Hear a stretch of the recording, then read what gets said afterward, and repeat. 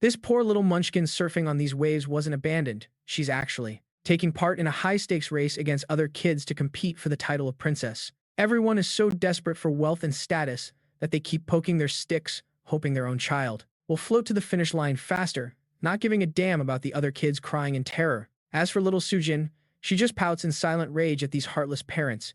Even her own mom and dad are just as cruel, treating her like she isn't even theirs. Who knows why, back then, while Sujin was out on a date with her boyfriend, she got hit by a car.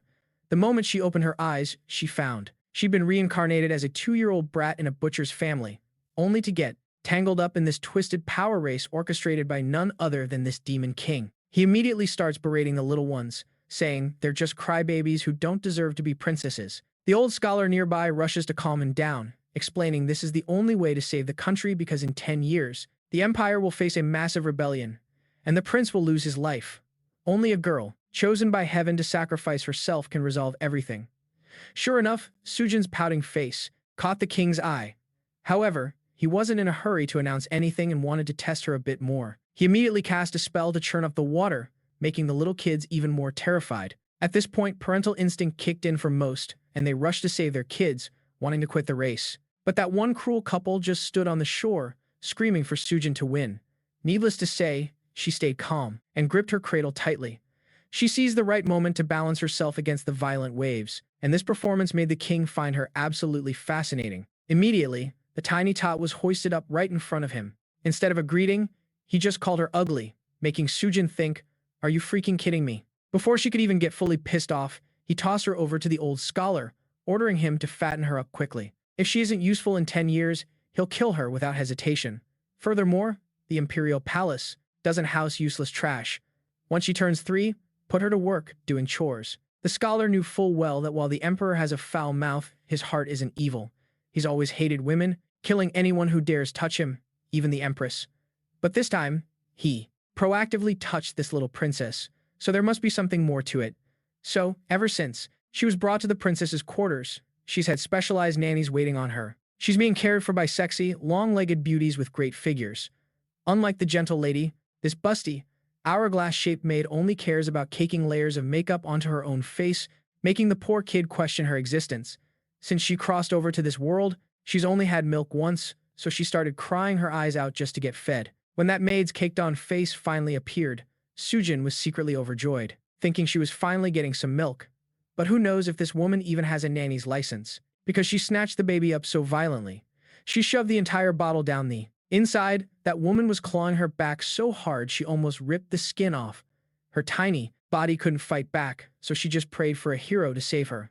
Luckily, Brown Hair quickly snatched the baby back. Otherwise, she'd be looking at a second round of reincarnation. Seeing how that woman treated the princess like total trash, her little head started piecing things together. With that padded outfit and 10 pounds of face powder, she's definitely plotting to do the horizontal tango with the emperor to change her life. But just then, she noticed the shadows of many people appearing outside the door. This baby might be helpless, but she sure knows how to hold a grudge. So, she smirked and launched her revenge plan. She took a really deep breath and then started wailing at the top of her lungs. Brown Hair had no clue how to play along. She had no clue what she was doing, just shoving the bottle back into the princess's mouth, trying to get the little girl to stop crying. I had to push her hand away myself. Honestly, what a useless woman. She has absolutely no idea how to read the room. But luckily, all that wailing caught the emperor's attention. Looking at his face, though, he immediately demanded to know why the princess was crying, making both servants instantly drop to their knees. Before I could even celebrate, the emperor finally bringing down the hammer and finishing off that beach over there, she immediately shifted the blame onto the brown-haired girl's head. Then, she started crying crocodile tears, acting all saint-like and pretending to beg for mercy for the poor girl. She rushed over, trying to scoop me up. Seriously, I've never seen anyone with such a thick face in my entire life. Since she was being so shameless, this little baby had to pull out her ultimate secret move to teach her a lesson. I started wailing even louder the moment she touched me. Seeing that the servants were completely useless, honestly, just a waste of good rice, the emperor had to personally step in and scoop the princess up. He kept calling me a useless, ugly thing, but he was grinning from ear to ear because, as soon as he held me, I went dead silent. It made this little baby want to pout. I mean, I'm literally the most adorable and precious baby on the entire planet, and he's talking like that? Talk about being in denial. What asunder! Seeing the emperor's rare gentle side, the kind you only see once every 10 years, that woman thought she actually had a shot. She boldly stepped forward, choosing the path of death by trying to press her rock-stiff enhancements right up against the emperor. I immediately turned into a little snitch, showing off my fair, delicate baby back, which was all red and bloody from her pinching me. The moment I saw that murderous look in the emperor's eyes, I was internally cheering, hoping he wouldn't let that wicked woman off the hook. But she must have been tired of living, because she shamelessly tried to suggest making a few more little princesses with him. Did she forget who she was talking to? The emperor grabbed her hands, the ones with my blood still on her long nails.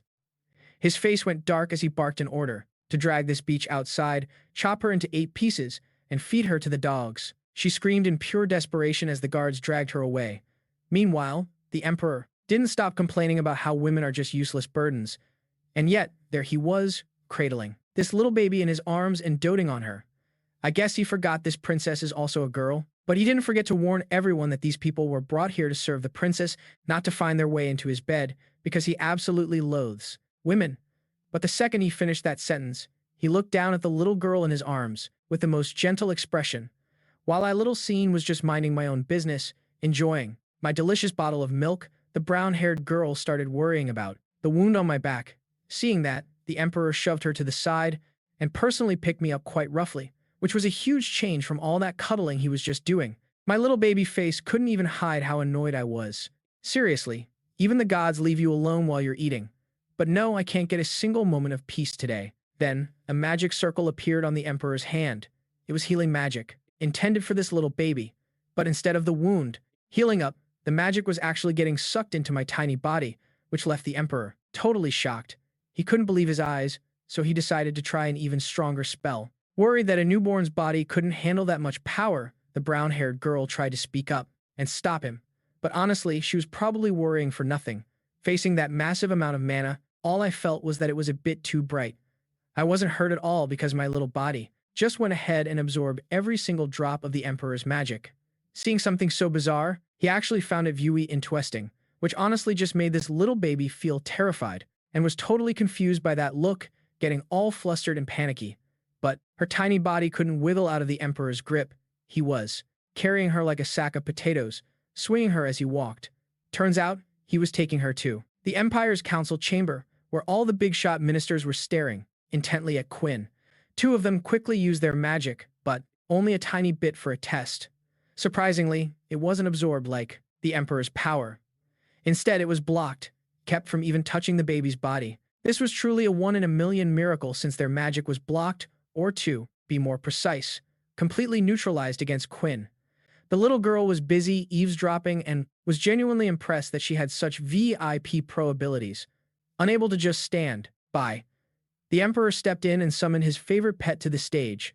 However, even the wild lightning inside its mouth couldn't do a single thing to the protective barrier. Under the glaring eyes of that little lump of dough, our dragon emperor was left speechless. He couldn't figure out why his powers weren't working on her at all, only to have Sujin spit right in his face with total contempt.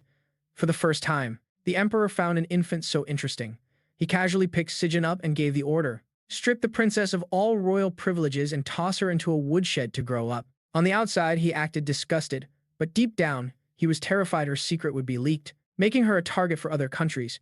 He wanted to protect this tiny life, but the little one had no clue his intention was to shield her until she was 50. She just kept spitting pearls of wisdom, aka insults, right into the old scholar's arms. Suddenly, a wave of resentment surged from the baby's back, connecting with a dagger that flew straight at the emperor. As it got close to him, it transformed into a curse. Realizing something was wrong, the emperor looked at his hand and saw a curse mark engraved right there. 3 years later, Sujin had grown a bit, but she was kept busy working away in the woodshed. Just as she was struggling to climb over a high doorstep, a pair of feet appeared and kicked her flat on her face. Turns out, it was a petty move by a girl decked out in so much bling. She looked like a gaudy ornament on a Christmas tree. This was one of the 3 other daughters the emperor had adopted later on. This was Jen, the most pampered daughter, which is why she was always dressed to the nines. Sujin knew better than to mess with someone like her, so she bowed and took the fall, all while telling herself to hold back. A true legend knows that revenge is a dish best served cold, even if it takes 10 years. But even though she was being polite, that bratty kid didn't know when to quit. She slapped Quinn right across the face and ordered the poor girl to kneel and apologize. Meanwhile, the head chamberlain and the emperor were standing outside, shamelessly eavesdropping while peeping through binoculars. His Majesty grumbled that the little one was way too weak, which is why she was getting trampled. But seriously, how is she supposed to fight back?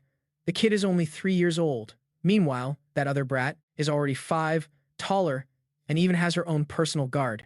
But the old man knew better. The emperor was just putting on a front. In reality, he cares about the baby girl more than anyone. He sneaks in every single night to check on her, even though he always makes the excuse that he's just keeping Quinn alive so she can save the prince later. Suddenly, the brown-haired boy appeared and pulled her into a protective hug, while being mercilessly kicked by that guard. Seeing her friend struggling to protect her made Quinn cry her little eyes out. She'd honestly rather humiliate herself by wiping that jerk's shoes than see someone get hurt on her account. But no matter what, our little girl is still a princess. She can't just degrade herself like that. Otherwise, if rumors spread, who would ever want to marry her? Seeing the two of them, acting all protective and sweet, that jealous brat pulled a wicked face and ordered the guard to finish them off. Immediately, that guy unleashed his magic from a flash of blue fire. A giant serpent emerged and coiled itself tightly around the two of them. Seeing Sujin under fire, the aide was terrified that her magic absorption powers would be exposed to everyone. But the moment he turned around, the emperor had vanished. Instead of wasting time with words, he had already leaped down to the rescue, and he didn't forget to let his cute little pet out for a stroll. With one mighty dragon roar, the beast crunched that snake into 2 pieces, and even the servant was vaporized into thin air. The second she saw that dragon, Sujin thought to herself, the emperor finally arrived to save me, but that little brat Jenin was already there, wailing and making a massive scene. She scrambled over to him and he started pampering her, coddling her tenderly in his arms. Jin felt like a total fool, thinking he'd actually come for her when it seemed he was only there for that kid. But everyone has a limit, and that wicked little brat went too far when she demanded to punish the person who killed her guard. At that moment, the emperor's expression completely shifted. He couldn't keep up the act anymore and dropped that kid straight onto the floor. Who knew she'd actually have the audacity to target his life? He immediately ordered the servants to swap the identities of the 2 princesses right then and there, making Jen's face turn absolutely ghost white. Suddenly, Sujin was the one being cradled in his arms with the most adoring gaze, but making the little one wear Jen's clothes was like inviting a whole new world of trouble. Just thinking about the enemies she'd make sent chills down her spine. Right then, in front of a massive crowd of guests from far and wide, the emperor personally carried Jin into the grand hall. This led the entire group of nobles to assume she was Princess Jenin, the one the emperor allegedly spoiled and loved beyond measure. But as soon as he sat down and started acting all tender and sweet with Jin, he caught sight of Jen sitting nearby, looking like a total mess, almost like a lowly maid. With a look of pure disgust, he used just one of his fingers to flick her away like trash. She went rolling across the floor with a loud thud. The poor girl was totally shook. How could he treat the daughter he supposedly loved so much like that? Turns out, he only kicked Jen out because he wanted to use that chair for Jin to sit right next to him. Then, he shut down all those nasty rumors by calling out Jin's name with such a gentle and loving voice that every single guest's jaw hit the floor. It was the exact opposite of everything they had heard. Princess Sujin, the one who used to live in a woodpile shed, is now being pampered like royalty, making Jen seethe with pure resentment. She's holding a massive grudge deep inside, giving Sujin the deadliest side-eye. But it's every man for himself, now everyone just does their own thing. The emperor is still busy doting on his precious little daughter with all his heart, and he's actually personally hand-feeding the little munchkin, which has Sujin completely stunned, unable to process what on earth is going on. Like, what is even happening? You ghost her for 3 whole years, and now suddenly you're the world's most loving father? This sudden change is so extreme she's worried a literal storm is about to break out, so the little girl tries to decline this special treatment, using the excuse that she's worried the emperor will get tired. But hearing that, he immediately orders Jen to come over and start spoon-feeding Sujin instead. This has everyone absolutely floored, literally frozen in shock. Even that little girl herself couldn't believe she'd ended up in such a corner. And since she can't exactly disobey a direct imperial order, she has to swallow her bitterness, feeding Sujin one painful spoonful at a time. Watching this scene play out, the emperor of the Kai Empire starts overthinking things and his brain starts racing, assuming that the man already knew he came here specifically to take Jen out. So, he put on a whole theatrical performance to trick everyone into thinking she wasn't the favorite princess after all. To understand why, we have to go back 3 days, to when the kingdom of Kai caught wind of some juicy intel. They found out the empire had just welcomed a new daughter who had the power to summon ancient magical beasts. If the emperor ever decided to use that power to launch an invasion, the kingdom of Kai would be totally toast. They'd all be pushing up daisies in no time. So, to save his own skin, that old geezer convinced a high and mighty emperor to go and take out a literal child. Seriously, who's the king here? But surprisingly, that guy actually believed the old man's nonsense and went off to hunt down the child the emperor supposedly doted on the most. And just like the rumors had been saying all these years, it looked like Ren was indeed the precious little princess of the nation. Seeing the old jerk fall hook, line, and sinker for his trap, the emperor prepared to wrap up the show. He ordered Ren to get lost so he could have enough room to make his move. But that stubborn brat just stood there wailing and throwing a massive temper tantrum. She knew that if she got kicked out, she'd be the laughingstock of everyone present. But the emperor was feeling particularly ruthless, and coldly shoved her hands away, leaving her with no choice but to scurry off in shame. Seeing that pathetic display, the local gossip queens started spilling the tea, laughing their heads off at Ren. But then they turned their venomous tongues towards Sujin, claiming the kid was a manipulative little vixen. Seeing these women acting like they were starring in some toxic palace soap opera, the emperor got fuming mad and wanted to teach them a lesson they'd never forget. But his magic suddenly fizzled out the moment Sujin's tiny hand touched him. She quickly made up an excuse, saying she felt sick and wanted to go back and lie down. But in reality, she was just trying to keep the emperor's bloodlust in check so he wouldn't get targeted later. Too bad for her. The king of Kai was watching the whole thing and already started plotting his next move. He figured if he had the time, he'd just get rid of Sujin too, just to avoid any future headaches. He then ordered his top henchman, Seth, to escort Sujin back to her room, while he stayed behind to deal with the old fox standing right in front of him. Even so, he couldn't help but look back one last time at his little girl's retreating figure. While they were on their way back, the little one started wondering if the emperor actually liked her at all. But suddenly, she felt a strange presence, and a noise echoed from the shadows. Seth picked up on it instantly and jumped in front of Sujin to shield his princess. Wanting to finish this quickly so he could get back home, he released his flock of crows to scout. But the moment those birds left the nest, they were instantly zapped into roasted quails. Realizing these weren't just some random street thugs, he left the little girl there to go and personally tear those attackers a new one. But the second he stepped away, Ren showed up out of the blue, looking to pick a fight and get revenge for her humiliation earlier. Meanwhile, in a dark, damp basement deep underground, a little girl sat with her eyes bandaged. This was Mei, the fourth adopted daughter, and trust me, she's anything but ordinary. Even though she was blindfolded, she could see exactly how the emperor was entertaining his guests, and how the two kids were tearing each other apart. She felt a sharp pang of jealousy, and tears started welling up in her eyes. Ever since she was brought to this place, she's been stuck in this underground hole, completely isolated from the rest of the world. Her maid rushed over, panicked, and covered the girl's eyes, begging her not to use her powers for more than 10 minutes at a time.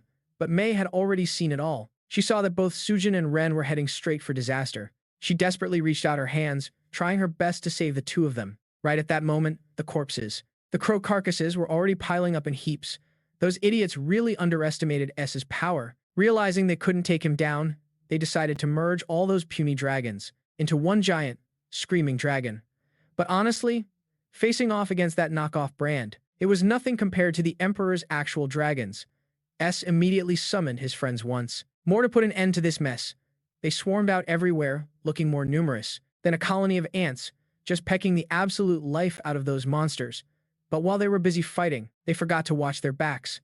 Suddenly, a razor-sharp claw lunged out from deep underground and pierced right through Jen's stomach. But it didn't stop there. It kept creeping closer, aiming to finish off the little one. The poor girl was absolutely terrified, silently praying it wouldn't reach her. But before it could even touch a hair on her head, that claw instantly vanished. Turns out, it was just a construct made of magic. Then, from high above, a familiar dragon appeared. It was the Emperor's darling pet. It unleashed a blast of blue energy instantly, freezing the entire thing solid. Only then could Jen manage to gasp out her final words for help. Little Sejin was panicking, having no clue what to do, but she felt a wave of relief when she saw the Emperor, thinking she was finally safe. However, when she begged him to save Jen's life, he coldly refused, claiming it was useless because she wasn't breathing anymore. You'd think there'd be a heartfelt reunion, but the Emperor just decided to be unpredictable and knocked Sejin unconscious instead. By the time S finished off the rest of the trash, he rushed over, frantically, apologizing for failing his duty to protect them. The emperor just tossed Sejin into his arms like she wasn't even his own kid and ordered him to take her back to the firewood shed, adding that he must announce the news to everyone. After the assassination attempt, Sejin is unconscious and Jen died right there on the spot. Finally, the group from the kingdom of Kai packed their bags to leave, having achieved their goal. But just look at the emperor's face. Does he look like he gives a single damn about them? That look made the envoy's face turn dark with rage, but he quickly turned around to leave, acting generous. For one day, by ignoring the emperor's rude attitude. Once they were all gone, the old scholar felt it was a waste to let them off so easily. But hey, our emperor isn't just petty. He's a total savage who looks down on everyone. Since they killed one of his princesses, he sent a squad of elite guards to take the heads of all that guy's princes. If you take one from him, he'll take 10 back. He doesn't hold grudges, he settles them. That night, Sejin was sleeping next to the brown-haired girl who was coughing her lungs out in that freezing firewood room. When she realized the emperor had walked in, the little girl immediately woke up. His plan to secretly play doting dad by the fireplace was totally ruined. So, he tried to use a sleeping spell on her, but Sejin just absorbed it. I guess he's getting old and forgetful, since he forgot that magic doesn't work on the little brat at all. When Sejin asked if the emperor came to visit her, he turned into a total sundari, denying everything and looking away. Hearing that made Sejin's face pouts instantly. She started thinking that because of her, the emperor's little princess had died, so he must be here to punish her. But suddenly, the brown-haired girl started coughing violently. Not only that, she even began spitting up blood. Seeing the little one, worried about her, she started whispering her final wishes. Then, she begged the emperor for something she'd never asked for before, hoping he would take Sejin back and raise her. Hearing those words, as if the brown-haired girl was about to leave her forever, the little one, Sejin burst into tears, desperate for things not to end this way, and begged the emperor for help. She wanted to save brown hair, since the woman was tortured to the point of critical injury, just for trying to protect her. But despite her heart-wrenching plea, and the way her eyes were brimming with tears, he just stood there, motionless, when Sejin grabbed and tugged at his sleeve, begging for just a tiny bit of magic to save her friend. She was immediately rejected. After all, how could a noble emperor like himself bother helping a lowly servant? But he forgot that Sejin is just a tiny tot. He shook his arm a bit too hard, causing the poor little girl to tumble right off the bed. Seeing his tiny daughter splatted on the floor, he finally started to panic and check on her. But Sejin was holding back her tears with everything she had, refusing to let even one drop fall as she continued to beg to save brown hair. Instead of throwing a tantrum, she forced herself to give him a smile, thinking that if she acted just a little bit cuter or a little more obedient, she could melt the emperor's heart of stone.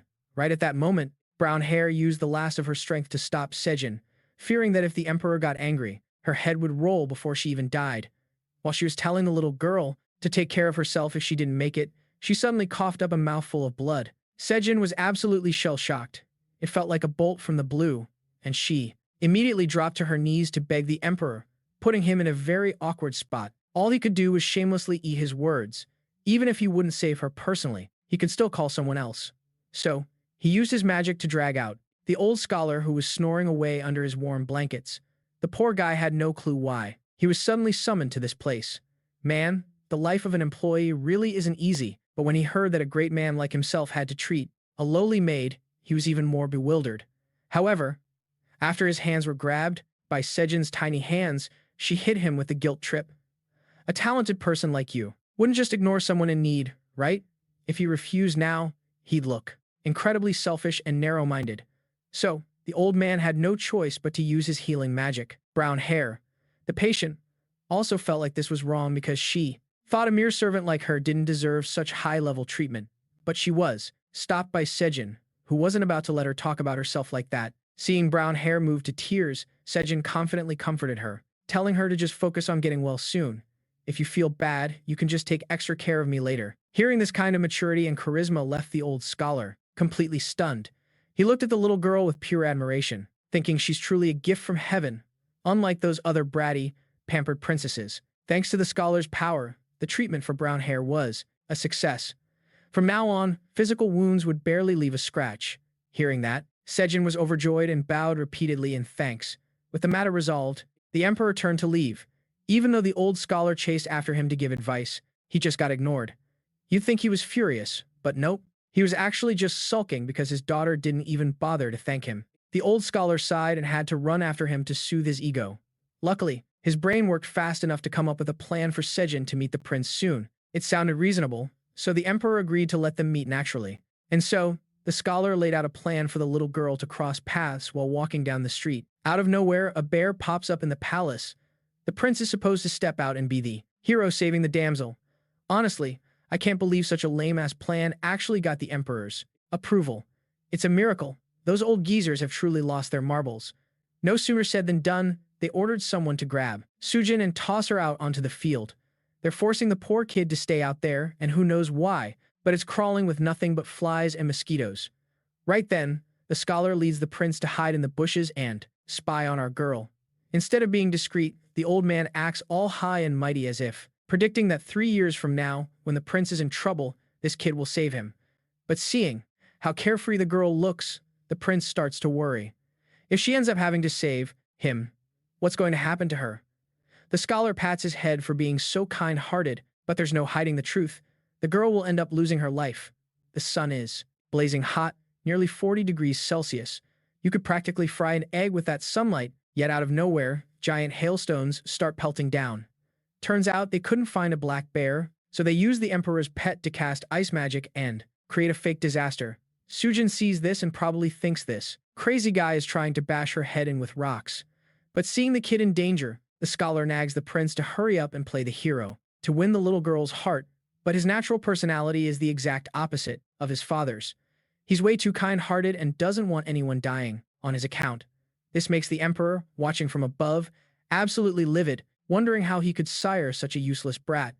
So he decides to take matters into his own hands, and with just a flick of his finger, Sujin feels light as a feather and starts floating up.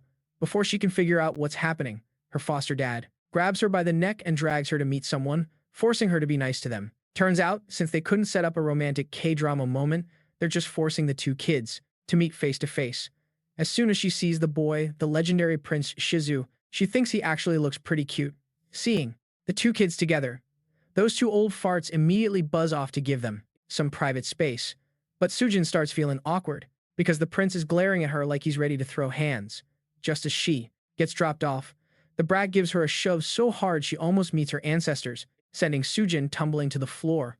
But then, he accidentally shows a clumsy side as he hesitates to help her up. Although she's fuming, thinking like father, like son, she knows she can't offend this guy. So, our girl tries to force a friendly smile, only to get shut down again. He acts all cold and pushes her hand away once more. While the prince is bolting away like a maniac, his mind flashes back to the past. He remembers when he was just a newborn, being so frail it was like he was about to kick the bucket. He thought he was going to join his parents, but then, with that dominant CEO energy, the emperor used his magic to save his only son, refusing to let him die. Because of that, the scholar prophesied that the prince wouldn't live past the age of 11. Even the event 3 years ago involving the princesses sent to save his life, the prince knows all about it, but he never imagined that saving his own life would mean another life would have to end. That deep moment is over now that Sujin is sprinting at full speed to catch up. Even though she's not blood-related to the emperor, she clearly inherited his habit of holding a grudge, and she's charging right in. The prince's lackeys pin the boy to the ground, but he didn't stop cursing himself for being so full of himself, looking down on others. In a fit of rage, he clenched his fist and landed a heavy blow right on the face of the emperor's precious son. The prince felt like he'd just had a bucket of cold water dumped on his head. Instead of getting angry, though, he actually felt like those insults were spot on. But suddenly, a voice cut in. A voice so distinct you couldn't mistake it. It was the emperor himself. Hearing it made Shujin's face turn white as a sheet, and he scrambled to his feet. Having seen the whole thing, the emperor immediately worried if his son's nose was still in one piece. At first, the boy was a bit shy under the intense and fiery gaze of the emperor, who looked like he wanted to bite someone's head off. This made Cone lie through his teeth that he was totally fine. Yet, the emperor was surprisingly gentle. Even though his words were a bit harsh, calling his son useless, he was clearly worried sick. Seeing this made Shujin completely freeze in shock. This was nothing like the character's original personality. It made the little girl feel moved, and she started missing her parents back in the 21st century. She even missed that tasty boyfriend she hadn't even gotten a taste of yet. All because of that cursed truck that sent her here. Tears started streaming down her face. Seeing Shujin sobbing, The emperor patted her head. You're the one who hit him, so why are you playing the victim? This snapped the little girl back to reality. She realized she had just punched the only prince of the empire. Terrified, she immediately faked a stomach ache to try and dodge the consequences. But even with her Hollywood-level acting skills, she couldn't fool the emperor. 1 second she was faking it, and the next, karma hit her like a bus. Intense pain shot through her, making the little one roll on the ground, in agony. Throwing all her dignity out the window, he's practically at the emperor's feet begging for help. Only now does the emperor start to really panic, because he sees the genuine agony on Sujin's face. Even with the naked eye, you could see the little girl's stomach suddenly starting to bloat and swell up, which completely shatters the poor kid's world. Like, wait, did she really get pregnant from just one little hit? Seeing the little one writhing in pain, the emperor immediately drops to his knees on the ground, trying to use his magic to figure out what's wrong. But not only is it completely useless, the girl's body actually starts absorbing the magic, making her stomach swell even bigger, which leaves her dear old dad absolutely terrified. While he's freaking out, not knowing what's happening, something inside her belly suddenly starts moving. Then, a ba-ba sound starts echoing out, making the little girl start questioning her whole life. Like, did she somehow get pregnant without even realizing it? But it's totally absurd for a 3-year-old body, but for some reason, she's getting the sensation of being in labor, making the poor girl writhe and scream in such agony that even the emperor was startled. He never imagined that this tiny little flower bun could possess such an unbelievable amount of mana. As it turns out, it wasn't something scary that she was afraid of, but actually a teeny tiny baby panda, which left our prince completely bewildered. Good heavens, is my child really just this tiny little dog? Sensing the disrespect from this kid's nonsense, the baby panda growled a warning, immediately making our chicken-hearted prince jump in fear. Like master, like pet, this thing is even fiercer than the fishwives at the market, but it actually made the emperor feel quite intrigued. It's just one surprise after another.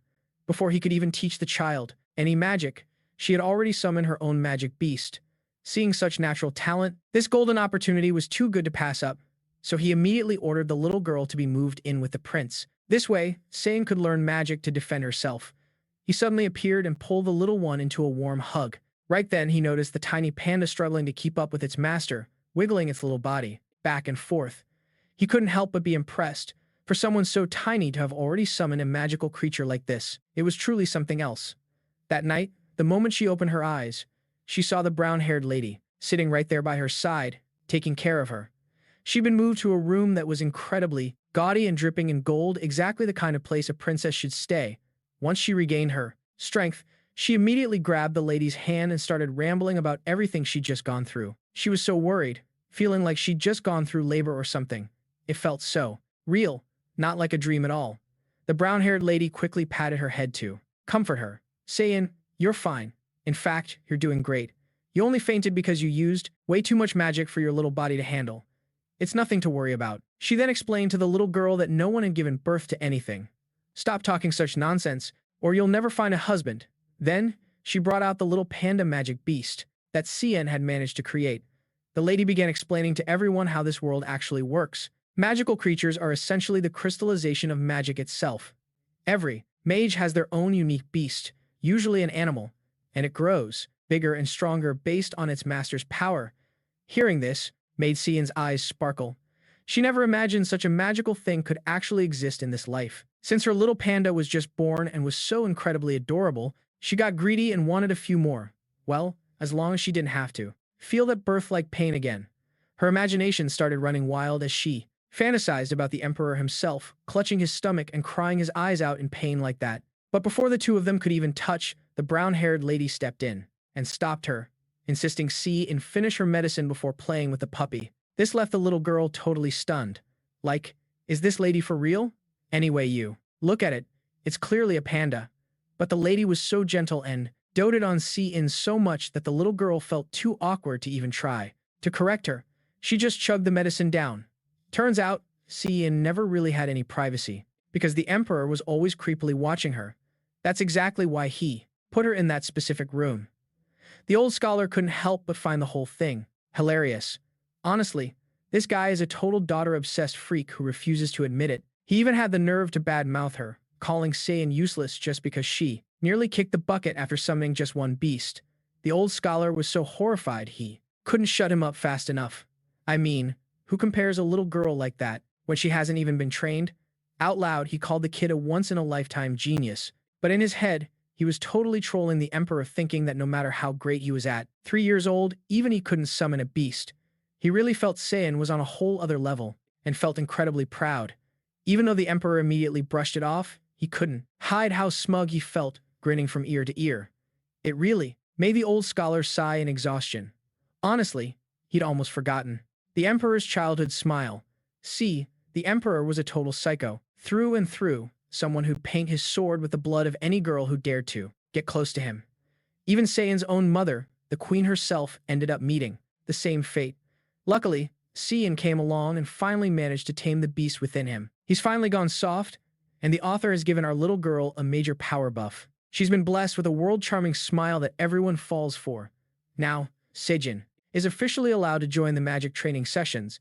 Even Mei, who usually spends all her time hiding away like she's living underground, is sitting in class.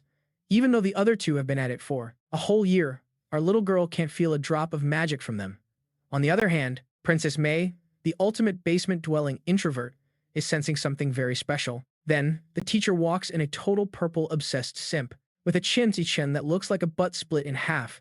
He's incredibly proud that his family has a legacy of teaching the high and mighty royalty. But in his generation, he only cares about Prince Ryan and treats the princesses like they're low-class commoners. He immediately targets Sujin to vent his frustration, claiming her magic panda construct is just a pet that isn't allowed inside. He instantly summons his own venomous snake to teach them a lesson, which sends all the students into a total panic. In the middle of the chaos, that snake actually swallows the panda whole. Sujin is absolutely horrified. Is her pet already being sent off for reincarnation? The little girl quickly explains that it's her magic tool, not just some random pet, but that just makes the teacher burst out laughing. He laughs right in Sejin's face after all. Where would a 3 or 4-year-old even find a magic beast? Meanwhile, the general is trying to stop the kids from going to class. But the Emperor is being stubborn. He wants the general to personally train the little girl for a year. And if he doesn't succeed, he'll lose 10 years of salary. The old man forces a smile, but inside, he's crying a whole ocean. The life of an employee is rough. Before they even reach the classroom, they hear the teacher's ear-piercing scream. He's been totally humiliated and can't do a thing about it, making the Emperor's face turn dark. But instead of rushing in, he stops the general from checking on the commotion. These two mature adults decide to just stand outside and eavesdrop on a bunch of 4-year-olds handling the situation. They never expected that the shy little Prince Coney would actually step up to protect Sejin and start a fight. Inside, it's total mayhem. Princess Pan is sobbing because she's terrified. But on the complete opposite end, Mei is perfectly calm and demands the teacher just get on with the lesson. Seeing the teacher in such a pathetic state is enough to leave anyone speechless, but then they notice a magic wound on his arm. He assumes these kids did it, making this look like a locked room mystery. But there's no way kids could be an adult into such a sorry state. The Emperor finds this intriguing and bursts through the door to find out who exactly laid hands on the teacher. The moment Sejin sees him, she jumps. This time, she's certain she's going to get a spanking. But since Coney was only fighting the teacher to protect her, she tries to take the blame to save the prince. However, that coward of a teacher blames everything on Sejin anyway, since he doesn't dare touch the prince. The Emperor narrows his eyes and scolds the two kids. First day of school and they've already beaten their teacher to a pulp? Now the little girl has no choice but to take the fall and cover for Coney. Seeing her sobbing like there's no tomorrow, the Emperor obviously figured out what was going on. He noticed the prince just standing there, avoiding eye contact, but Sejin was determined to take the fall to the very end. She started defending her, saying that old Geyser was being unreasonable, and killed her magic creature first, so she only fought back. Seeing the little girl constantly trying to take the blame for Coney, while the prince, the actual next in line for the throne, just stood there in silence, made the Emperor feel beyond disappointed in his own son. He even wondered if he should pick someone else to succeed him. He decided to force a chance for Coney by telling Sejin that if she was truly the culprit, she should hit that teacher one more time, right in front of his eyes. This left the guy so shocked he almost coughed up blood like, what kind of logic is that? Who even plays like that, man? But Coney was even more bewildered. She wondered if the Emperor's IQ had suddenly tanked this hard or what. Standing nearby and unable to take it anymore, the prince finally found the courage to take some responsibility. It was a bit late, but it made the Emperor feel satisfied. However, he kept pushing, claiming that since Conan didn't have a magic creature yet, she couldn't have caused all this. He then told Sejin to step aside and let Kone take a swing at the teacher's head.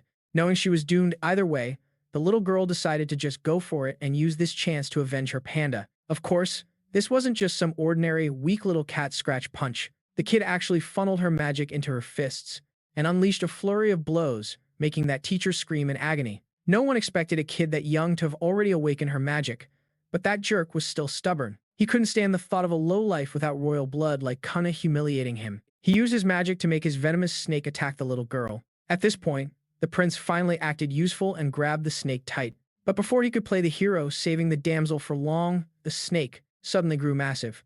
The guy clearly had a death wish, using a giant snake to coil around and crush Kone. Seeing the prince trying to act all heroic, Khan decided to play along. Even though the magic didn't actually affect her, she cried a bit for show, and quickly lunged forward to cling to the emperor's leg. Talk about a shameless pose, but hey, it's the best way to save your own life.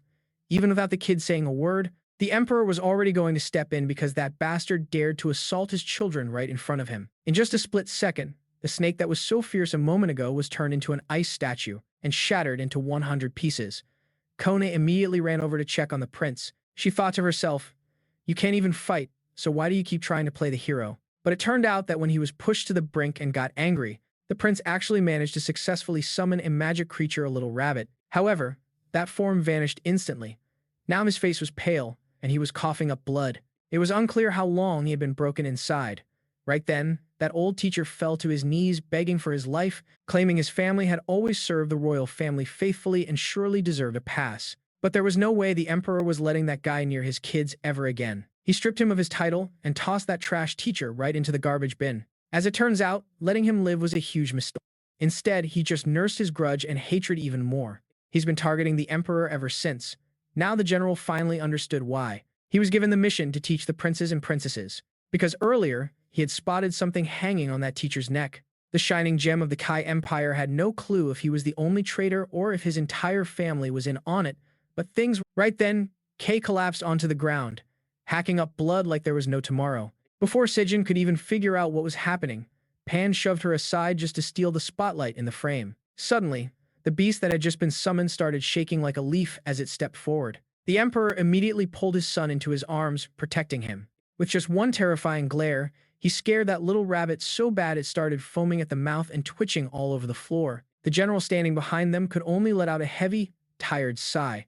This pathetic rabbit was the spitting image of its mouth. At this rate, the emperor was going to have a major headache worrying about Kay even more in the future. Now, Sejin actually started looking worried for the prince because it looked like he was about to cough up his entire lungs. Seeing this, the brown-haired guy told the little girl that since the prince got hurt playing the hero, she should stop beating him up so much from now on. Sejin could only give an awkward smile, one little mistake, and now she's labeled a bully for life. Meanwhile, inside the room, Kay was being treated by a magic physician. Sejin rushed over to check on him. He claimed he was fine, but then he coughed up blood and his own teeth. The poor girl was freaking out. What kind of messed up disease makes your teeth just fall out like that? The emperor was surprisingly gentle, wiping away all the blood his son had spat out. He then comforted Kay, saying that no matter how many teeth fell out, he would use magic to make them grow back instantly. He definitely wasn't going to let his son become a toothless heartthrob. Hearing that the prince's teeth were falling out constantly, Sejin suddenly remembered something. She quickly snatched the prince's jaw and started poking around his mouth. This symptom was way too familiar. Everyone froze in shock, wondering what on earth this little girl was doing with her cow behavior. The physician realized Sejin had something to say and gave her permission to speak, though secretly, he was hoping the emperor would execute this rude little brat. But Sejin didn't care about playing nice. She really had something to say. The emperor couldn't exactly choke the kid to keep her quiet, so he reluctantly agreed to let her speak, feeling quite annoyed. But the little girl didn't notice his mood at all. She was just happy thinking she could actually cure the prince's illness. She claimed this was just scurvy, and that all he needed was some vitamin C to get better. The physician was so mad he started shaking. He felt completely insulted by a 3-year-old brat. He begged the emperor to sentence the girl to death. Otherwise, he threatened to resign and move to the countryside to grow veggies and raise fish. The emperor grabbed Sejin to pull her away, reminding her that this was the best doctor in the land who had been treating the prince for years. But Sejin wasn't scared at all. She stood her ground and insisted this had nothing to do with magic, which nearly gave the old doctor a heart attack right then and there. To him, there was nothing in this world that magic couldn't fix. So, Sejin decided to flex her knowledge, citing ancient books to make her words sound more legit. She explained that magic has only been a thing for the last 10,000 years. Before that, humans always cured illnesses using medicine, psychology, or even spiritual healing methods. The physician was stunned. Could a 3-year-old child really be saying all this? Looking back at when he was that age, he was just a snot-nosed brat with a runny nose. Based on those words alone, the emperor found the kid even more interesting and let out a smirk. He gave Sejin permission to try and cure the prince, but if he wasn't cured within 1 month, she would definitely be deleted from this world. The physician was shook to his core. The emperor was actually gambling with his own son's life. Looking like a kid really makes people think I'm reckless, but suddenly Ken stands back up and places his trust in Sejin, making the little girl extremely happy. However, she still decides to go home and sleep for now and deal with everything tomorrow. Seeing these two kids make a life and death promise to each other, the doctor can only shake his head, yet he still decides to stand by to protect the prince. So, that night, Brown Hair quickly packed up her belongings and money to take Sejin and run away. Even if it costs her own life, she just wants to keep the little girl safe. But the girl stops her and starts comforting her, saying that she's actually a powerhouse, a total genius with abilities that are completely insane. At 4 months old, she could talk, at 6 months, she could walk, and at 1 year old, she was already reading specialized books, even though the language is different from her past life. But even if she is the mom of a genius, Brown Hair still wants to stop her. The prince's illness is something even the best doctor in the country couldn't cure. But because Sejin's life has been so miserable over the past few years, she wants to use this chance to change her life. She also wants both of them to be able to live a peaceful life where no one bullies them anymore, which makes Brown Hair so touched that she bursts into tears. Meanwhile, the old scholar starts to wonder if the emperor would actually bury Sejin alive if she fails to cure the prince. When he hears the denial from the emperor's own mouth, he thought the cold-hearted emperor finally had some feelings for his daughter, but reality is always much more practical. Of course, he has to keep Sejin alive so she can save Ken 7 years later. This leaves the old scholar completely speechless, but looking at that adorable face, he's not sure if the emperor could really be that heartless later on. Suddenly, the emperor feels something is off. He stalks her every single night, yet he never noticed when Sejin learned to read books. It turns out the little girl always knew she was being watched by her old man. Every night he sneaks into her room and stands at the head of the bed like a ghost. So to avoid drawing attention, Sejin goes to the scholar's place every morning to read. She doesn't wonder or ask about anything. She just reads one book after another. Just hearing that a 3-year-old kid had read through a scholar's entire treasury of knowledge made the emperor stunned. Unable to control himself, he secretly visits Sejin and gets caught by her. Since she could already talk at only 4 months old, the author has buffed this girl into a monster genius with extraordinary abilities, far beyond normal people, reading even faster than a scanner. This makes the emperor marvel, never expecting that he would have such an elite daughter like that. Meanwhile, in the Kai Empire, the king kicks his own son while cursing him just because they lost to Sejin and Ken of the Lak Empire. This 7-year-old child still doesn't know how to summon a demon, and yet he is the biological son of that man. But that king doesn't know how to love his own flesh and blood at all. He even summons a beast, wanting to use violence to drive his son away. Facing those sharp, deadly claws, the boy surprisingly isn't scared and leaves very obediently, which only makes the king more furious as he smashes everything. He killed one of the emperor's adopted daughters, but in return, he lost his 3 most beloved sons in retaliation. So when he hears the news that the prince and princess of Lak have magic, he gets even more jealous and takes it all out on his son. After taking a kick from his trashy father, the child coughs up blood and tries to crawl back.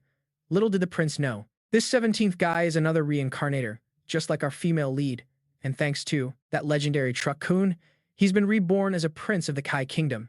But because the magic inside him was so overwhelming, he accidentally ended up killing the mother who carried him for 9 months during childbirth. Yet, that scumbag king didn't care one bit about his wife, or the corpses scattered across the floor. He was just over the moon to have a son, with such massive magical potential. However, when the boy failed to manifest his powers, that bastard lost his patience and started brutally torturing him with a whip. But that was just on the surface. In reality, the kid had already mastered his magic domain and was smirking to himself before transforming into a full-grown man. This is Nez's magical form, his own body and power from the future. However, his current strength is still weak, so he has no choice but to lay low and keep his old man in the dark. But upon hearing that Sujin and Kon had unlocked their own magic domains, they got curious and immediately released a surge of blue energy to fly off and find them. The Lak Empire used to be just a mediocre, third-rate country, but after the emperor took the throne, it transformed into a superpower in the blink of an eye. The moment Neb breached the protective barrier, the emperor sensed it immediately. Seriously, can a guy get some sleep in peace?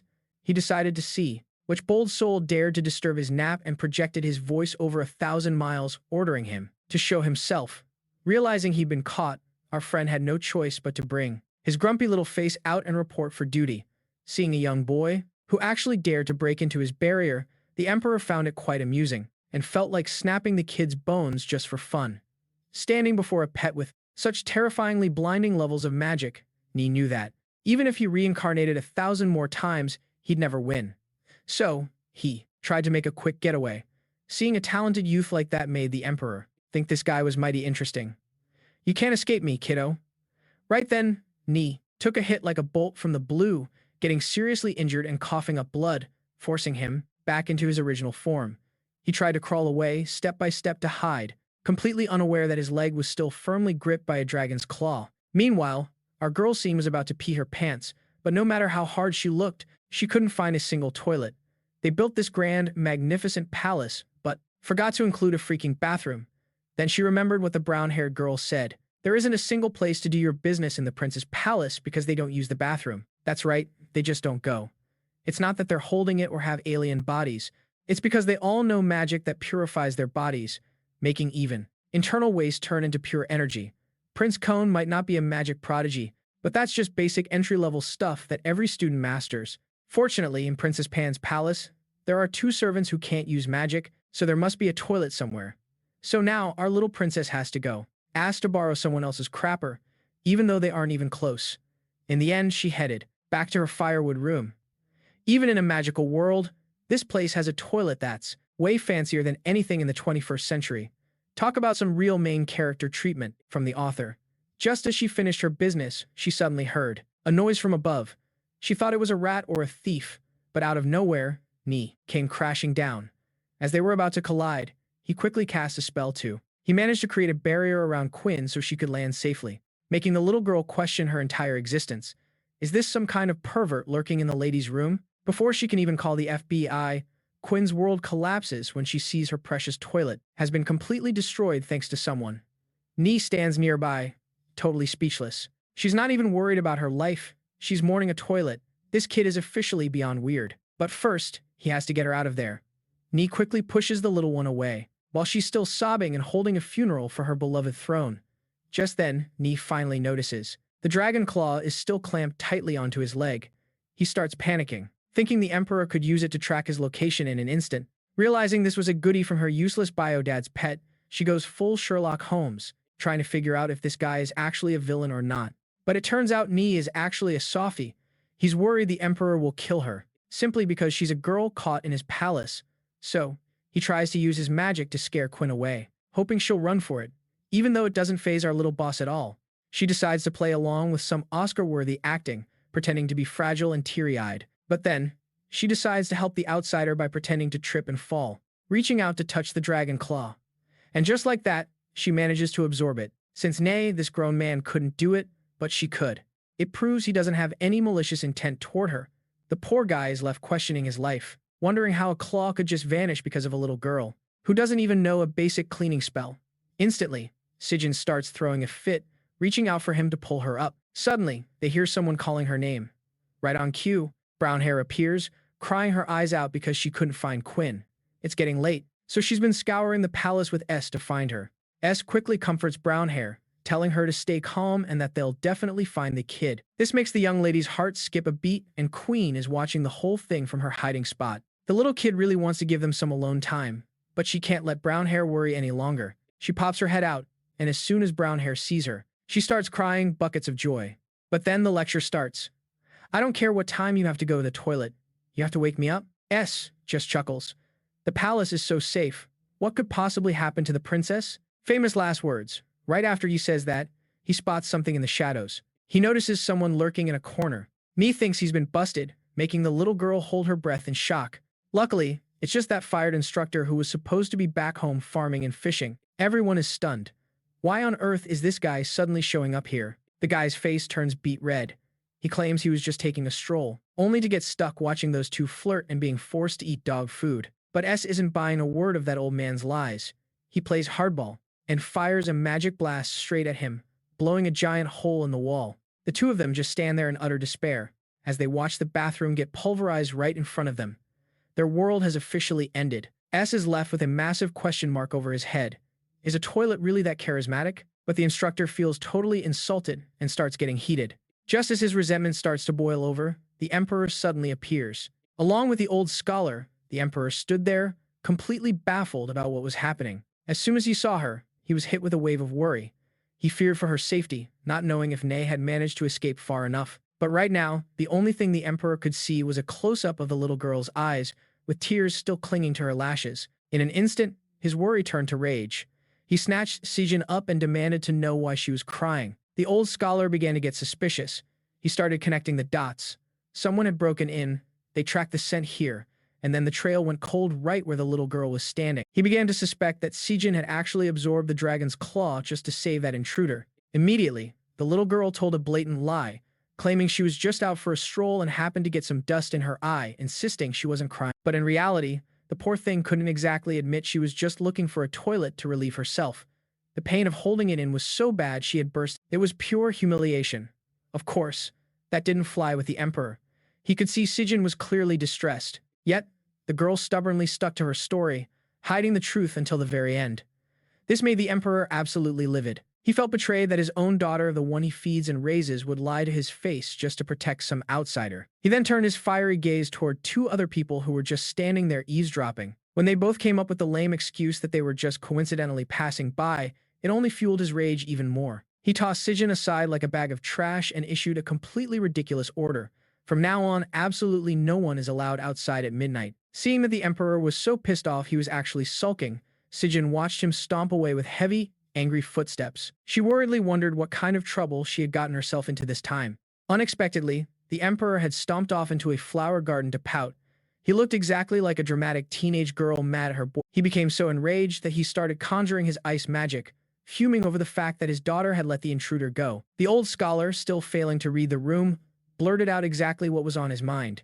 He suggested that Sujin probably grew soft and let him go. But as soon as he heard the guy was handsome, the emperor immediately started comparing himself, scoffing that the intruder wasn't even 1/10. Seeing the emperor throwing such a childish, undignified fit, the old scholar started breaking into a cold sweat. Finally, his old brain kicked into gear, and he quickly changed his tune, suggesting that Sujin was probably just threatened. After all, the girl is only 3 years old. It's highly likely that the man threatened her to help him escape. Hearing that only made the emperor even more furious. His ice magic instantly flared into raging fire magic, as if the blood in his veins was boiling. He barked an order to the general. Sujin must be trained to become an intermediate mage within 6 months. If not, the general would lose 20 years' worth of salary. Not only that, he reassigned his own personal elite guards to become Sujin's. Early the next morning, as soon as Cain opened his eyes, he was forced to drink some terrifying concoction. It was a nasty-looking green liquid that smelled absolutely foul. But just as he was about to take a sip, he saw Sujin walking in. The doctor immediately instructed the boy that he must eat breakfast before playing with the princess. The boy, being a good kid, followed orders. He closed his eyes, held his nose, and tried to chug the whole bowl down. Sensing that the stuff smelled deathly putrid, Sujin quickly reached out and snatched the bowl of medicine away. Looking at that weird color and smelling that stench, she thought it looked exactly like some poisonous brew a witch would cook up. Terrified, she asked the doctor what on earth this death juice was supposed to be. He ordered a message be sent to the general to immediately train Queen to become an intermediate mage within 6 months. If not, his salary would be docked for 20 years. Not only that, he even reassigned his own personal elite guards to become Quinn's private bodyguards. Early the next morning, as soon as Cain opened his eyes, he had to drink some terrifying liquid green, smelly, and suspicious. But just as he brought it to his lips, he saw Quinn walking in while munching on an apple. According to the routine, the doctor insisted he eat breakfast before playing with the princess. The boy was a good kid and did as he was told. He closed his eyes, held his nose, and chugged the whole thing down. Sensing that the stuff was incredibly foul, Sin quickly reached out and snatched the bowl of medicine. Just looking at the color and smelling that stench, it was no different from a poison brewed by a witch. She fearfully asked the doctor what on earth this death juice was. Just looking at it made, looking like a pile of dinosaur puke, the swordmaster felt a massive, pounding headache coming on. He didn't even bother saying a word before snatching that treasure right out of the little girl's hand, because it wasn't just any ordinary thing.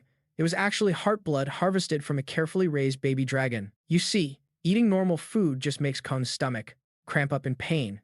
It's only because of this stuff that they've been able to keep the boy alive until today. Hearing that, Quinn was totally confused. Like, seriously? Not even. A simple apple could be eaten. But then she heard something even more shocking. No matter what kind of fruit it was, his body just couldn't handle it. This made Quinn feel pretty uneasy. Finally, she understood why Kay was so sick. It was simply because he wasn't getting enough vitamin C. Relying on that dragon blood stuff all day, every day just isn't enough nutrients. It was only making the poor boy's condition worse. Meanwhile, Brown Hair was trying to hold back Quinn's parents, but that woman was kicking and hitting her relentlessly without an ounce of mercy. Both she and the girl's father were busy scrambling to grab every single valuable and expensive item in the room to claim for themselves. Even though Brown Hair tried to stop them, she just got kicked away. As if being a terrible person wasn't enough, that woman was even egging on her kids to hurry up and loot the place, since they only get into the palace once a year. The two oldest kids were just as greedy as their parents, but the youngest one felt like this was wrong and started trembling. When he heard Brown Hair shout that these things belonged to Prince Kon, and that doing this was basically like trying to get Sujin killed, the old man just kicked her. She was trying to do the right thing, but that nasty old geezer just kicked her hard. He yelled that sooner or later, everything here would belong to his daughter anyway, so he had every right to take it. Honestly, human greed really has no bottom, because once he saw Brown Hair, he even had the nerve to ask Quinn to give her to him so he could take her home as a slave. Talk about perfect timing. The little girl just happened to walk back in right then, along with the doctor and the prince. Seeing how high status they were, she immediately tried to act like they were close and rushed over to pat the head of the daughter she had abandoned years ago. But the girl just slapped that filthy hand away from her. Then she saw that Brown Hair had been beaten to a pulp, so she screamed at them at the top of her lungs to get the hell out. Beat it. The woman's face turned purple with rage, and she was about to raise her hand to teach the brat a lesson, but she immediately caught the very loving glares from the doctor and the prince, and she totally chickened out. Luckily, she was able to pull her hand back, just in time. She forced a super awkward laugh to save face and tried to make excuses for what she did, claiming she was just playing around with her own child. But Quinn shut that down immediately, telling the woman to keep her trap shut because she didn't even know who these people were. Kon, standing right there, thought the little girl was just feeling resentful because no one had visited her in 3 years. He figured Sejin was just heartbroken about being used, so he grabbed both of her hands to comfort her. He stepped up and boldly protected the little girl, telling those people to get out as fast as possible. But that old man, the father, instead of backing off, he shamelessly took his anger out on Brown Hair and stomped forward aggressively, shouting that they were her real parents. But then, one after another, these people tried to slap the little girl right in the face. Kon was terrified the little one would get hurt and reached out to shield her. But at that moment, Sujin wasn't taking any more of their crap. Her whole body exploded with magic that she couldn't control anymore, scaring the living daylights out of the old man and sending him tumbling to the floor. No one expected that in just 3 short years, Sujin would already have magic like this. But before the little girl could just when things were getting heated, the emperor stepped in to deliver some justice. With a mere flick of his finger, he sent that old man flying, his magic slamming the geezer face first into the ground. Seeing him arrive, the rage inside Sejin finally cooled down, and her wild magic began to fade away. The emperor then shot a piercing, icy glare at those low-life trash bags who dared to cause such a messy scene, right inside his own palace. At that exact moment, the girl's 2 useless older brothers turned pale with fright, getting so scared they dropped an expensive antique porcelain vase, shattering it into 100 pieces. But the emperor didn't give a damn about that pocket change. He only cared about finding out why Sijin was crying her eyes out like such a pitiful little thing. Standing before the emperor's rare protective aura, the poor girl was sobbing so hard she couldn't even get a full sentence out. He didn't rush her, though. He just gently stroked her head and told her that if anyone ever bullies her, she should just beat them right back. Inside, he couldn't help but be amazed by her power. It's grown so massive that, if he hadn't arrived in time, the whole place might have been blown to smithereens. Stepping up for his daughter, he took charge and ordered his men to seize that couple, and those two little pests to give him a lesson they'd never forget. Even now, those people still had the audacity to act like family, begging Sejin to save them because they're related. Their shamelessness only made the emperor more disgusted, and he ordered the whipping to begin. As the sound of the whip cracked against their skin, it still couldn't shut their big mouths. They kept screaming and cursing Sejin, calling her an ungrateful, disloyal, and wicked child. Meanwhile, the doctor rushed to treat the brown-haired girl's wounds, as her body was covered in absolutely brutal scars. Suddenly, her third brother approached her, with hesitant, shaky steps. Every movement was awkward and terrified, and he tried to force a smile to please his little sister, even though his entire body was trembling like a leaf. Seeing him like this made Sejin freeze in shock because he looked exactly like she used to, desperate to please the emperor just to survive. Remembering the past, seeing her third brother kneeling and begging her like that, the little girl's heart softened with pure pity. While she cried for her brother, she knew that while the others were guilty, this boy was innocent. When she was first reincarnated into this world, things were bleak. Back then, Sejin's mother was working as a wet nurse, but she wouldn't give her own daughter a drop of milk, saving it all for the employer's child instead. She would only feed her own flesh and blood, our poor little girl, a thin, watery mush that never filled her tiny stomach. Seeing his two scumbag older brothers constantly bullying their youngest sister, the third brother was the only one with a kind heart. He would reach out to help his little sister and use his best puppy dog eyes to beg their mother for milk. Talk about blatant discrimination. The mother absolutely doted on the brothers, but he didn't want the milk for himself. He wanted to use it to feed Sejin, so the poor baby wouldn't starve to death. It was all thanks to this little boy, acting cute every day to get enough milk to keep Sejin alive. Because of that, she could never forget that he literally saved her life. Without this boy, she wouldn't be here today. So, she decided to help this pathetic excuse for a family. She went over and tugged on the emperor's sleeve, begging him to spare her terrible relatives. Seeing that she truly wanted to let everything go, the emperor couldn't do anything but spoil her, turning a blind eye to the trash. After seeing this, Prince Kon stepped up with a dignified air and kicked them all out, making the doctor jump in surprise. The prince, who was usually so weak and soft-spoken, was now acting incredibly tough, carrying the exact same imposing aura as the emperor himself. Seeing those rosy cheeks as she stared intently at Sejin, the old man finally figured out that she was just trying to show off and look good. But the moment the emperor left, those people dropped the act and showed their shameless faces once again. Talk about a quick change. They flip-flopped faster than a pancake.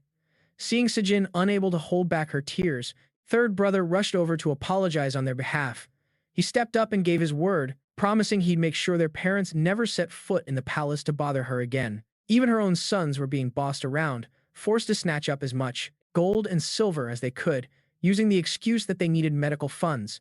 Seriously, they're all birds of a feather. Their old man used the exact same line, telling them that if they got any scars, no girl would ever want to marry them. That sent the kids into a total panic, and they started packing at lightning speed. Brown Hair couldn't stand to watch this mess any longer and tried to jump in to stop them. But knowing he'd probably just get hurt, Sejin held him back. She told him to just let them take whatever they wanted. This would be the last time. Think of it as a final payment for the effort of raising her, and from now on, she's cutting ties for good. She then turned to the prince with a worried look, wondering if she'd have to pay for all those stolen goods later. Seeing them hauling away everything they could carry, each one greedier than the last, May, who was watching from deep underground using her clairvoyance, felt absolutely terrible for her. She used to think she was the most pathetic person ever because her parents ignored her, but it turns out Sejin's life is even more of a disaster than hers. Seeing May push her magic like that, her maid rushed over to stop her, worried it would take a toll on her small body, but May just took her hand to comfort her. She said her magic had never actually hurt her before. This blindfold was only there because the emperor ordered it. Without it, May could see even further into the distance. The maid was terrified that if the emperor found out she was using her powers, it would be considered a serious crime. But down here, in the depths of the earth, it was just the two of them.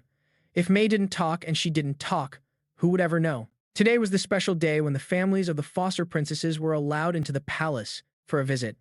Out of all the sisters, May was the one everyone envied the most. Even if she wasn't the personal favorite, she always received the best treatment, and her family clearly adored her. Suddenly, May spotted a familiar figure in the distance. It looked just like Ren, which made May jump in shock. That kid was supposed to be dead, yet here she was, standing tall. And wait, the maid who used to serve. Ren was now waiting hand and foot on this girl. As it turns out, this wasn't that arrogant girl from before, but her older sister. That poor maid thought she was finally being valued, but instead, that little girl just tossed her aside like trash and ordered her to be killed to shut her up. The maid could only scream in total despair. She had only harmed Ren because the madam had ordered her to do it so the older sister could take Ren's place. But after all that loyalty, they just turned around and stabbed her in the back. Witnessing that horrific scene made Mei tremble with fear. Meanwhile, Sejin and Cone were in the middle of their water manipulation class, but they could barely make the water splash. Even though the general suggested the two kids take a break so he could finally clock out, the prince insisted. He was still doing great, even though he was dripping with sweat. Both of them had the same big idea in mind. They needed to get stronger so they could protect the people closest to them. Seeing just how incredibly stubborn they were, the general was honestly speechless. He had no idea who had fired them up to be this intense. To think a mighty, majestic general like him would end up being a babysitter. Honestly, dying on the battlefield would probably be easier for the old man than dealing with this. Just look at that fiery passion of his. He looks exactly like a main character in some anime, which makes Pan go, wait, what? Who knows what kind of trauma they went through? Even though she knew exactly what was up, Mei told the kid that she had no clue. But watching them act like that, it was actually pretty hilarious for her. Plus, Sujin's little panda is still kicking. Turns out, as long as the owner isn't 6 feet under, they can just summon it back. Mei thought it was so stinking cute that she wanted one for herself immediately.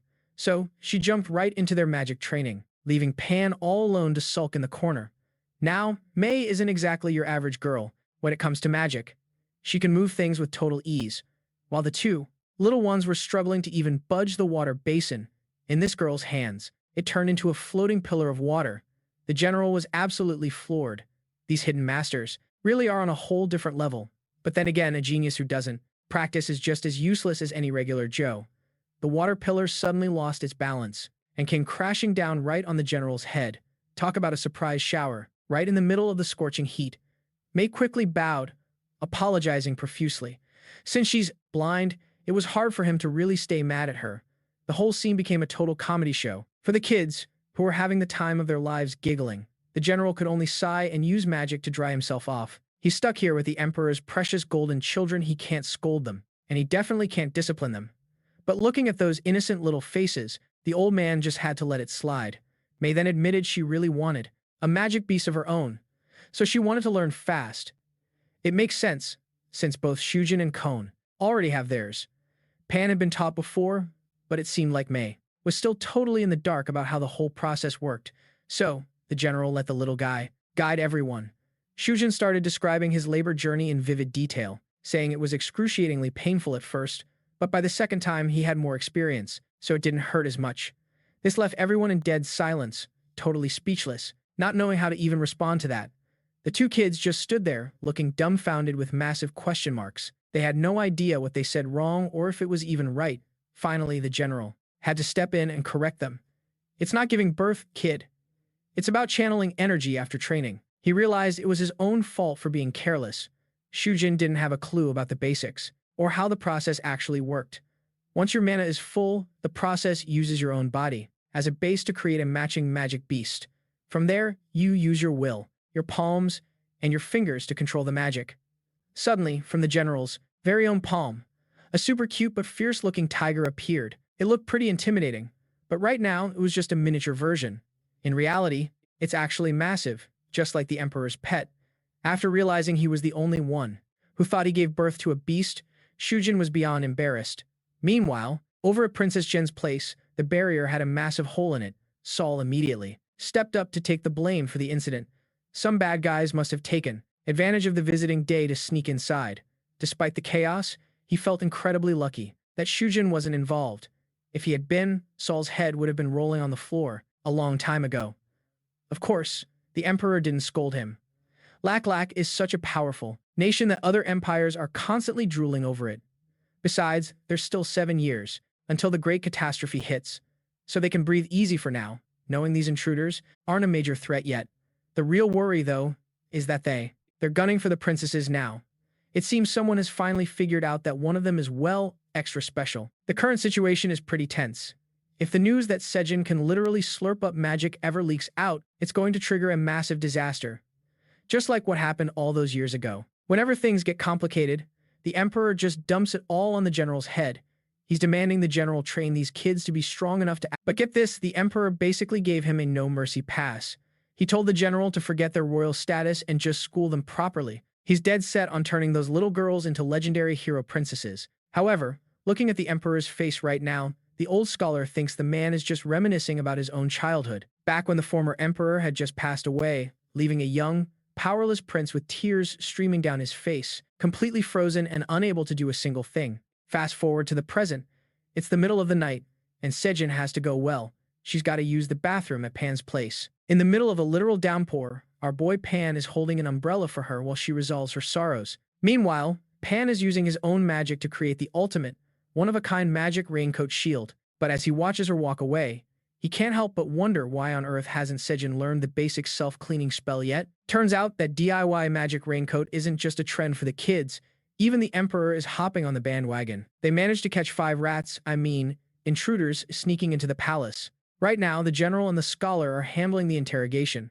Instead of just deleting them to clear the air, the emperor orders them to escort those assassins back to their home countries safely. Obviously, he's not doing this out of the goodness of his heart.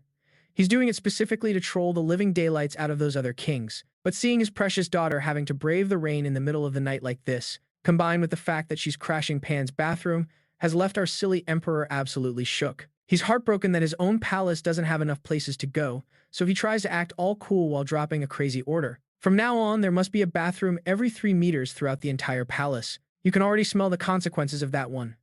But he doesn't stop there. He tells the general to teach Sejin that cleaning spell so she can keep up with her. If he fails, he's fired.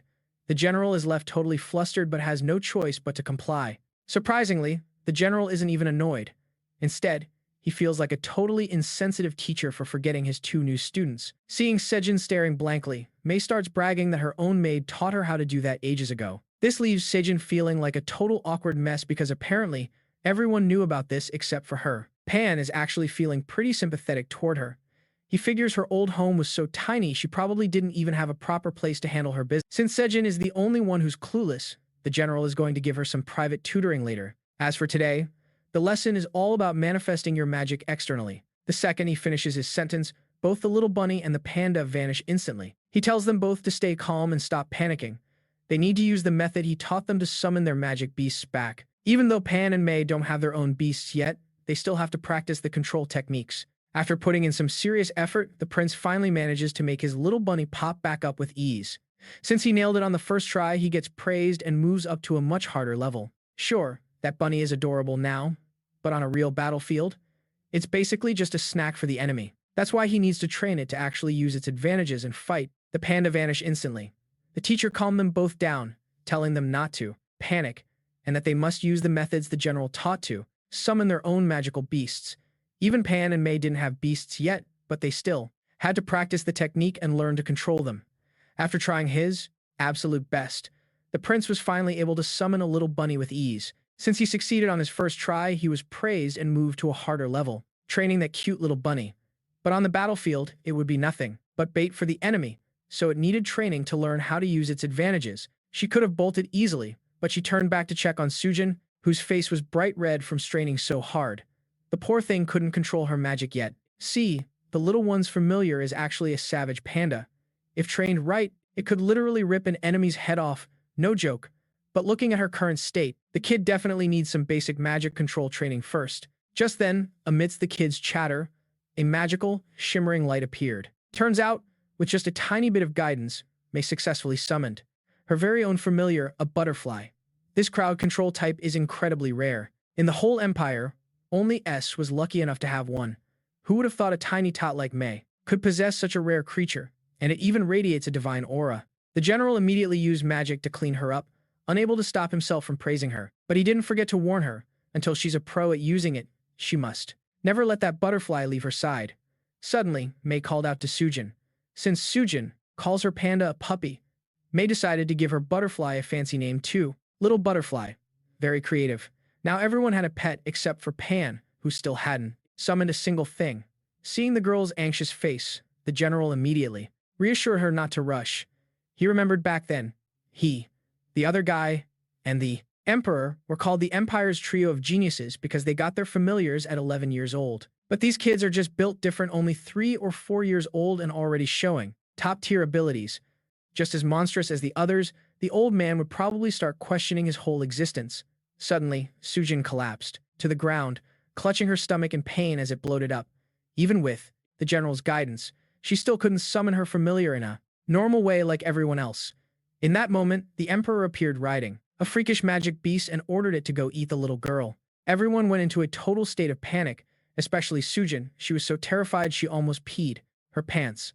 Luckily, in that life or death split second, right at death's door, Sujin finally summoned her panda the right way. The moment it appeared, its eyes were so full of murderous intent that the little dragon flinched back in pure terror. Immediately, the panda went full Kung Fu Panda mode and bolted forward, landing a punch that sent the little dragon flying. Everyone was absolutely floored by how vicious that pet was. The emperor immediately came face to face with Sujin to see if she finally learned how to summon like a normal person. It was only then that the little one realized he was only trying to teach her by using the dragon like that. She beamed with pure joy, which made the emperor happy too. He couldn't hide his smile as he told Sujin someone wanted to meet her. Then he grabbed the dragon and led the way. Seeing the little girl waddling after her daddy, Kong quickly followed. Once everyone had left, Pan finally let her sad face show. She felt so jealous that Sujin was personally guided by the emperor himself. Suddenly, the prince's bunny ignored its owner and hopped onto Pan instead. Both of them turned to the general, begging for an explanation. He quickly used his magic to scan the child and saw a mysterious blue stone inside her. Seeing the old man grinning like a lunatic all by himself, the kids asked, "What's so funny, old man?" But it seemed the general wanted to keep this a secret and didn't let the little ones know. Sweating buckets trying to hide the truth, but there was no way she was getting anything past May. Turns out, the person who came looking for Sujin in such a desperate rush was actually her third brother. Meanwhile, our brown-haired girl had cried until her eyes were bone dry. The poor boy looked so hesitant, not knowing whether to find the little princess or if there was even anyone else left to turn. And wouldn't you know it, it's all because of those kids' biological parents, the absolute worst. Those two are beyond shameless. As soon as they got back from the palace, they went on a total rampage, smashing everything in sight. Then they tracked down the brown-haired girl's house, beat up her parents, and just straight up occupied the place illegally. Hearing that news made our little girl's face go totally dark with rage. She had to bite her lip just to keep it together. Brown Hair immediately started begging, pleading for any kind of help to save her family. Seeing her friend crying so hysterically absolutely broke the little one's heart. She was stuck. If she asked the emperor for help, he'd definitely just be annoyed with her. Plus, she didn't want to spend her whole life being some parasite who only knows how to rely on that man. She was honestly just furious at herself, feeling so weak and useless, like she couldn't get a single thing done on her own. But after hardening her resolve, the little princess decided she was going to find the emperor and demand permission to leave the palace to settle this herself. But she was quickly stopped by her attendant. See, there was something very fishy going on. Normally, you can't just train to get magic, but since all the princesses are naturally gifted, they realized something was off here. Magical talent is one thing, but it's not like anyone can just pick it up on a whim. The only reason nobles can use it is because magic is literally in their blood, flowing through them, for generations and passed down to their heirs. Back when the kids first arrived, the emperor had planted a seed by bonding his blood with theirs. So basically, they're all considered blood-related now. You might think that has nothing to do with leaving the palace, but there is an unwritten law. Unless you're a full-fledged mage, you are forbidden from leaving the palace grounds. If you try, you're basically signing your own death warrant. This news totally shattered our little girl's world. If she can't leave, how on earth is she supposed to help her friend? Just as she was spiraling, both Pan and May suddenly appeared, ready to lend her a hand. Unlike May, who's basically under house arrest and only gets 3 hours of freedom, the maid is free as a bird. She can travel to the ends of the earth and nobody's going to stop her. Hearing that May would send her own person to help made the little one so moved she could cry. And then Pan stepped up too, offering to let the brown-haired girl's parents stay at her place, since her own parents are fishers and have plenty of room. Hearing all this, Sejin was so touched she just threw her arms around her sisters. Unlike her past life, our little girl finally has real companions standing by her side. The investigation into why the third brother came looking for Sejin was wrapped up quickly. Not only did those two shameless lowlifes steal someone's house, they beat the parents so badly they broke someone's leg. Hearing this, the old scholar was shaking with pure rage. This was a massive blow to our little girl's reputation. He immediately kept an eye on the emperor to see if he'd step in, since he knows how much Sejin cares about her friend. But the big guy didn't say a word. He just stared at the documents on his desk, looking lost in thought. 200 years later. Okay, maybe not that long, but the old scholar couldn't take it anymore.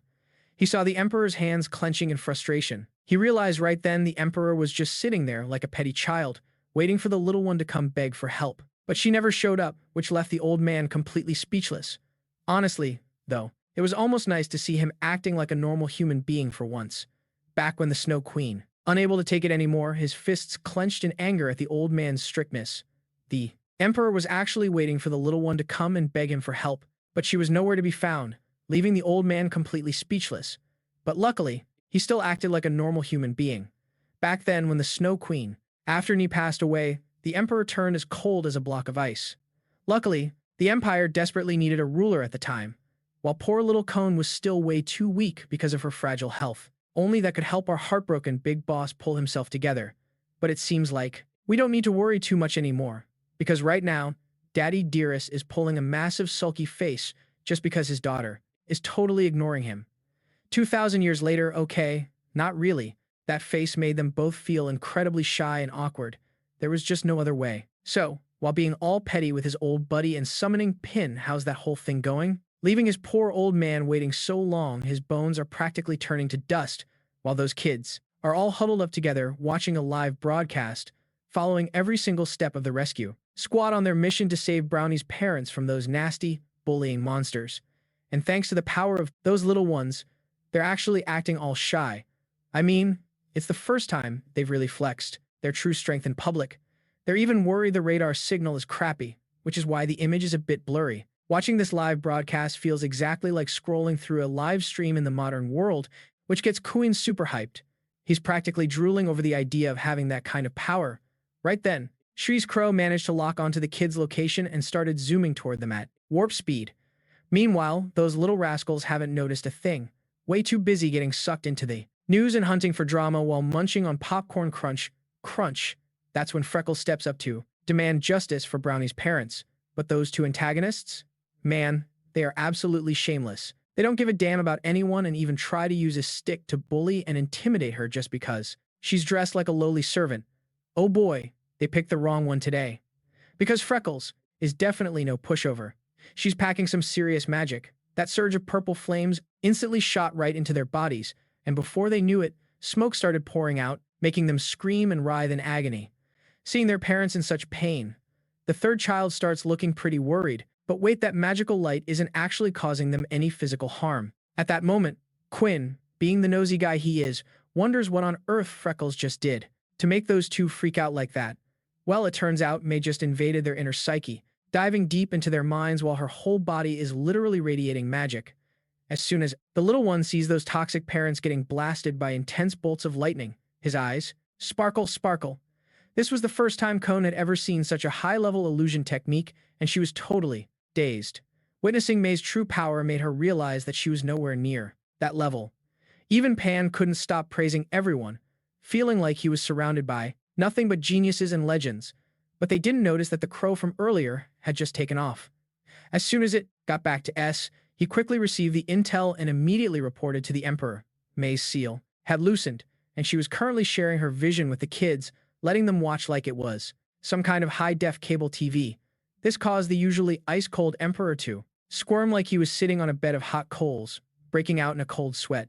Meanwhile, the kids were still gossiping about Freckles' strength. How could someone so talented end up as a mere palace maid? Even May had no idea, despite being her closest servant, which made the little one even more curious. What kind of relationship did these two have to end up locked underground like that? Right when the live stream was getting super addictive, an ice pillar suddenly shot out and smashed the screen. It turns out, the Emperor had rushed over the moment he heard the news to stop his kids from causing any more chaos. Suddenly, Sejin noticed that May's eyes were bleeding, and her blindfold had fallen off. While everyone was panicking, wondering what was wrong with the poor kid, she didn't even realize it herself because she couldn't feel. Feeling the pain, the Emperor suddenly strikes a blow that sends May straight to dreamland. The little one sitting next to her nearly jumped out of her skin. He then scoops her up and doesn't forget to punish the rest of those little troublemakers by making them run 20 laps around the yard. Poor Quinn got the short straw with 30 laps. The Emperor then coldly walks away, but not before ordering someone to stay behind and babysit the brats, leaving them completely shook. They honestly couldn't believe it, their faces turning pale. Who could possibly understand this misery? The emperor then gently removes the little girl's blindfold. Even though he feels bad for her, he still puts on a cold front and acts tough, saying she didn't know her limits and that trying too hard gets you killed, so she deserved it. Yet, his hands never stop working their magic to heal May's eyes. Seeing this scene, the general couldn't help but sigh. Time flies so fast. He starts reminiscing about the events from 3 years ago. To keep saying special powers a secret, the emperor personally braved the pouring rain, bringing his closest confidants along to find other suitable children to adopt. Now, looking at Jen and Pan, everyone is amazed. He really went through all that trouble just for Sujin. But apparently, that wasn't enough. Just as he wanted to find more, it seemed the heavens heard him and sent a girl to block their path. She appeared out of nowhere and called the emperor by his name, giving everyone a mini heart attack. They didn't know what kind of freak she was, thinking she might be some kind of demon. To their surprise, she was actually an old acquaintance of the queen. Hearing the name Tuyet Ni made him freeze in his tracks, and everyone else held their breath too. Since the queen passed away, no one has dared to utter that name. Yet, this famous woman from the unyielding clan is now standing right in front of them. Realizing there was business to take care of, the emperor ordered everyone to take the two kids back, leaving only the general by his side. Very quickly, Freckles used her teleportation magic to take him to their destination. They were transported to another dimension filled with golden autumn leaves. But what surprised them wasn't some bewildered golden deer. Instead, the people there were acting even more clueless than anyone, making the general incredibly curious. He had no idea what was wrong with this crowd, but Freckles just ignored them all, as if she was used to this madness. Apparently, they were under the influence of some low-level spell. Hearing this, the emperor figured out the problem immediately. The culprit was likely a child, because based on the way those days people were acting like babies sucking their thumbs, they were clearly heavily affected. Hearing Freckles confirm this, the general was stunned. He never expected something like this. Even if it's low-level magic, this kid is insanely powerful to be able to manipulate an entire village. Without a word, Freckles used her magic to try and break the spell for the people there. But they weren't even awake for 3 seconds before they went back to being high as a kite, scaring the living daylights out of the general. He didn't understand what the hell was going on, but the emperor understood perfectly. He knew she had brought him here specifically because she wanted him to deal with a child. When she invited them into the house, they saw a woman lying on the bed who was also under the spell. That was Freckles' mother, and the one casting the magic was none other than her little sister. Or more accurately, the baby still inside the mother's womb who hasn't even been born yet.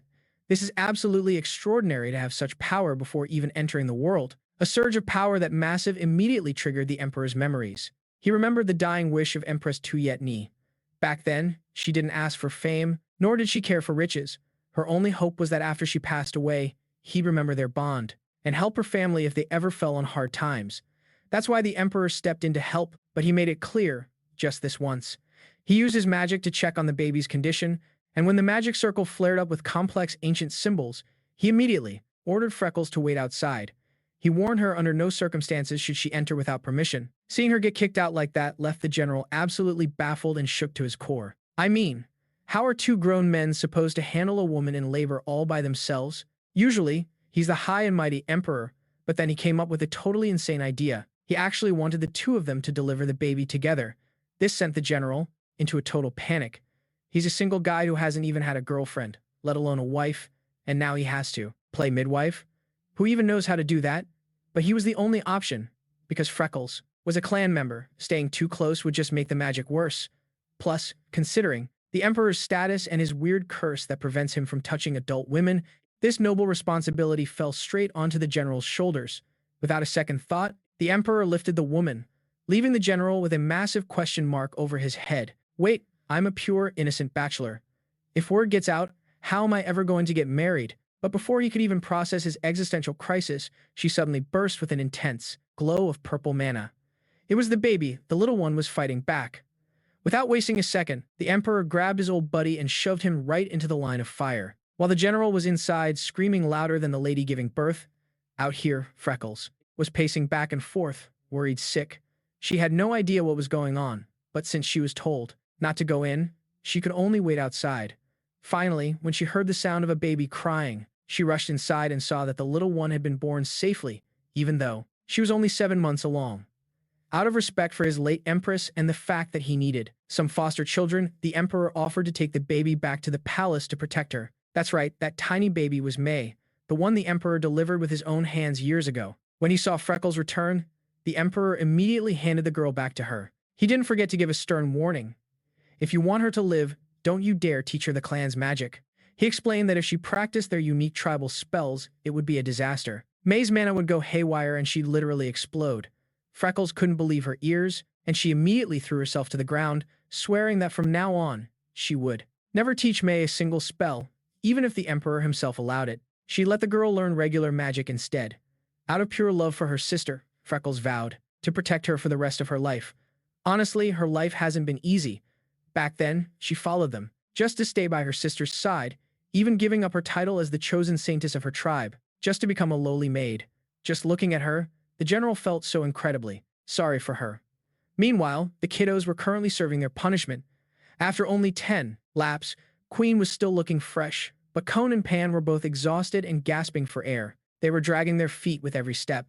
Luckily, the two little ones were getting some help from the recovery magic of the old scholar, who was always keeping a close eye on them. He's determined to protect them no matter what. But on second thought, he realized that Cone's stamina has actually improved quite a bit to have lasted this long. Looks like she's made some real progress. He kept cheering them on, shouting, "You can do it, you can do it." Everyone was blown away by Quinn's stamina. Sure, kids are high energy, but no one expected her to be faster than a pack of buff young dudes. While the other two kids had magical buffs from that old scholar, this little lady was relying purely on her own physical stats. Even after all that, her face still looked tough as nails and full of grit. She's definitely going to be a powerhouse. Just then, the emperor showed up to see how the kids were holding up. Seeing they weren't done yet, he straight up ordered the general to lend a hand. The general felt a bit bad. They're just little kids, but one look at the emperor's affectionate gaze, and he knew he couldn't say no to the boss. So, he immediately summoned his massive, jumbo-sized lion, which scared the absolute daylights out of everyone. Honestly, they were about to piss their pants. They didn't even have to want to run, their legs just started moving like there was no tomorrow. 2 hours later, they finally finished. Both Cone and Pam were panting so hard it looked like they were about to meet their ancestors. But then, the emperor turned up the cruelty and ordered them to run 2 laps every single day. Their souls literally left their bodies right then and there. Back in the womb, they were already struggling, and now they have to deal with this out here too? Seeing that Sujin was still lagging behind all by herself, he urged the little girl to hurry up and get moving so she wouldn't fall behind her friends. But the reason the poor kid wasn't finished yet was because her quota was 10 laps more than everyone else's. Yet, the emperor wanted to push her to the limit, using his pet to breathe down Sijin's neck. He didn't use the beast directly, though. He just used the brown-haired guy as an excuse to make her run with him. The little girl immediately fired up and dashed away from the monster's claws. She was only worried that the brown-haired guy would get caught up in her mess and get exhausted. The 3 ministers were just speechless. Seriously, 3 dots across the board. They didn't know whether to praise Quinn for being so resilient or just feel sorry for her. But even that wasn't enough for the emperor. He casually ordered that she run 40 laps every day, just to satisfy his parental whims. He claimed it was for her own good to make her a top-tier seed. But to everyone else, he looked like a total sadistic tyrant who took pleasure in tormenting his favorite daughter. He really put her through the ringer. Yet, that very night, he sneaked back in to check on his little girl. A normal adult could only handle 7 hours at full throttle, let alone a tiny 3-year-old child. But he never expected that Sijin would have superhuman endurance. With every 10 laps, she actually got faster. By the end, she finished in just 1 hour. Even those buff guys, back in their prime, probably couldn't hold a candle to this kid. The emperor gently stroked his daughter's face, acting all sweet and loving with his praise. But just when you thought he was being a good dad, that sadistic side came back out. He wanted to see where her true limit was. Suddenly, someone called out to Nee. It turned out to be the 18th prince, but the poor kid was covered in injuries and collapsed right into his arms. It turns out, this 18th child isn't a prince at all, but a princess forced to dress as a boy just to stay alive. But the 4th prince had found out. The Kai Empire supposedly has 18 princes, but that's because the king personally murdered 9 of his own biological daughters. Nan remembered back when the 18th child was born. He was ordered to check the baby's gender. When he saw the mother sobbing while clutching her child, he felt nothing but pity. But then the king asked him one more time. He showed up again to pressure them. Turns out, he'd been covering for the mother and child all along, reporting that the baby was a son. But the kid had such a weak body that it seemed unlikely he'd live a long life. Even though he didn't see any real value in using the boy for his own ends, he still agreed to let him live just because he was a male. From that point on, Neo became the one standing up to protect both of their lives. But that old secret was finally dragged into the light when the fourth prince discovered that the 18th prince wasn't actually a boy at all. He wanted her dead and started hunting them everywhere. The moment he heard the news, he threatened to kill her innocent mother and their entire clan, which left 18th absolutely terrified. She sat there, trembling uncontrollably, clutching her little sibling in her arms. Neo immediately stepped in to comfort her, promising that as long as he was there, no one would ever lay a finger on the little one. But it seemed like luck just wasn't on their side, because the fourth prince managed to find them very quickly. He put on a fake, sugary sweet face and told her that if she didn't want her secret leaked to everyone, she better get over to him right now. But the poor child was still scared out of her wits, begging him not to tell anyone. This made the fourth prince completely lose his patience. He started screaming at her, ordering her to hurry up and just hand over her life to him. He couldn't wait a second longer and was ready to grab 18's hand and drag her away like some piece of trash. But Neo wasn't about to let that happen right in front of his eyes. He jumped in to block him, while his hands behind his back were secretly gathering a massive amount of magic. When the prince saw his annoying genius of a little brother suddenly showing up right there, it caught him off guard for a second, but he didn't miss the chance to talk smack. Since he'd always looked down on Neo for not being able to summon a magical beast yet, it turns out that washed-up teacher was actually a spy planted by this fourth prince. He acted like he was such a big deal, but it took him until he was 17 years old just to summon a single beast.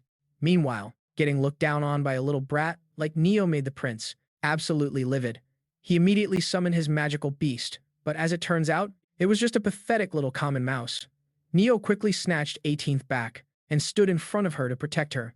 He kept warning that if the king found out about this, he definitely wouldn't let the fourth prince slide. But it seems the guy had already planned everything out in advance and had set up a barrier so that no one on the outside could tell what was happening on the inside. You see, not long before this, the Emperor of Lak had already murdered 3 other princes, so the fourth prince wanted to use that as a cover to kill the 2 siblings and then pin the whole thing on the emperor. The fourth prince had wanted to kill Neo for a long time because the kid was way more talented and got a lot more attention from the king than he did. He wanted to use this chance to wipe them both out, but he never expected that the magic in Neo's hands was already primed and ready. Just when the fourth prince thought Neo had finally agreed to surrender and die, the kid caught him completely off guard. He lunged forward at insane speeds, with a massive surge of magic behind him helping the boy become incredibly agile. That kind of speed even made an old pro like the fourth prince feel a bit nervous. The kid was moving faster than a ghost. Neo decided to stick to the exact excuse the prince had come up with, that the Emperor of Lak was the one who killed him, and it had nothing to do with Neo at all. With a hand overflowing with magic, he slammed a strike straight into the prince's gut. The fourth prince coughed up blood as his heart took critical damage instantly. He couldn't believe that a kid who was only 7 years old could have such terrifying power. Seeing the guy die with his eyes wide open, Neo was kind enough to close them for him so he could head off to the afterlife. Witnessing that scene, 18th didn't just feel grateful that Neo had saved her life, but she also, terrified of the person standing before him, he collapsed to the floor and began begging for mercy. He grabbed the little one's hand and gave him strict orders, telling him to claim it was an assassin who had killed the fourth prince. He insisted they say it had absolutely nothing to do with the 2 of them. Besides, that scumbag wasn't really his brother anyway. There was no point in crying over him. It was better to just finish him off and clear the path now to avoid any trouble later on. Ney immediately punched himself right in the chest, leaving a nasty bruise as evidence. This was his solid alibi to make the whole drama even more convincing, so that no one would suspect a thing. Then, the 2 brothers started their crocodile tears act, wailing for help and crying their eyes out. Honestly, their performance was so top tier it could easily put Hollywood actors to shame. As soon as the king heard the news, he went into a blind rage, smashing furniture left and right. He immediately began interrogating the 2 brothers about what had gone down. Ney stepped up, looking remarkably confident as he started spinning a tall tale. He made up a story about how they were just playing together when they heard the fourth prince singing and went to check it out. He claimed that when they arrived, they saw the guy fighting with a mysterious figure dressed in black. Sensing the vibe, the 18th prince quickly chimed in to support the story. With tears streaming down his face, the kid lied through his teeth, saying the man in black wanted to kill both of them. But because Nay was so brave, they managed to escape with their lives.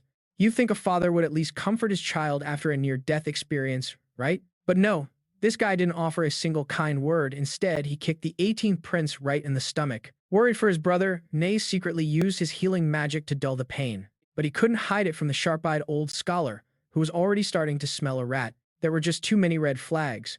For one, the prince's palaces were miles apart. There was no logical reason for the fourth prince to be anywhere near Nay's palace. Plus, there was that whole magical seal to worry about.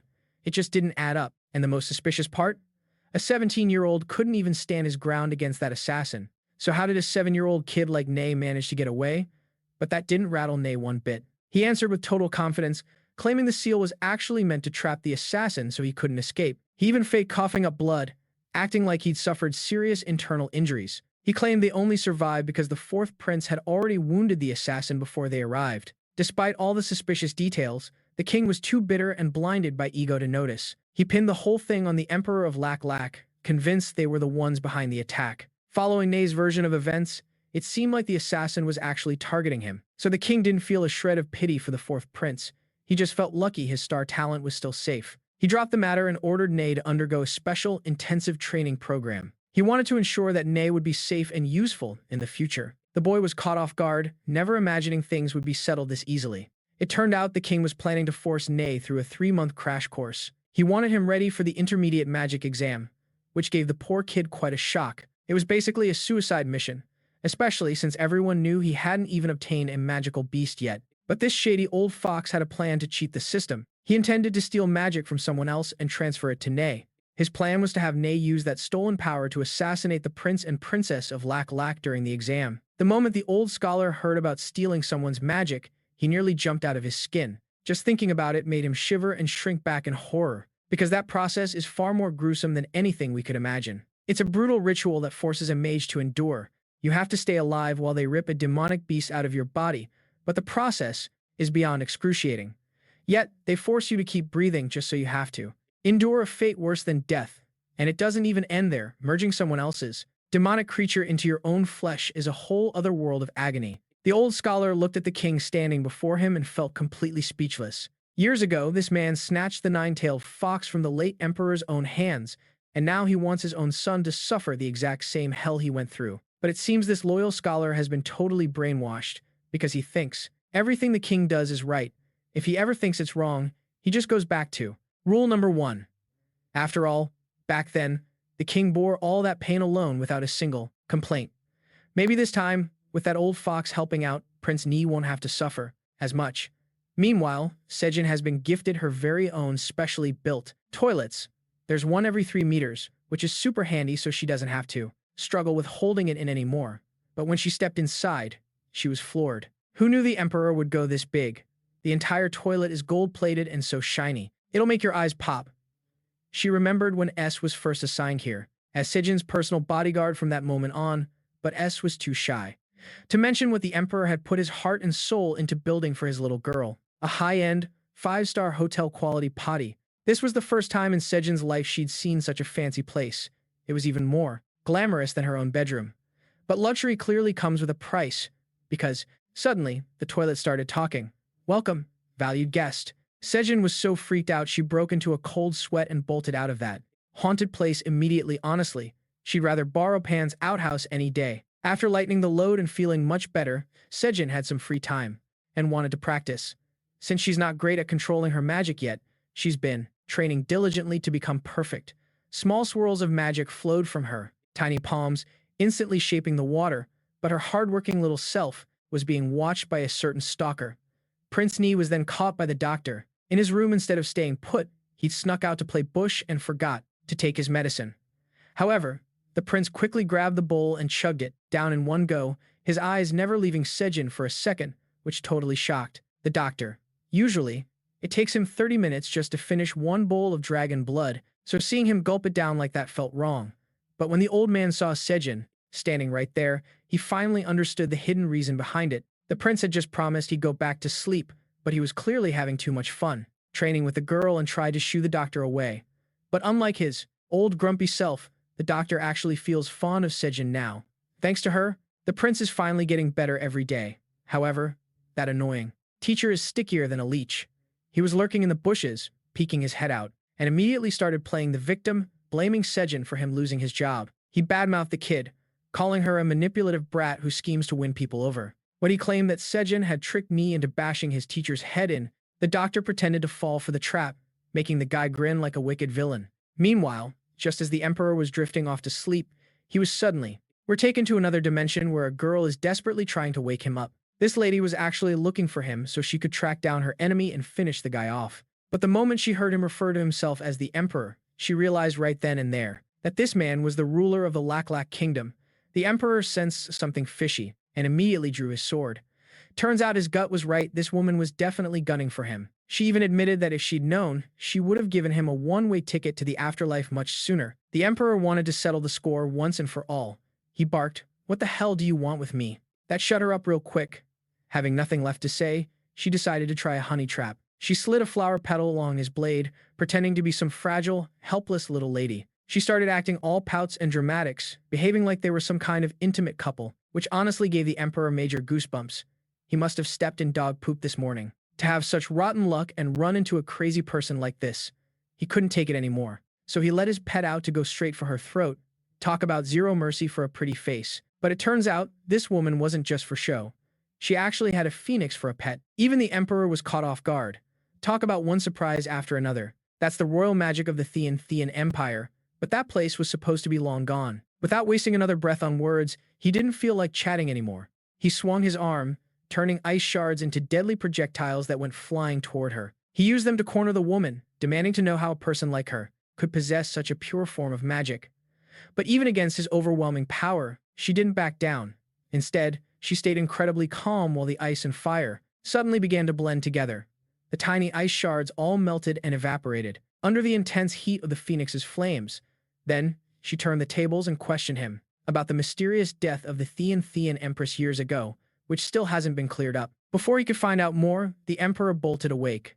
It was the middle of the night, but he didn't care about anyone's sleep and dragged the poor old scholar out of bed. Seeing the emperor drenched in sweat, the scholar immediately started hovering around to check on him. As it turns out, the face of the woman in that dream was Empress 28 That dream was a memory from their past, which gave the old scholar quite a shock. After all these years, dreaming of that now must be because of his stress over Princess Mei losing control. So, even though the emperor is a grown-ass man, whenever he has a nightmare, he still finds the old scholar to go for a midnight stroll, which is just annoying as hell. The old man was fed up, just wishing the king would hurry up and find a new wife, so he could finally get some sleep in peace. It seems the emperor sensed the old man's grumbling, because he suddenly got all snappy. Before the scholar could even explain himself, they heard the sound of lively laughter nearby. They were both stunned to see Sujin and Kon playing together. The little girl was actually using her magic quite skillfully, and ended up soaking the prince from head to toe. Both of the adults were horrified, because Kon's health is very fragile, and he can't handle being drenched in water like that. But the emperor immediately stopped the scholar from rushing in, because the boy seemed totally used to it. While Sujin was feeling all proud of her impressive skills, the puddle of water on Kon's head suddenly evaporated into thin air. Turns out, they weren't the only ones eavesdropping. Seth was there too. But it looks like the prince isn't the same kid he used to be. He's already learned how to set traps. Just when she thought she had solid ground beneath her, it suddenly turned into a giant pit of mud. Poor Sujin found herself sinking fast, but her savior stepped in and scooped the little girl up in an instant. He tried using some cleaning magic on her, but even that spell ended up getting sucked away by the mud. Sujin wasn't going down without a fight, though she started squirming, refusing to accept that she'd actually lost. That's when the big boss finally decided to show his face. He wanted to see why this stubborn brat was being so defiant. His sudden appearance gave the kids a total heart attack.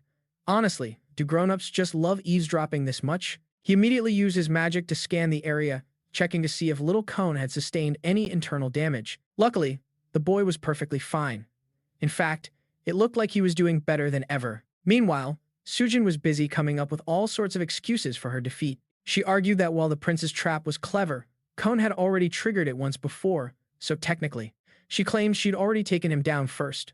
Well, she kind of had a point there, actually. She might be small, but she's got some serious water manipulation skills and a silver tongue to match. Sujin convinced herself she'd won, and she was absolutely beaming with pride. She felt like all of her hard work had finally paid off, and she vowed to use this power to protect her favorite boy. But the old man was quick to burst her bubble, reminding the little girl not to get ahead of herself. He told her she'd be a goner if that had been a real enemy's trap, which immediately turned her mood sour. She hung her head, admitting she still had a long way to go, but then a warm hand suddenly reached out to her. It was the kind old scholar, giving her a gentle head pat to cheer her up. It was so touching that she almost teared up. Even a panda would have been smitten by that sweetness. Sujin wasted no time, diving in to hug the scholar like he was her own grandfather, acting all cute and cuddly. She promised to try even harder next time. But watching those two being all lovey-dovey and leaving him out, the emperor couldn't stand it and immediately snatched the little girl back, though his words were still sharp. He called her a filthy mess and told her not to touch his scholar, but the poor kid took his insults literally. She got all huffy, insisting she wasn't some kind of stinky rat or anything like that. Just as she was about to get scolded, Kon stepped up like a little hero to save the day. He admitted that they'd been training together in secret for the past half a month. Hearing that, the emperor did another quick checkup on the boy. It was clear as day his body was getting much stronger, and even his mana levels had increased. When the subordinate saw Kon and Sujin getting questioned, he immediately dropped to his knees to take the fall. He confessed that the whole training routine was his idea, but the emperor's face twisted into a terrifying scowl. Everyone started shaking in their boots, terrified that a brutal punishment was about to drop. But the horrible punishment turned out to be making the two kids sleep in his room with him. Everyone nearly choked on their own spit from the sheer shock of his request. Sujin, however, looked absolutely horrified. She'd rather run 100 laps around the yard than do that. Only the old scholar knew the real reason behind this bizarre turn of events. It turns out the emperor has been having some nasty nightmares lately and is feeling a bit lonely. Ever since he was a kid, he's never really had a peaceful night's sleep. Those bad dreams always wake him up. Because of that, even as a dragon, he couldn't even finish his shifts on time. His companion had to sing lullabies every single night just to get him to drift off. But now that he's got family around, having the kids there might actually help him sleep better. Later at the arena, the trainer and the brown-haired boy were already there waiting for the little ones. The trainer was absolutely floored when he saw the kids' progress. Little Sujin was doing 40 laps in just 3 hours, which was absolutely insane. And even Kon and Pan were knocking out 30 laps in that same 3-hour window. Any pain. 40 laps in just 3 hours, while even Kon and Pan took another 3 hours for only 30 laps. After a long 6-hour delay with the previous skin, Brown Hair quickly moved on to the provisions. She brought them food, including sausages that the little ones absolutely loved. They started digging in immediately. They ate like there was no tomorrow. Even Kon had to pinch her nose and shut her eyes just to chug down that dragon blood today. Only S was left to teach the kids, while the general stayed inside to guide Princess Cloud. They were learning how to handle magical creatures, but no one understood why they had to train outside in this heat. It was so scorching hot they were practically melting. But of course, since theory must go hand in hand with practice, the general started showing off his flock of crows.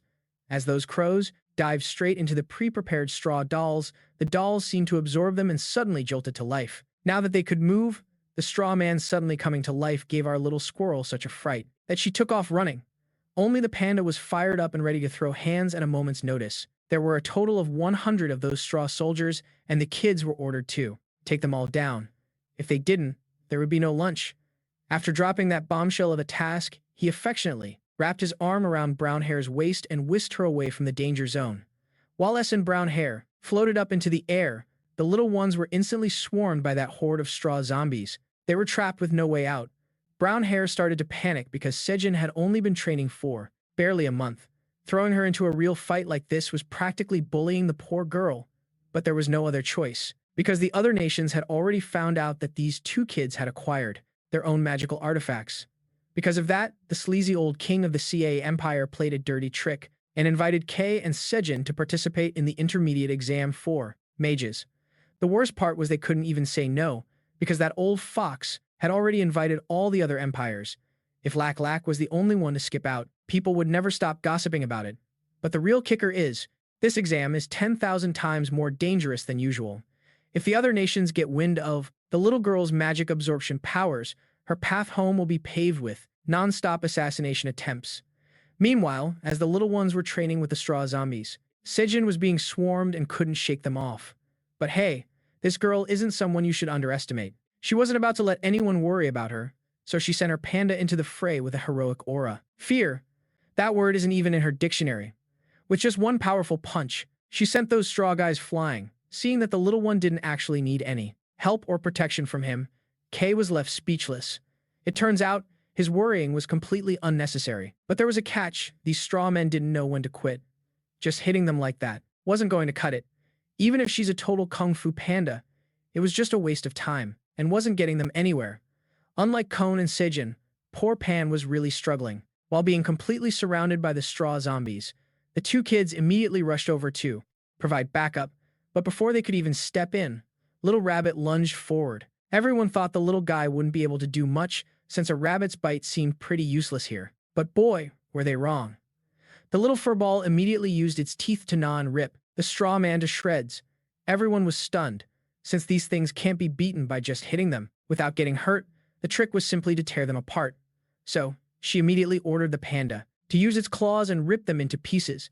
Just like that, the tables were turned completely. The kids started tearing through the straw horde with their bare hands, leaving them absolutely terrified. From ripping heads off to tearing whole bodies apart, they finally wiped them all out. Well, except for one lone survivor who was left shaking in fear before the hungry gazes of the little ones. They looked like total demons. All you could see was straw flying everywhere, signaling that the game was over. Ass was left standing there, completely speechless. Since those zombies had been nurtured for a long time and possessed a significant amount of mana, seeing them get smashed so easily was a shock. The three kids happily celebrated their victory together. Watching them, Master S realized these little rascals aren't nearly as cute as they look on the outside. He could only laugh awkwardly and let them go grab some food. As soon as the little ones left, the general showed up. Honestly, raising these kids is no walk in the park. It's completely different from what he expected. Especially Siu Jin, she's incredibly talented, far more outstanding than others. But there's one worrying thing. At this age, requiring them to reach an intermediate level is honestly a bit too much. It makes the general worry that his salary for the next 20 years will just vanish into thin air. The entire process was being watched by the Emperor and the old scholar. They couldn't help but praise the kids for handling everything so well. The scholar kept complimenting them with sparkling eyes, saying they're not just quick-witted but also brilliant at finding the enemy's weaknesses. However, the Emperor kept up his grumpy attitude, claiming it was just some petty tricks and that things on the battlefield aren't that simple. But the old scholar saw right through his "I don't care" act. He's totally faking it, yet he came all the way here just to keep an eye on them.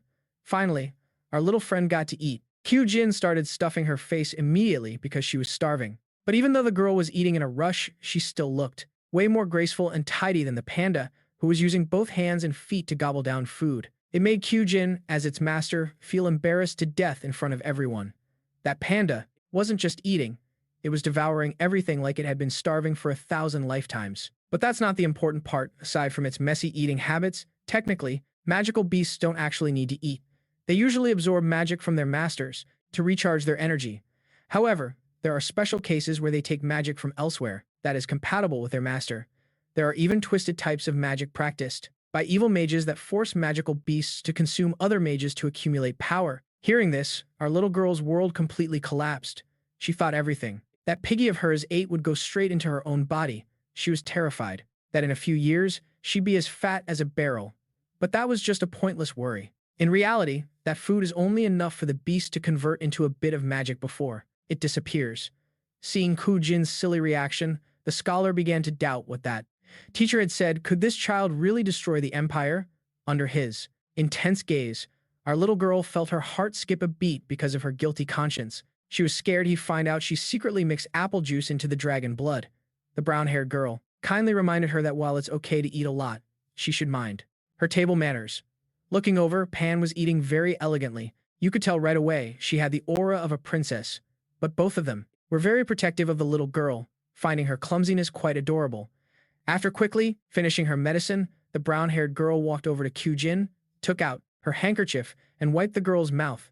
This shocked the lady in waiting. That was her job, yet the prince was doing it for her.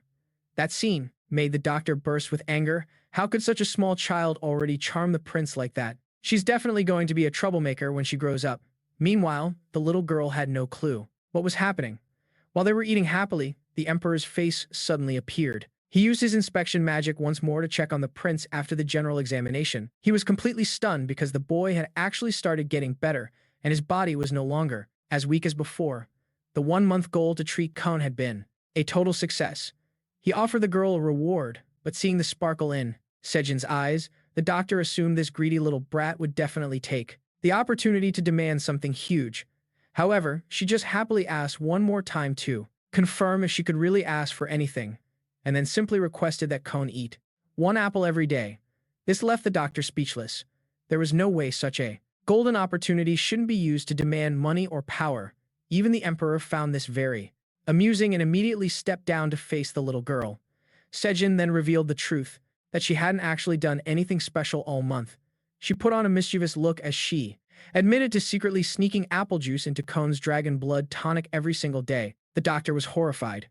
How could a mere child dare to pull a fast one on him and make the prince drink something so low class? His shock turned into pure rage. He really couldn't stand her. Sejin then walked up and asked the doctor. The prince's health was so poor he couldn't eat apples, right? Yet he drank the juice and didn't have any problems, did he? On the outside, the old man still acted furious, but he was secretly reeling. He couldn't believe that simple apple juice could actually cure Kon. He began to feel like a total fossil. He had treated the prince for so many years with zero progress, and yet all it took was an apple. Sejin noticed his internal crisis and quickly and cleverly grabbed the doctor's hand, acting incredibly adorable.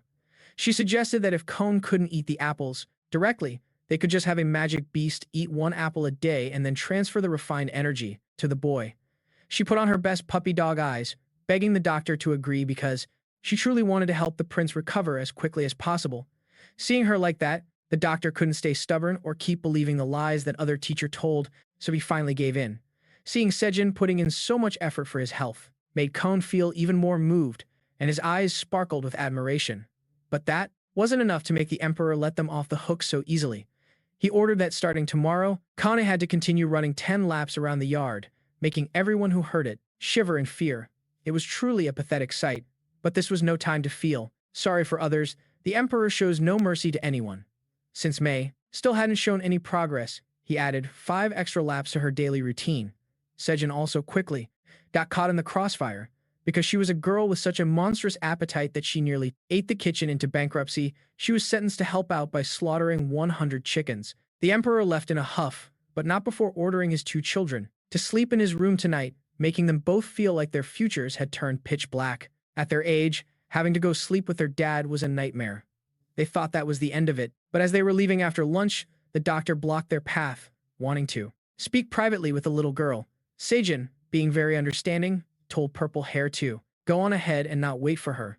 Suddenly, the doctor's demeanor became incredibly terrifying. His face was dark and full of killing intent because he suspected Sejin was a Protector Haston, suspicious character. The little girl was startled, but she still tried to play innocent and harmless. However, the old man suddenly grabbed her wrist and lifted her up.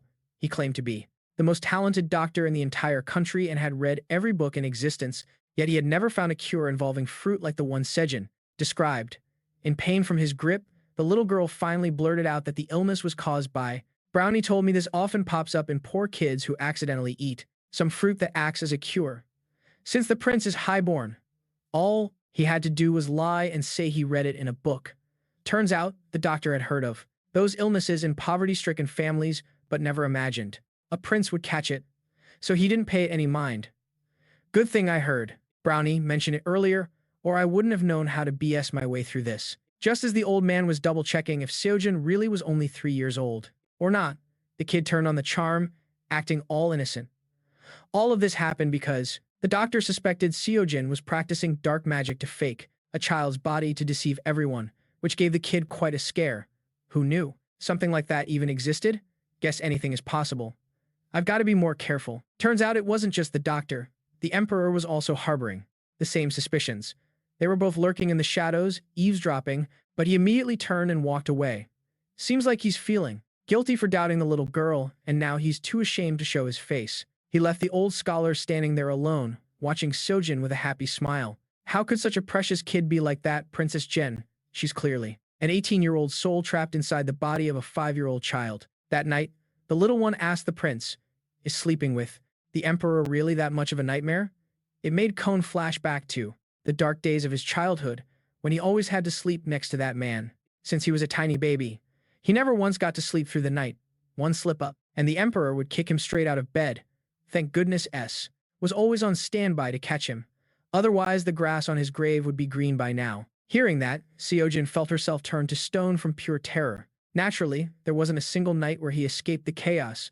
Sometimes he was almost squashed, flatter than Jerry the Mouse, leaving Sujin absolutely traumatized. Being able to survive until now is a literal miracle of humanity. Luckily, that guy's father had good people around him like the old scholar to whisk Kon away. They slept together until he was 3 and started learning magic. Thinking about it now, I really feel for the old scholar. During the day, he watches Sujin, read books, and at night, he has to deal with babysitting Kon. And it's all unpaid labor. To make himself look more reliable, the prince confidently thumped his chest, promising to protect the kid from getting kicked tonight. So they both lay on either side. Sujin didn't dare sleep, squinting her eyes and getting ready to protect her own life when the emperor caught her and threatened, "If you don't sleep right now, your punishment tomorrow will be slaughtering 200 chickens." The kid immediately pulled a fast one, squeezing her eyes shut and pretending she didn't understand a word just to escape the penalty. So that night, in his deep sleep, the emperor dreamed of meeting Empress Tuyetni again, but she seemed like she was trying to leave. He rushed to hold her back. Seeing him stop her, she was certain that he must have feelings for her. But the emperor just frowned, thinking how on earth could a guy like him fall for a crazy woman like that. Suddenly, exactly as he predicted, the empress turned out to be a total psycho. When her confession was rejected, she whipped out a knife, but in the end, she failed. The emperor immediately blocks the knife, and when the assassination fails, she just flashes him this playful, mischievous look. Honestly, this isn't the first time the empress has tried to off the emperor, but hey, like they say, persistence pays off, and even the hardest stone eventually wears down. In the end, even a walking block of ice like him finally learned how to blush. But before he could even enjoy that sweet moment, his curse suddenly flared up again. A surge of deep purple magic started creeping up his arm. It was pitch black and totally out of control, so he quickly tried to shoo the empress away. He was still conscious, but it seemed like she had a death wish because she didn't even move a single millimeter. Next thing you know, the emperor's hands are around her neck while he's completely lost control, possessed by the curse. The moment the empress saw this curse, she knew something was way off. This wasn't just any regular jinx. It was definitely not normal. This specific curse could only be cast by the queen of the Thean Empire. Basically, his own biological mother was the one who cursed her own son. Talk about a heartwarming mother-son relationship, right? But at that moment, the emperor was a total passenger in his own body, filled with nothing but pure malice. He started squeezing Tuyetni's neck harder and harder. But wait, the one actually getting throttled isn't the long-dead empress. It's actually poor little Sujin. She's being choked and dangled in midair, leaving the poor kid crying her eyes out. She had no clue why this crazy emperor was trying to end her. Plus, because of that curse, his power was off the charts. The little girl's magic absorption just couldn't keep up. Meanwhile, he was still lost in a nightmare of killing his beloved. But then, the panda gets absolutely livid and starts growling. Seeing its master writhing in pain and sobbing, the panda goes full beast mode. It lunges forward and bites that jerk of an emperor right in the face, desperately sucking all that dark magic into its own body. And because of that, its body starts inflating like a balloon. Once Sujin was finally freed from the magic bind, she flopped onto the bed, finally free. But the panda just kept getting bigger and bigger until the bed couldn't take the weight anymore and snapped right in half. And only now does our hero, the one who promised to protect Sujin, finally wake up from his nap. But before he can even process what's going on, everyone gets flattened. In a flash, the panda turns into a leaking balloon and starts zipping all over the room. Seth hears the bed crashing and rushes inside to see what the heck is happening. But the scene inside is pure chaos. The bed's in pieces, everyone's dazed, and the magical beast is flying around like a loose balloon. He's super worried when he sees the bite marks on the emperor's face. He looks over at the deflating panda, which smacks right into Seth and knocks him out cold. The emperor then orders him to take the kids back to their palace. But when he sees Sejin covered in injuries, his heart starts racing like a stormy sea. He never expected that he'd be the one to hurt her. Kane finally wakes up properly and checks on Sejin. Since she can't exactly scare the little guy, the girl ends up venting all her frustration on the poor, unconscious panda. Watching the emperor walk off to deal with his own guilt, Sejin finally lets her guard down.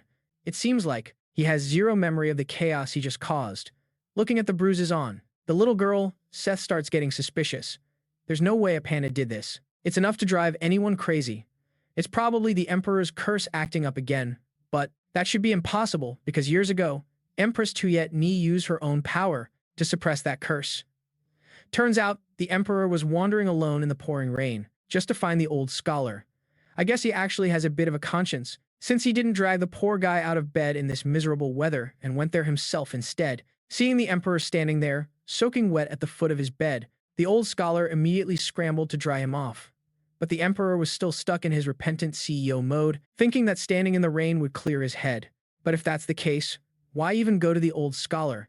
Now the poor guy is panicking, frantically drying him off with trembling hands. Turns out, he's here because he wants the scholar to help him look into a scene from 1 hour ago.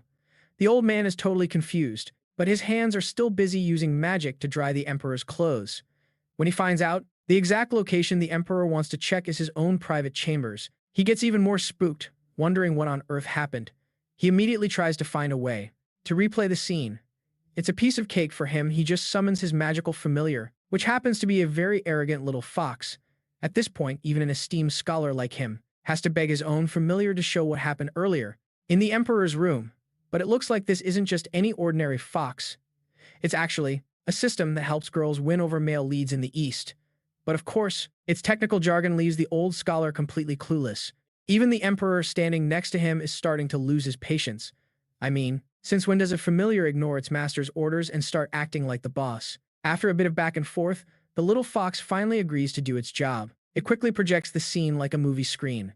It shows the moment the curse took over the emperor, and right as he was about to hurt Sujin, the panda, gave him a big fat chomp. It didn't miss a single beat.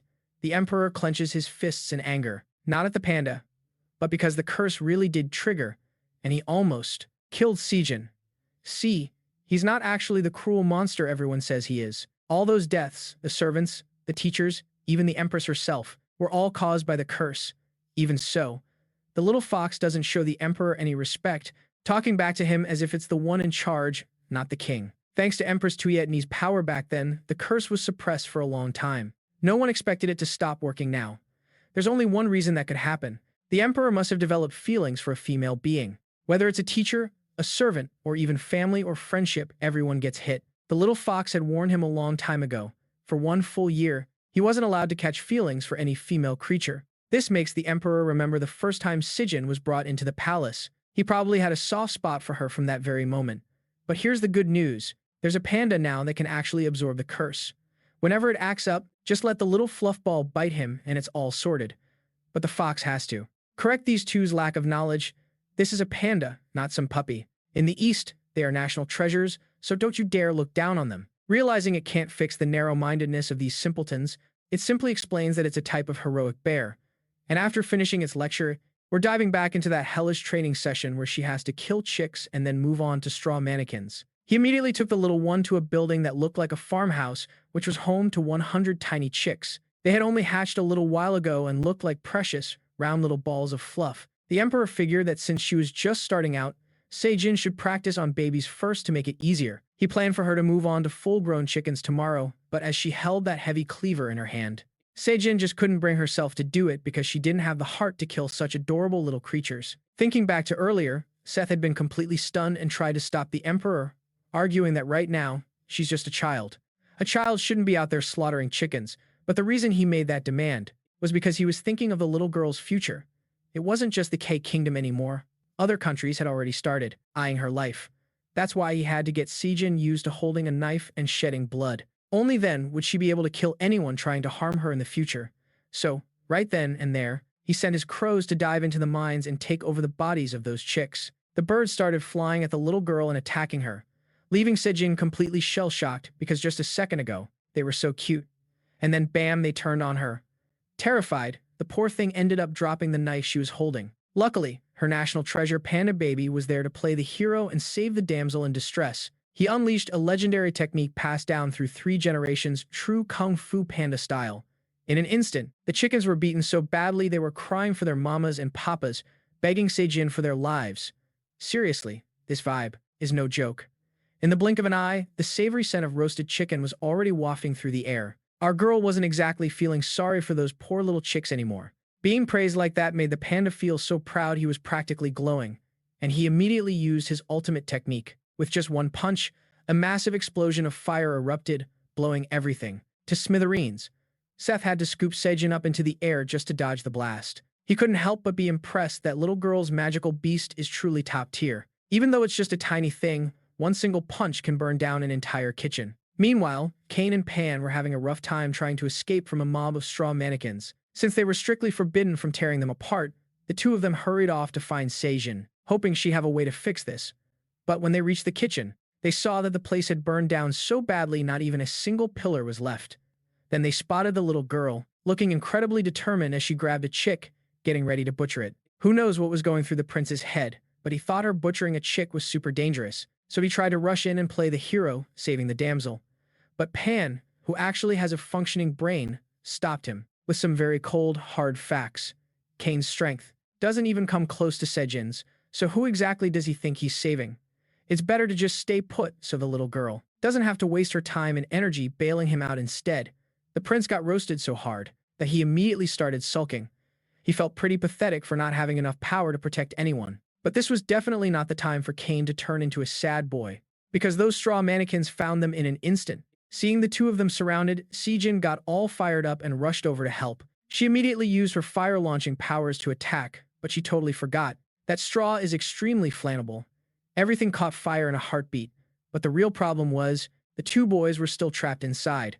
Luckily, the Dragonfire rescue team appeared just in time and sprayed water to kill the flames, barely managing to get them both out safely. While Sujin was still giggling and joking about how it's such a waste the Emperor isn't a professional firefighter, he immediately snatched her up. He realized this kid had become way too arrogant about her own power, so maybe she did something a bit boneheaded, and that might be true, but Sujin's actions really came from wanting to save those two. The thing is, our little girl's control is pretty limited, and if she gets too hyped up and uses too much magic, she just loses it. If the Emperor hadn't shown up right on time, his two kids would have probably ended up as smoked hams by now. Staring right into the Emperor's terrifyingly stern face as he started interrogating them, Jin immediately stepped up to take the blame. He knew exactly how much the prince meant to the old man. If anything happened to that boy, the Emperor would definitely have a total meltdown. But before he could even get a word in edgewise, Sujin pulled out her ultimate move, her big, sparkly eyes to handle him. She knew the Emperor had been working himself to the bone for her sake, but in the next breath, she started contradicting herself, getting huffy and refusing to admit she'd done anything wrong. This just made the Emperor frown, and he immediately set the little girl down. It turns out Sujin was only confident enough to start throwing fire because she was dead certain that the prince could save himself and the princess. Hearing someone for the first time in his entire life praise his son for being impressive actually left the Emperor completely stunned. Even S was skeptical. I mean, everyone knows Kon has such a weak body that just making it to this age is a straight-up miracle.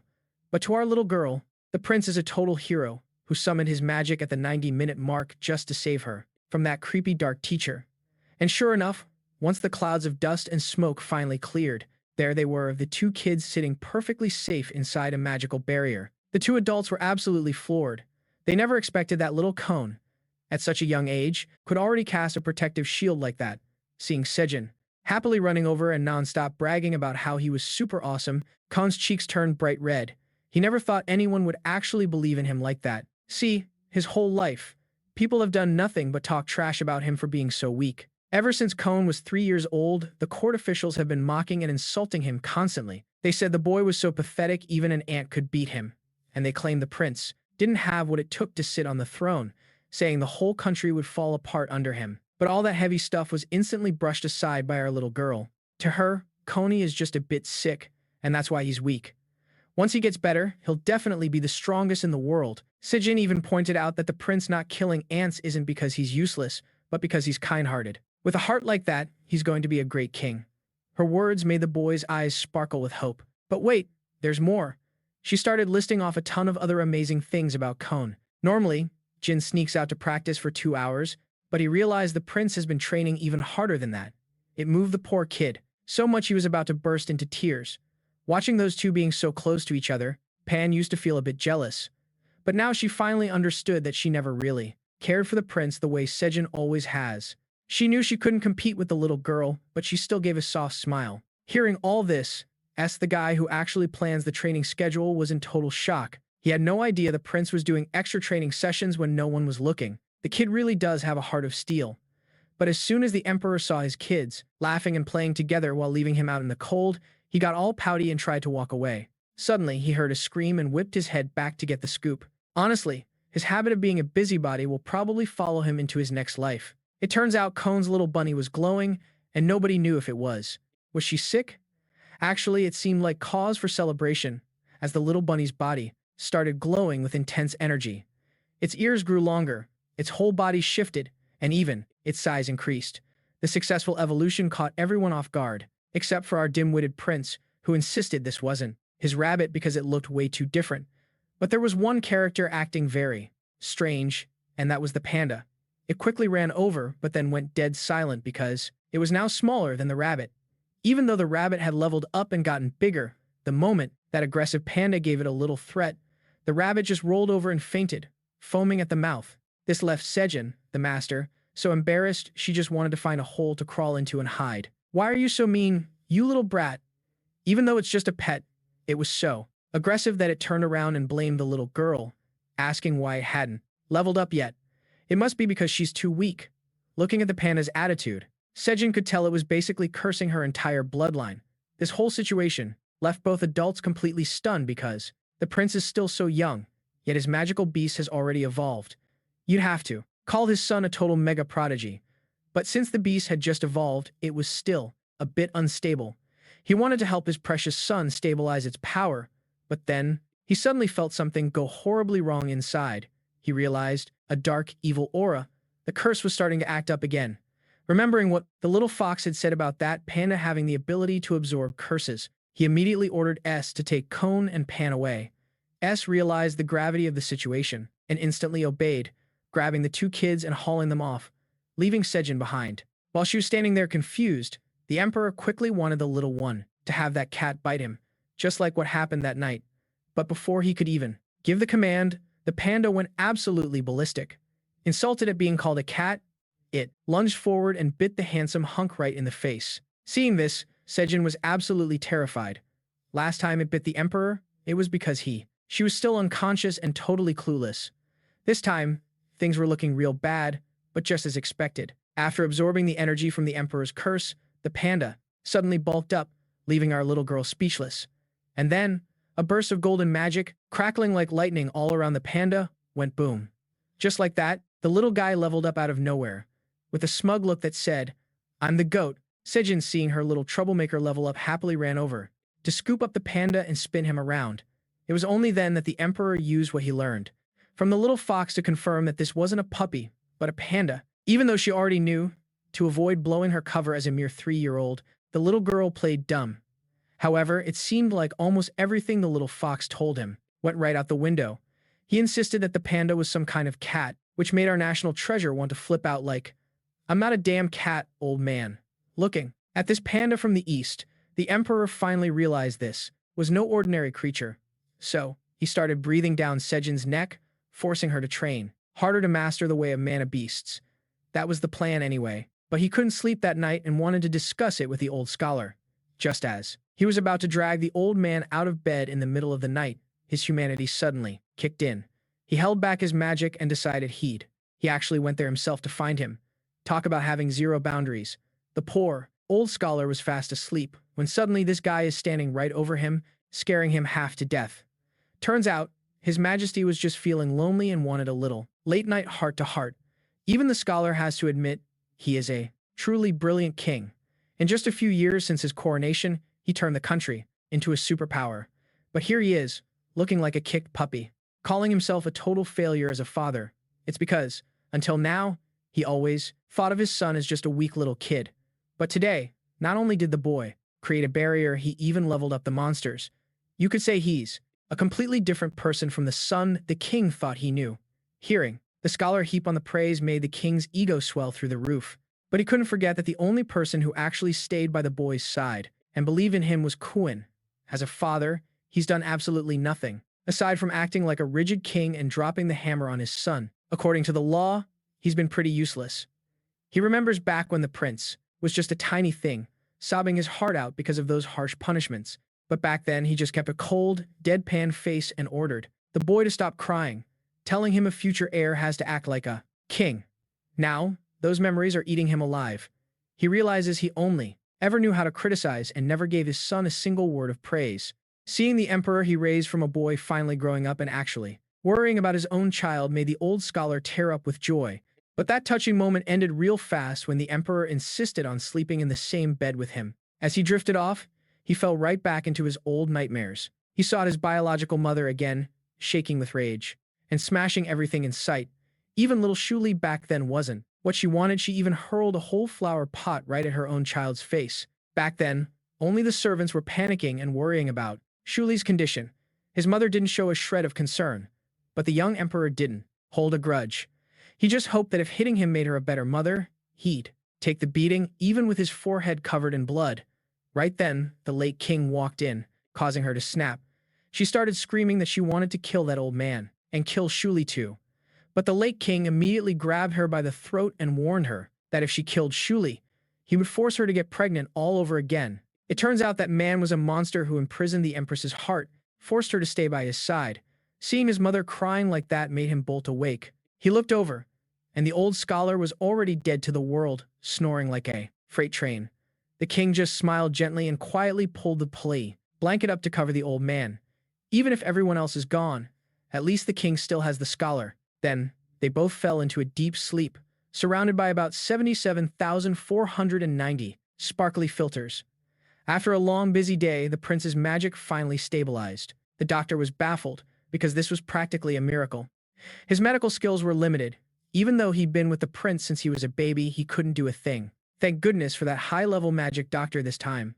Otherwise, the prince would have literally exploded from the sheer pressure of his own massive magic power. The emperor is currently in a tight spot, so even the evolution of Sujin's panda had to be managed by the general.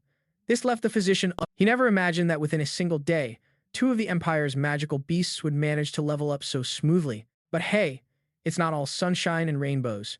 The prince has pure blood running through his veins, so he can breeze through the However, for our little girl, nothing is guaranteed. Right now, Sujin is receiving support from the general just to survive. She's enduring the magical surge of an evolving beast, and let me tell you, it's incredibly painful. Seeing that the emperor wouldn't even lift a finger to help his own precious daughter, the physician finally understood the reason. It's likely because of the curse. He wanted to head over and check on Sujin's condition immediately. He told the others to stay behind and keep an eye on Kon. After what felt like a lifetime of struggling, the little girl finally stayed. She eventually drifted off to sleep, leaving the once mighty and majestic general panting like a dog because he was so utterly exhausted. But you can't help but feel for the poor emperor. At just 10 years old, his own biological mother placed a curse on him. It wasn't until he was 21 that he finally met Empress Tuyet Ni. He thought he'd finally found some peace. But now, the curse is even attacking Sujin. Even if he doesn't say it, everyone knows he's feeling absolutely miserable right now. Meanwhile, our brown-haired lady is heartbroken for the little girl. Who knew that cultivating magic could be this agonizing? She feels so much pity for the child, which makes sense. Everyone works hard. But this is a special case. This is the first time anyone has seen magic so difficult to stabilize. Perhaps it's because Sujin is just too young. She's truly the first case of her kind in human history. After resting for a while, the little girl finally woke up. Of course, the panda woke up too. The moment it opened its eyes, it was ready to scrap. It immediately lunged toward the brown-haired lady, swinging its little fists. The general stepped in to block it right away. One look was all it took to realize the panda had lost control. He sent his lion out onto the field to teach the little guy a lesson. But he didn't forget to warn the lion not to accidentally hurt Sujin. Faced with a lion 20 times its size, the panda remained just as ferocious. Before the general's magical beast could even use its power, it just used its weight to pin the panda down. The force was so great it snapped the bed in half, and Sujin ended up pinned to the floor underneath. This scene looks a bit familiar, doesn't it? But looking over, the panda was still fired up and ready to fight the lion. It wasn't even trying to protect its master. It was just salty because the fall hurt. It didn't care how big the enemy was. It charged forward with lightning speed, leaving even the general speechless. This thing is more vicious than a mother lion. The general quickly shrunk his magic down so the two beasts would be the same size for a fair fight. Seeing the lion was now bite-sized, our national treasure felt it could win. Its eyes flared with vengeance as it dosed. In the meantime, the general went over to check on Sujin, but her face was turning pale. Things weren't looking good at all. Who would have thought a battle between two magical beasts would turn into two absolute menaces, destroying everything? They tore the place apart, and even the precious memento from the brown-haired lady was caught in the crossfire and snapped. Seeing that, the little girl's heart shattered instantly. She just wanted to pass out so she wouldn't have to feel the pain. The moment the panda took a hit, Sujin felt a sharp, violent pain in her own stomach. For some unknown reason, she started coughing up blood. This sent the brown-haired lady into a total panic. She was terrified that she might have to witness the old burying the young. Even the general couldn't figure out what was happening. Could the expansion of magic really be this overwhelming? Fortunately, the old physician showed up just in time. He realized right away that she had been poisoned and quickly handed Sujin a bottle of medicine. Wait, who would have thought the clash of the titans between two mana beasts would turn into two goofs making a mess? They were tearing up scrolls and trashing the place. Even the precious keepsakes of Sejin and the brown-haired guy were ripped apart, leaving our poor little girl heartbroken. She just wanted to pass out so she wouldn't have to feel the pain. But the moment the panda took a hit, Sejin felt a sharp, stabbing pain in her stomach. Out of nowhere, she started coughing up blood. Brown Hair was in tears, terrified that the elders would have to bury the young. Even the general was baffled. Could the mana overflow really be this intense? But the old medic showed up just in time and diagnosed it as poisoning. He quickly handed Sejin a vial of medicine. Even though it was a bit of a struggle and tasted pretty bitter, our little sweetie powered through it. And then, in the blink of an eye, it was like some miracle elixir. The second she downed it, she started to look incredibly refreshed. Yu was left scratching his head, because honestly, she was supposed to be in total agony after taking that medicine. It should have been excruciating. But seeing the brown-haired guy crying his eyes out and blaming himself, our precious baby girl actually started comforting him instead. Watching that unfold made the royal physician completely lose it. There was no way such a sweet, innocent child could be a bad person. He finally realized that purple-haired teacher had been playing him like a fiddle all along. Suddenly, right in the middle of everything, Sejin slipped out of the brown-haired guy's arms and just passed out right then and there. Talk about dramatic timing. But don't worry, it was just a sleeping agent. All she needs is one night's rest and half the toxins in her body will be flushed out.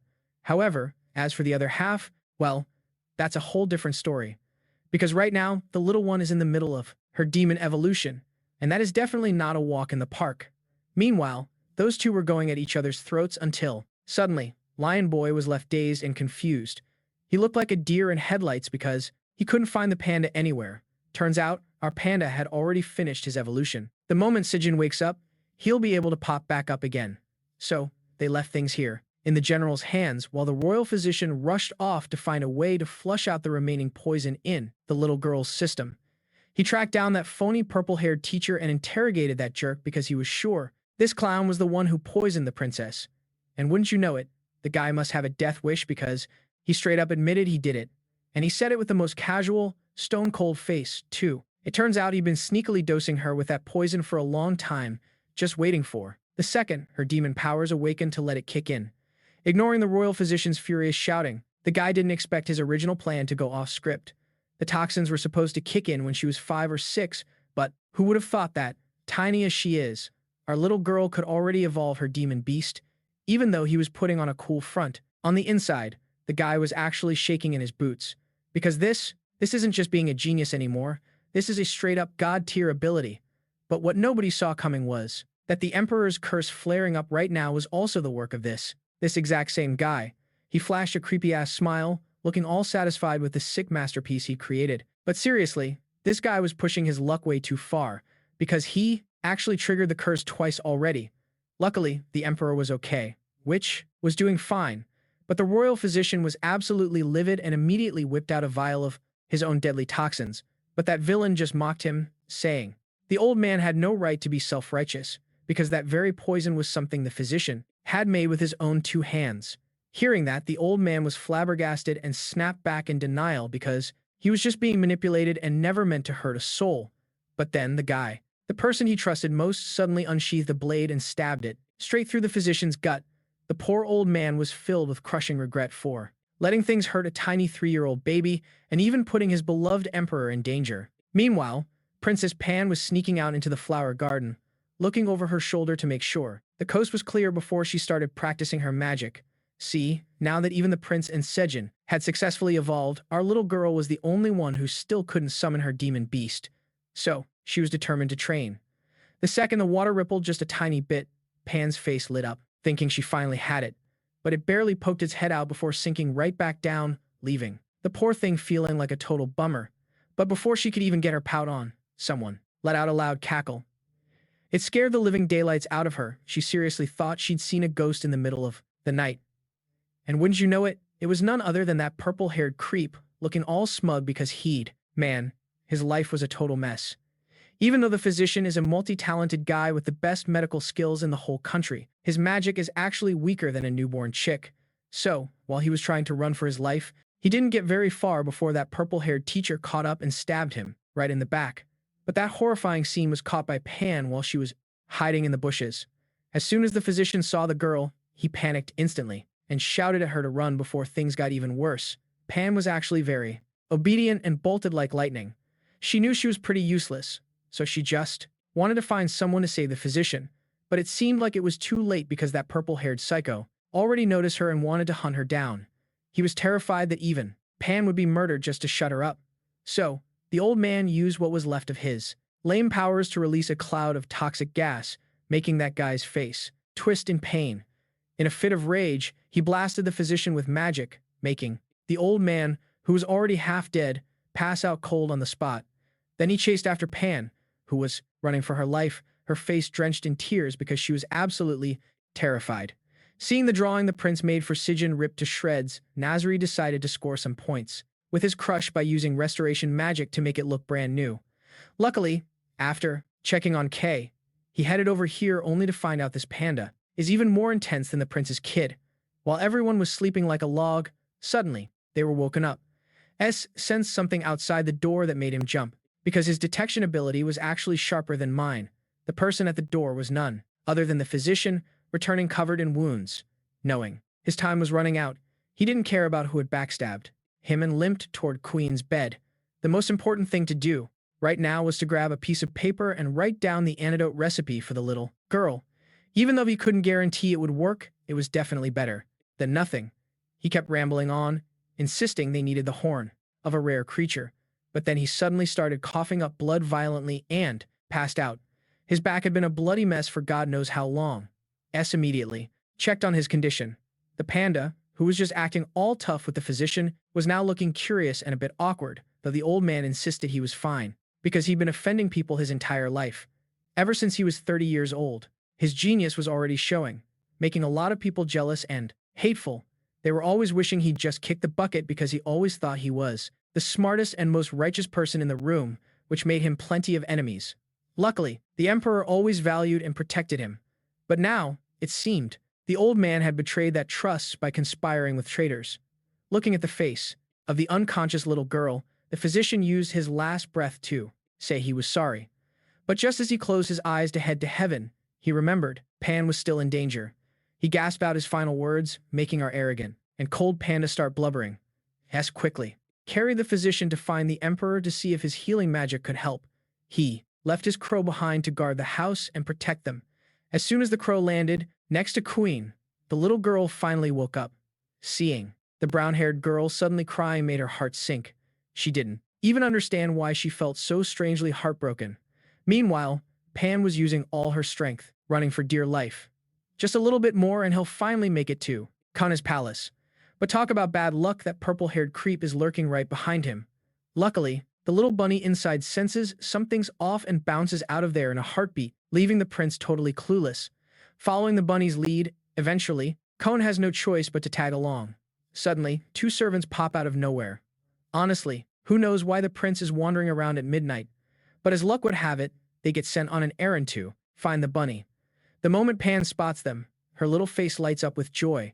She's about to shout out, making that purple-haired guy jump out of his skin. He can't afford to get caught, so he quickly uses summoning magic to call forth a monster snake to block the little girl's path. Just like that, Pan is wrapped up tight by the beast, her mouth clamped shut so she can't make a sound or scream for help. They're right behind Cone. But he hasn't noticed a thing, giving that jerk the perfect chance to use his magic and control the snake to kidnap the poor child. He knows his time in this kingdom is up, so he plans to use Pan as a tribute to secure a position in the KA kingdom. Meanwhile, our little bunny finally senses something is wrong and tries its absolute hardest to give a signal. Eventually, they decide to check out what's going on. Following the bunny, they find it chomping down on the purple-haired guy's face. Cone scolds it for being so disrespectful, because after all, this teacher used to have quite a high status. So, the guy puts on this totally pathetic act, whining about how miserable he is now that he's been fired and is no longer Cone's teacher. It actually makes the poor kid feel a bit guilty. I mean, He's the one who hurt Sejin, but it looks like he's suffered enough punishment already. But here's the thing. This bunny is usually super shy and cries at everyone, yet now it's acting like it has a massive grudge against this purple-haired creep. Fearing it might cause more trouble, the guy acts like he doesn't mind at all. But out of habit, he starts rubbing his hands together in a shady way. Cone, seeing this, just smiles and quickly heads off, which makes the guy burst out laughing because he fooled the kid way too easily. But he hasn't even taken 3 steps before Cone realizes something is seriously wrong. He spots something on the ground. His face instantly hardens as he turns back to interrogate the guy, demanding to know if he's seen Princess Pan anywhere. The second he hears that name, the guy's heart skips a beat. He knows he's in deep trouble now.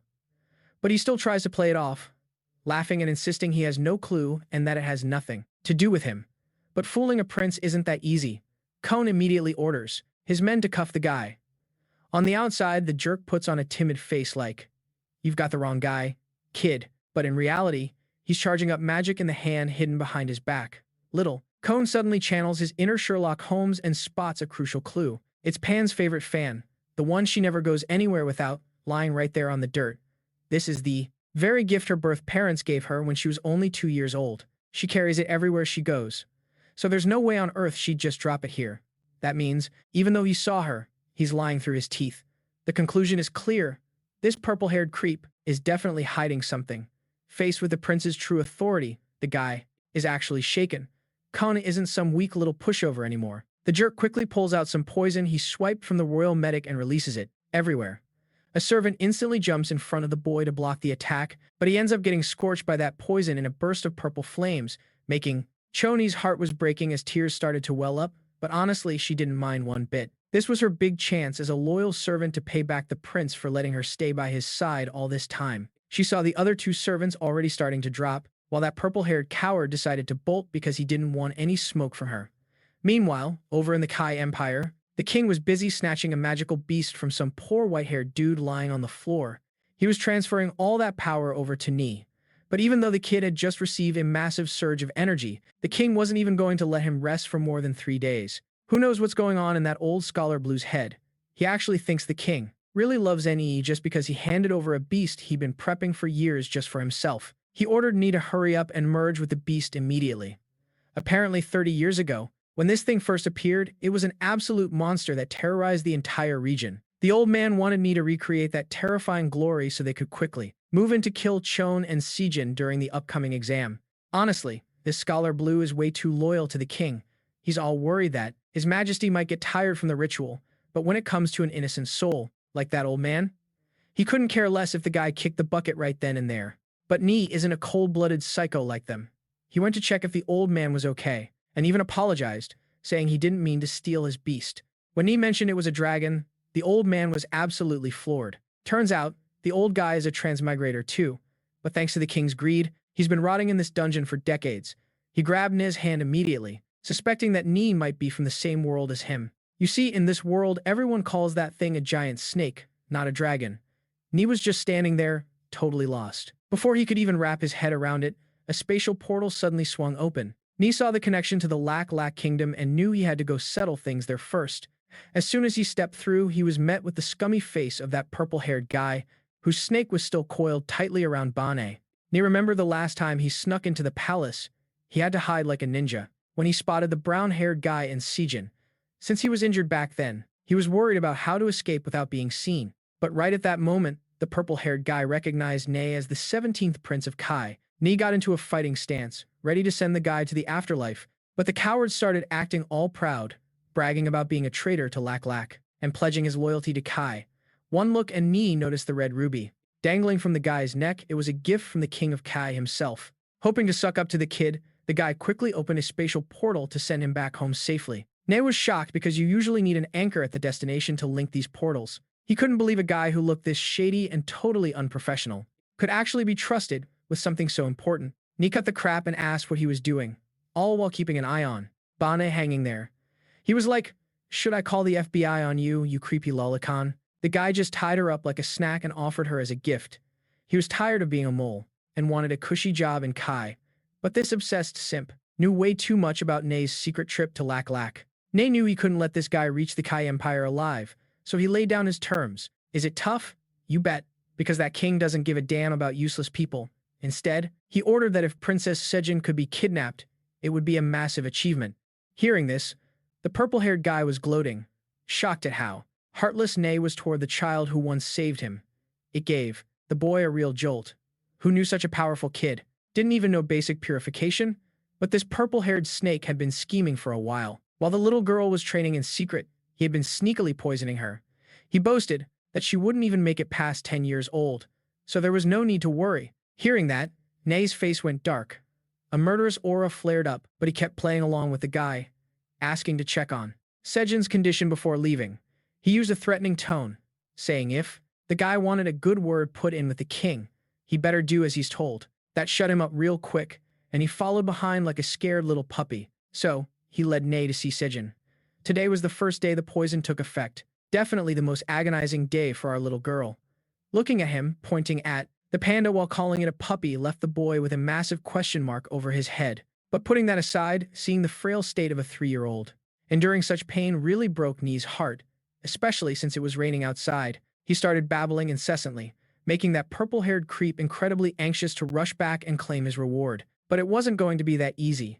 Nee immediately started making up excuses to stall the guy. Since Kuzin was currently accompanied only by a girl who knew zero magic, it was the perfect time to strike. He ordered the man to go over there and finish the girl off. The guy hesitated, stalling because he knew if he did that, the Emperor would hunt him down. But faced with such a juicy temptation, he found it hard to resist.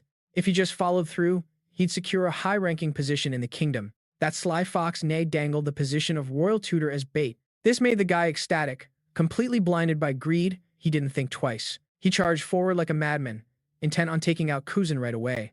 As his beast followed its master, it dropped Pan, forcing Nee to rush over and catch her. Even though his own summon was basically stolen property and probably hated his guts, this was an emergency, and he desperately needed its help. He summoned a baby dragon with a head as round as a soccer ball. He patted its head, asking it to carry Pan somewhere safe while he handled business. To his surprise, the little dragon didn't hate Nay at all. Maybe it was just a sucker for a pretty face, because its face turned beet red with joy. Nee decided right then that he couldn't let that purple pill's creep survive to snitch on him. Once it saw its master leave, the baby dragon immediately got to work. It wrapped its tail around Pan's leg and started dragging her away, a very heavy task. But hey, for the sake of its paycheck and its handsome master, it gave it everything it had. Meanwhile, that purple guy was fuming, blaming Kuzin for losing his cushy teaching job. He even pinned the murder of the medic on the poor little kid. Showing his true, disgusting colors, he vowed to get his revenge. While Kuzin was still fast asleep, he ordered his snake to devour the little girl. But just as the snake grew to a massive size, Nee rushed in from behind. He was ready for a sneak attack, but it seemed like that might be totally unnecessary, because our little national treasure woke up in a heartbeat and threw a punch, sending that snake flying across the room and splattering against the wall. How dare you disturb Daddy's nap, huh? Our purple rain guy over there is absolutely losing his mind, screaming, "Oh my god, what is wrong with this brat?" Talk about a short fuse. But it wasn't just Mr. Panda who was ready to rumble. Even Queen reacted in a flash, ordering him to mop the floor with this purple-headed loser. Even Brownie the maid had been awake the whole time, leaving Nay completely speechless. Turns out they knew all along and were just playing dead to lure him in. And then, Asri's murder of crows finally got a chance to show off their skills, swooping in to turn that snake into a buffet. The other two crows instantly put up a shield to protect the pair, but thanks to his special constitution, Sejin basically vacuumed up all the mana, leaving the poor birds looking totally bewildered. They were like, "Wait, what just happened? Is this a glitch?"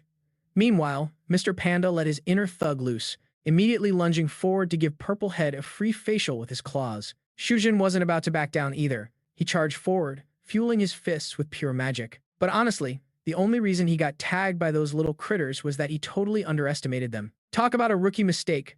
The old easy target is long gone. Now, Purple Head is pulling that I'm the main character face, acting like he's the baddest man on the planet as he starts flexing his true power, unleashing his family's secret technique.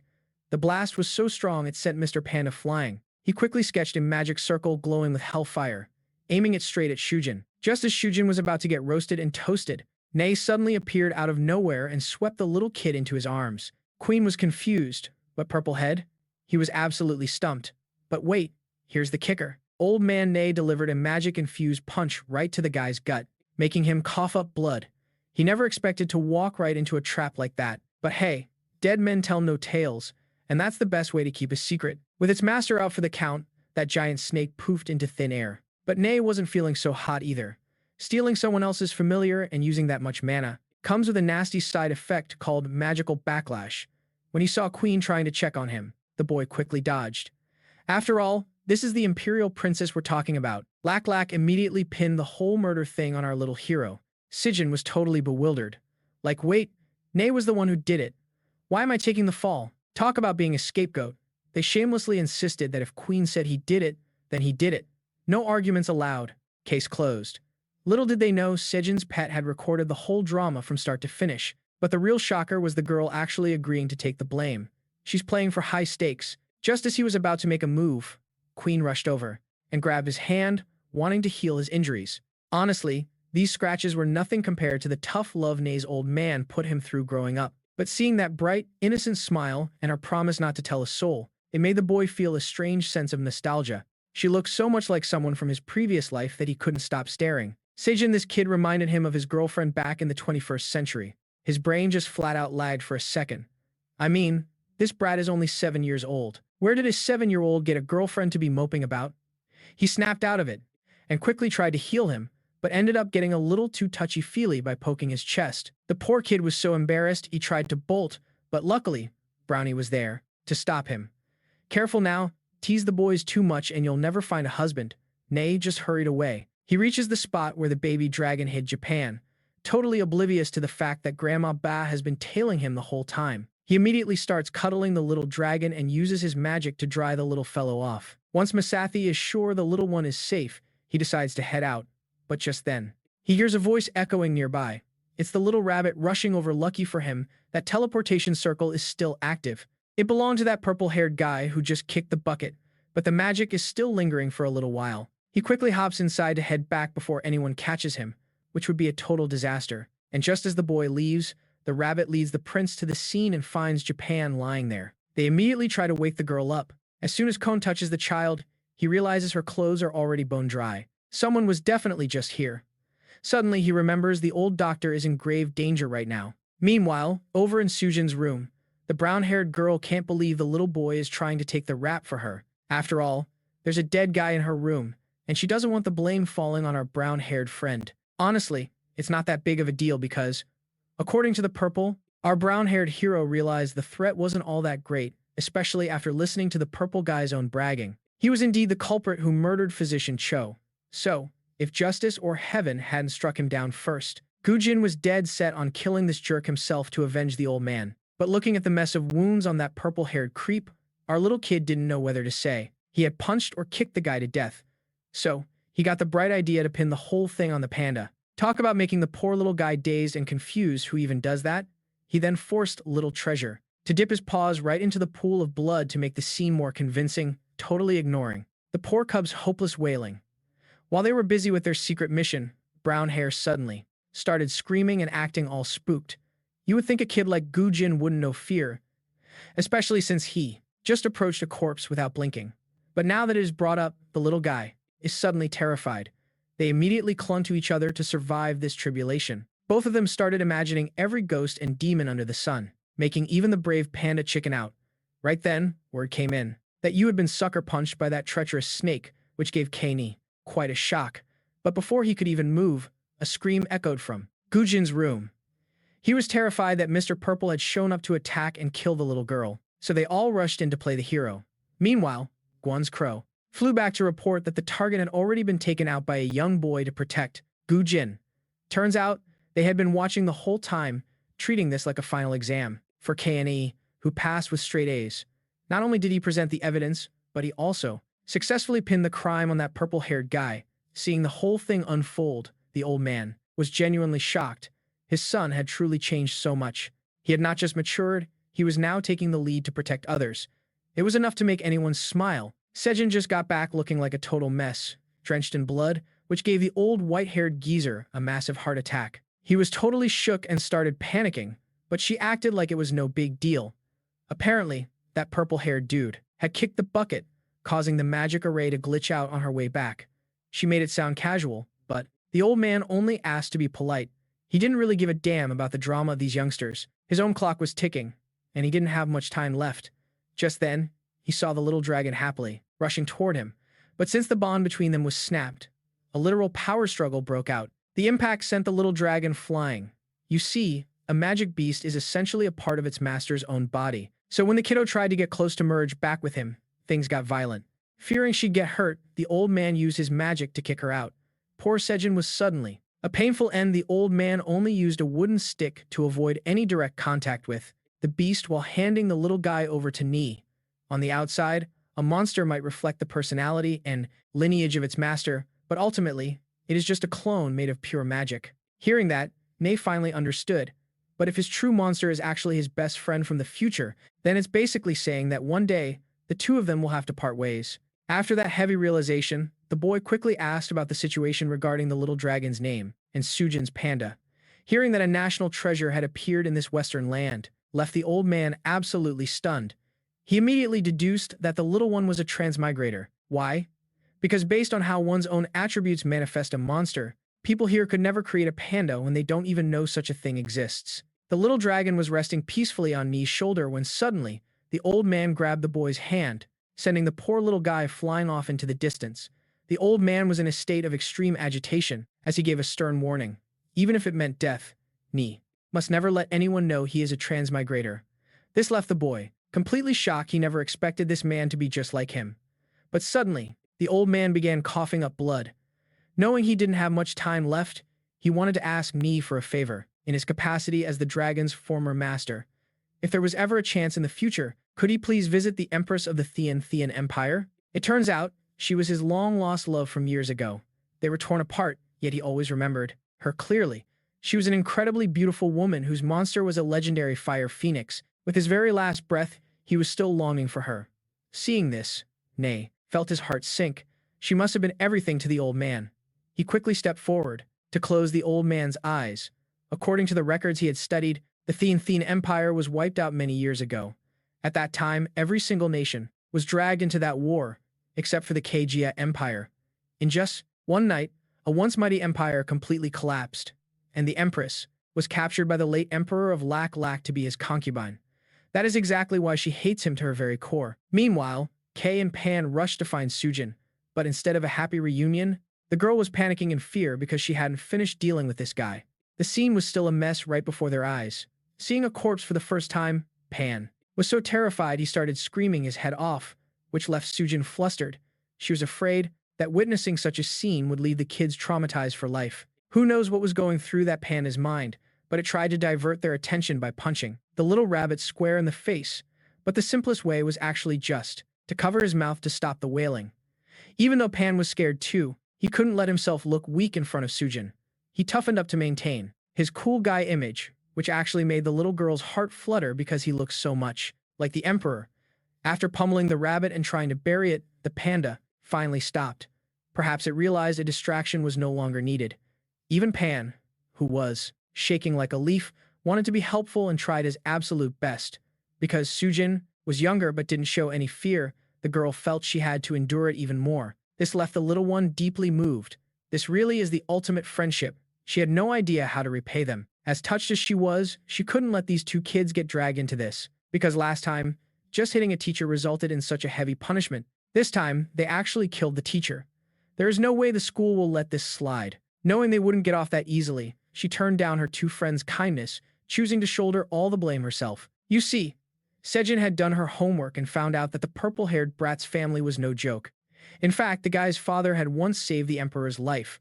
On top of that, the purple-haired dude was the only son in the entire clan, so they were definitely going to blow this whole thing out of proportion. Seeing that the girl couldn't bring herself to drag them into danger, Khan immediately stepped up and loudly declared that friends stay together through thick and thin. Khan showed the true spirit of a future successor, vowing never to abandon friends in a time of crisis like this. Even Pan chimed in, saying, "I might be useless, but I don't want to stay in the back forever.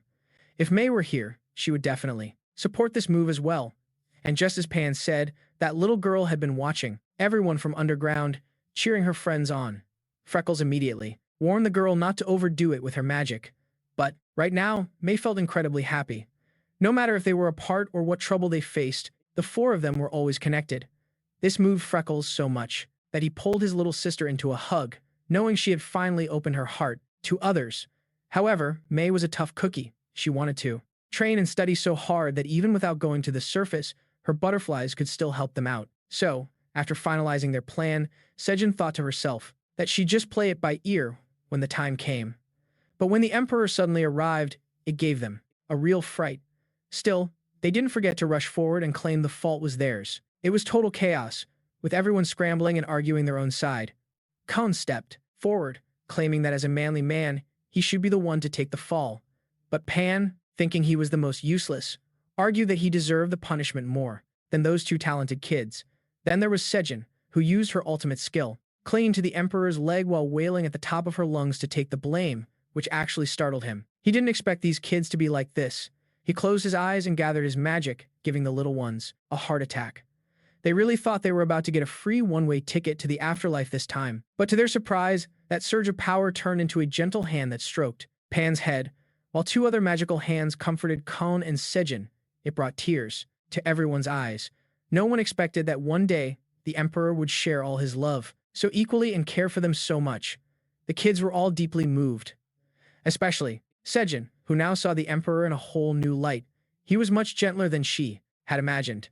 He then ordered Brown Hair to take the three children back to Kon's room and sleep there with them. As for S, he was stuck with janitor duty to clean up this mess before heading to the purple-haired clan's place with the Emperor. Meanwhile, as Brown Hair was getting things ready for bed, she felt the burning gaze of the little rascals. But when she asked, they just put on their most adorable faces and denied everything, even though they said nothing was wrong. The moment she tried to go out to get some extra pillows to sleep on the floor, they'd say okay, but the second she turned her back, they'd stare her down so hard that she was left totally speechless. Their heads were shaking, no like they were about to fall off, but their hands were gripping her skirt tightly, refusing to let go. This brought tears to Brown Hair's eyes, because she thought the poor things were still scared. After all, they're only a few years old and had to go through something so terrifying. She decided to test the waters and ask them if they'd like it if she didn't go out to get more blankets. Right on cue, the little rascals' eyes lit up, and they nodded their heads like crazy. Yep, that was their little scheme all along. If she agrees, the kids just keep acting all cute, flashing those puppy dog eyes, while clinging to the brown-haired girl's skirt, begging her to stay. But the moment they see the grumpy sourpuss face of the general who's only there to watch over them because someone with magic is way safer to have around their sweet and angelic act from a moment ago vanishes, they all start making faces of pure disgust they can't even hide, leaving the poor guy with no choice but to swap shifts with the handsome Sir S to guard the door. On the outside, he acts like he's fine, but deep down, he's crying a whole ocean. While everyone else is tucked in all cozy, suddenly, Sir S is sitting at the foot of the girl's bed, talking to himself like a crazy person. The brown-haired girl was busy snoring away until his noise made her jump awake. That's when she realizes Sir S's hand is bleeding incredibly heavily. Honestly, it looked worse than a charred rib smothered in extra hot sauce. Seeing her look so worried, he immediately motions for her to be quiet so the kids don't wake up. The two of them head out to the garden where she quickly bandages his wound, her eyes already tearing up. But compared to the Emperor, these little scratches are nothing, because last night was pure chaos. Little Quinn was hiding in the bushes giggling, thinking his big sister had snuck out for a secret date. But then the brown-haired girl screams in shock the Emperor was badly hurt while attacking the purple-haired clan, which has her worried sick. Sir S gets a gloomy look just talking about it, because the Emperor is a man of great honor, but the head of that purple-haired clan is actually the one who saved his life. So last night, when facing the whole family, he didn't even try to dodge the sharp blade of his savior. That's why he's wounded right now, which is making everyone jump in surprise because the Emperor didn't even flinch. That one sword strike was his way of paying back the debt. Now they're even, and he owes them nothing. It takes him back to the time 10 years ago when the former Emperor and Empress passed away. The country was falling apart, and people were losing their homes. Every single sibling had been murdered, leaving only Emperor Shuli. Back then, a mob of rebels wanted to send him to join his parents with a single blade. Just as he thought he was too weak and was waiting for death, a flash of purple magic blocked the strike. It was that old purple-haired man who stepped in and saved the Emperor's life. If not for that day, he wouldn't be standing here now. So that lifelong debt had to be paid with this one sword wound. Without even flinching at the pain, the Emperor snapped the blade, which even shocked the old man because he never expected him to go that far. He immediately summons his pet, acting all tough and insisting that killing that scumbag was the right thing to do. But when the news breaks that his own kin is actually a traitor, everyone starts panicking and whispering in confusion. And it wasn't just that one idiot. Even the talented young ones, the ones who were supposed to lead the clan in the future, were also traitors. They started riling up the crowd to attack the three of them together. Some guy hiding in the corner thinks the emperor is afraid to make a scene, which is why he only brought 3 people here. But that guy is no joke. He's a massive spy, connected to dozens of other countries. Talk about nurturing a snake in your bosom. The moment he uses his magic, he brings in an elite army from other empires. This guy's reason for treason is honestly pathetic. He says he's talented but didn't get enough attention, so he decided to kill the king. But is this army even enough? The emperor already knew there were many traitors in the clan and wants to use this chance to wipe them all out. They move as one. The general hadn't even had a chance to swing his blade more than a few times to finish things quickly, before he felt like calling for backup. The customer count on the battlefield was skyrocketing, but it's fine. It has to be fine, right? This mob of soldiers has the quantity, but they've got zero quality. The 3 of them stood back to back, radiating confidence that they could snatch the traitor's head right then and there. But just as the hype was peaking, the general suddenly dropped a real buzzkill. Those other 2 are young and fearless, but this old man has 1 foot in the grave already, so he values his life way too much. Talk about a mood killer. His peak negativity made the other 2 look at him with pure, unadulterated disgust. Meanwhile, brown hair was shaking like a leaf. She couldn't believe 3 people were trying to take on hundreds of enemies. Our handsome lead reached out to pat her head, trying to comfort her and tell her that the nightmare was over. Well, over for the lovebirds, maybe. But inside, Sujin was sweating bullets, desperate to check on the emperor's condition. At that moment, the old scholar was acting like a nagging mother, treating the emperor's wounds while grumbling nonstop. He was lecturing him for being a reckless idiot, but His Majesty didn't look sorry at all. He just acted like a show-off. The emperor told the old man to stop talking so much, which immediately triggered the scholar's angry mode. "Oh, are your ears broken? You can't hear me?" He took it out on the emperor's back, which was already covered in wounds. The pain was so intense the emperor felt like he was about to meet his ancestors. "You've been my scholar a little too long, old man. But hey, call it a sweet punishment.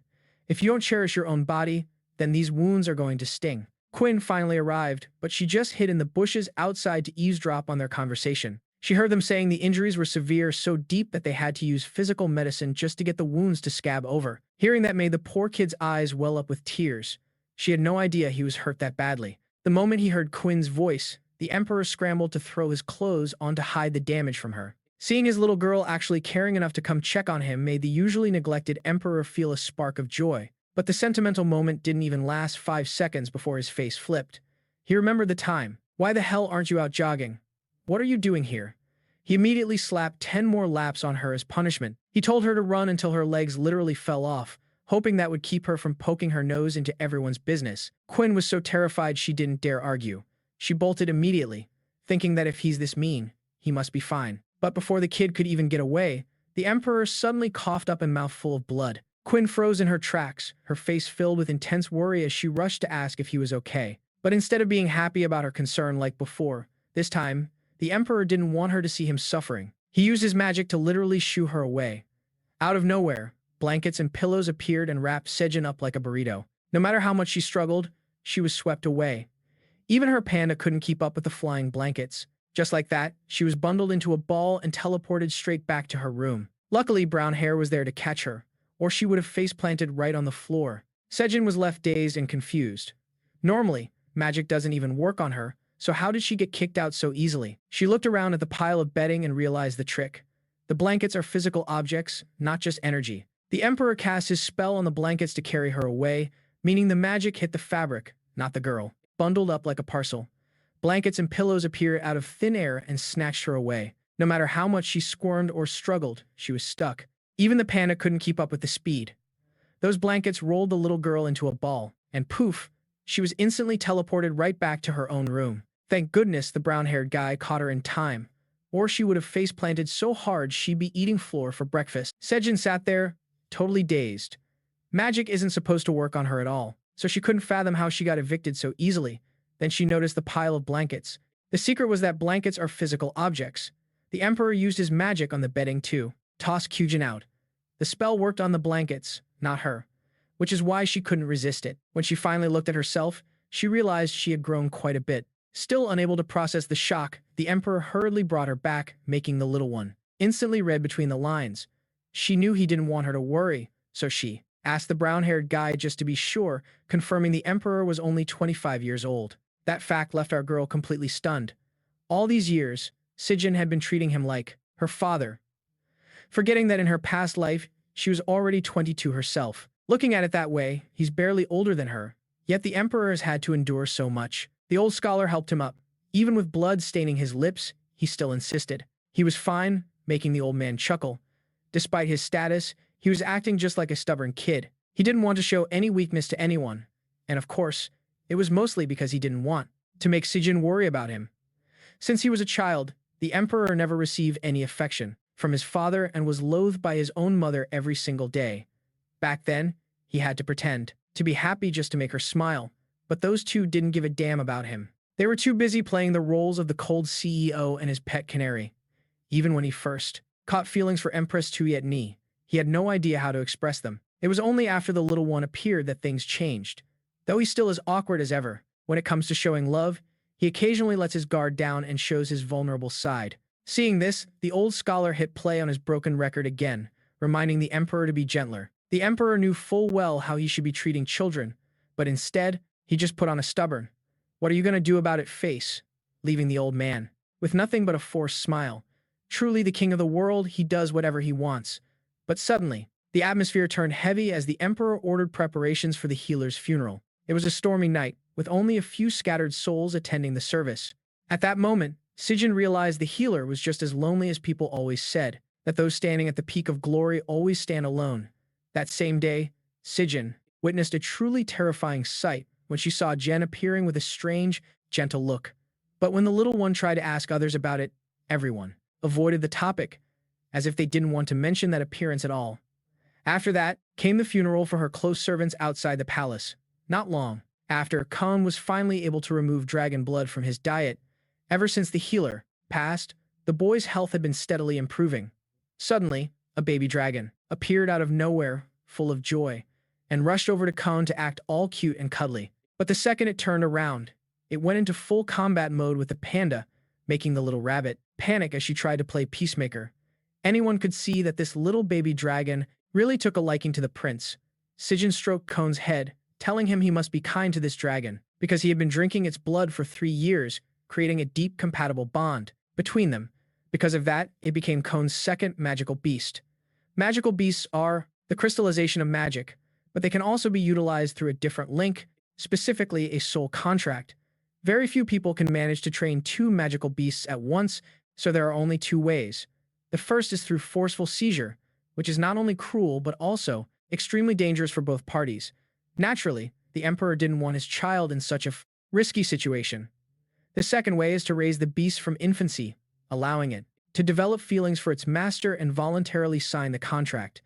And so, our national treasure went back to teasing the innocent little rabbit, saying, "Oh look, someone's becoming a third wheel." This made the poor bunny burst into tears, forcing Sujin to quickly comfort her, saying it was just a joke. But Pan couldn't help but feel bad for the little rabbit. Was she not good enough? Why did he need a second beast? Knowing full well this bunny was way too weak for someone destined to be king like Kane. The emperor had already paved a smooth path for the boy. Sujin also understood why he wanted to swap the prince's magical beast so badly.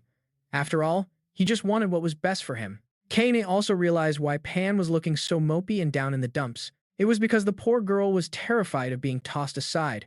To everyone else, that bunny is just a useless thing that nobody wants. But our girl isn't the type to ditch old friends for new ones. Having the little bunny is more than enough. She doesn't need a second magical beast for anything. The prince knows this bunny is actually pretty awesome. He trusts it just like the way Sujin trusted him. Seeing the two of them getting all hyped up together made the dragon's heart shatter into pieces. It looks touching and all, but to get this baby dragon, the emperor almost kicked the bucket when he was chased by its mama. Yet, there he was, agreeing to give it up without a single regret, as long as they could pass the mid-level exam. The moment they heard that, they all shouted in unison and agreed instantly. But how on earth were they going to pass the test? From that day on, Sujin and the 2 kids worked their butts off training. When they went to the kitchen to prep chicken, they were already armed with honey. She's no longer the girl who pities the poor chickens. Now she just waits for those grilled pandas and slathers honey on every single one. Then she offered her spoils of war to the emperor to enjoy. After dealing with the chickens, she turned her sights on brutally slaughtering the scarecrows. But thanks to that, she discovered why the emperor forbade them from making those things. It turns out, S and the brown-haired guy had to stay up until the crack of dawn to remake them. Talk about a rice-powered manufacturing machine. In just a split second, hundreds of them were finished. After heading back, RS Tree felt nostalgic for the time they spent pulling all-nighters working together. It felt just like a secret date. This gave the kids hiding in the bushes a totally chaotic idea. Their forecast for today was to play matchmaker for the two of them. No sooner said than done. The next day, the kids started ripping things apart like there was no tomorrow, leaving S buried in a mountain of straw. Seeing that there weren't many scarecrows left, the brown-haired guy suggested that they should make even more than usual tonight. Having just been given the green light, he accepted immediately. Finally, thanks to the kids' meddling, we've got some dog food to enjoy. Time flies like a dog running through a field. There are only 3 days left until the exam. Contrary to their fears of being worked to death, they were actually taken to rest and paint to relax their minds under S's devoted guidance.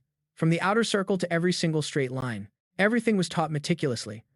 Everyone felt like they could be an artist, but just as they thought art wasn't as hard as it seemed, S immediately jumped to step 4, and bam, she drew something incredibly beautiful, making an average person like Sujin feel super salty. The jump between step 3 and 4 is just straight up magic, for crying out loud. Surprisingly, Pan was able to grasp those skills and drew a portrait of herself that looked exactly like the real thing. Before the shock could even settle, K had already drawn himself, like a literal masterpiece. This left the little girl crying her eyes out, realizing she's the only useless one. Out of everyone, Princess Pan drew the best, far better than the other two. But Kane's drawing wasn't half bad either.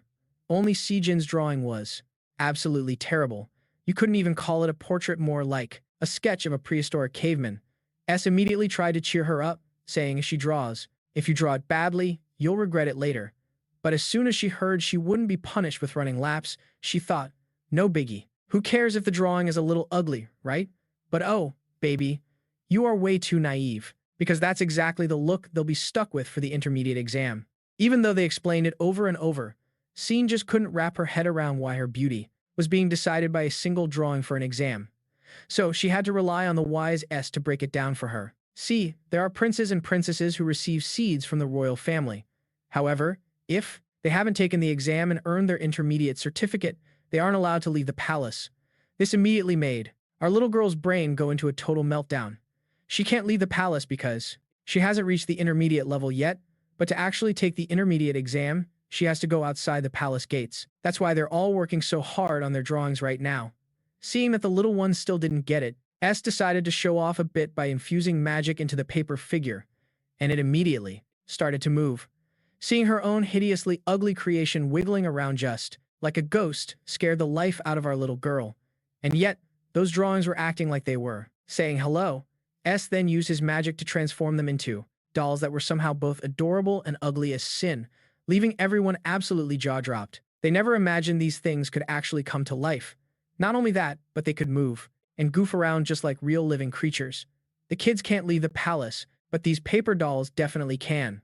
Luckily, this is just a draft. On the day of the exam, I'll fix them up and put their souls inside so they can leave the palace. Finally, it clicked for Sane, and she started to realize that the intermediate exam is basically just paper dolls duking it out. Seeing this, Cone put on his big brother act and lectured the little girl, telling her she better draw something really beautiful. He warned her that she wouldn't want to take such an ugly thing to the exam, but apparently, that doll had a mind of its own. As soon as it heard it was called ugly, it flew into a total rage and tried to snap at Cone. But luckily, before it could even get a drop of the boy's blood, the little bunny immediately bit that paper doll's head clean off. This sent a shiver down Cian's spine, because after all, that doll was technically her. But the one truly shaking like a leaf right now was Cone's doll. And it got even more shocking. When the panda saw red and decided to get some revenge for its tiny fake master, it grabbed the little bunny and sent it flying straight to the next world to rethink its life choices. While Cone's doll was so terrified it looked like its head was about to fall off. Since they're both magical beasts, they just kept clashing. The little bunny wasn't backing down either, constantly mocking that thing for being butt ugly. S stood on the sidelines, just silently observing, realizing that these kids still have no clue just how important this exam actually is. The intermediate magic exam is held once every 3 years. It's supposed to be an open event, where commoners and nobles can participate freely. But honestly, it's more like an all-out war between the nobles. Because, mastering magic is no walk in the park. In recent years, some dirty players have been sneaking in with their filthy schemes to kill off the candidates, leading to a full-blown war between the empires. So, who knows if these little ones will actually be safe this time? I thought Cian's paper person was one of a kind in its ugliness, but I never expected May's creation to be even more jaw-dropping. When asked if that painfully hideous thing was beautiful, Freckles hesitated for a moment, but then, the general stepped up, showing his maturity by comforting her, saying that back when he took the exam, his own appearance was also, it looked absolutely hideous, and after some comforting, the poor kid's mood just plummeted even further. Talk about a failed attempt at cheering someone up. Finally, the big exam day arrived, but the kid's skills still hadn't improved even a little bit. Luckily, Sujin has a third brother with a natural gift for art who managed to salvage her look, making her actually look like a normal human being. Even her freckles were touched up, while the little girl was napping.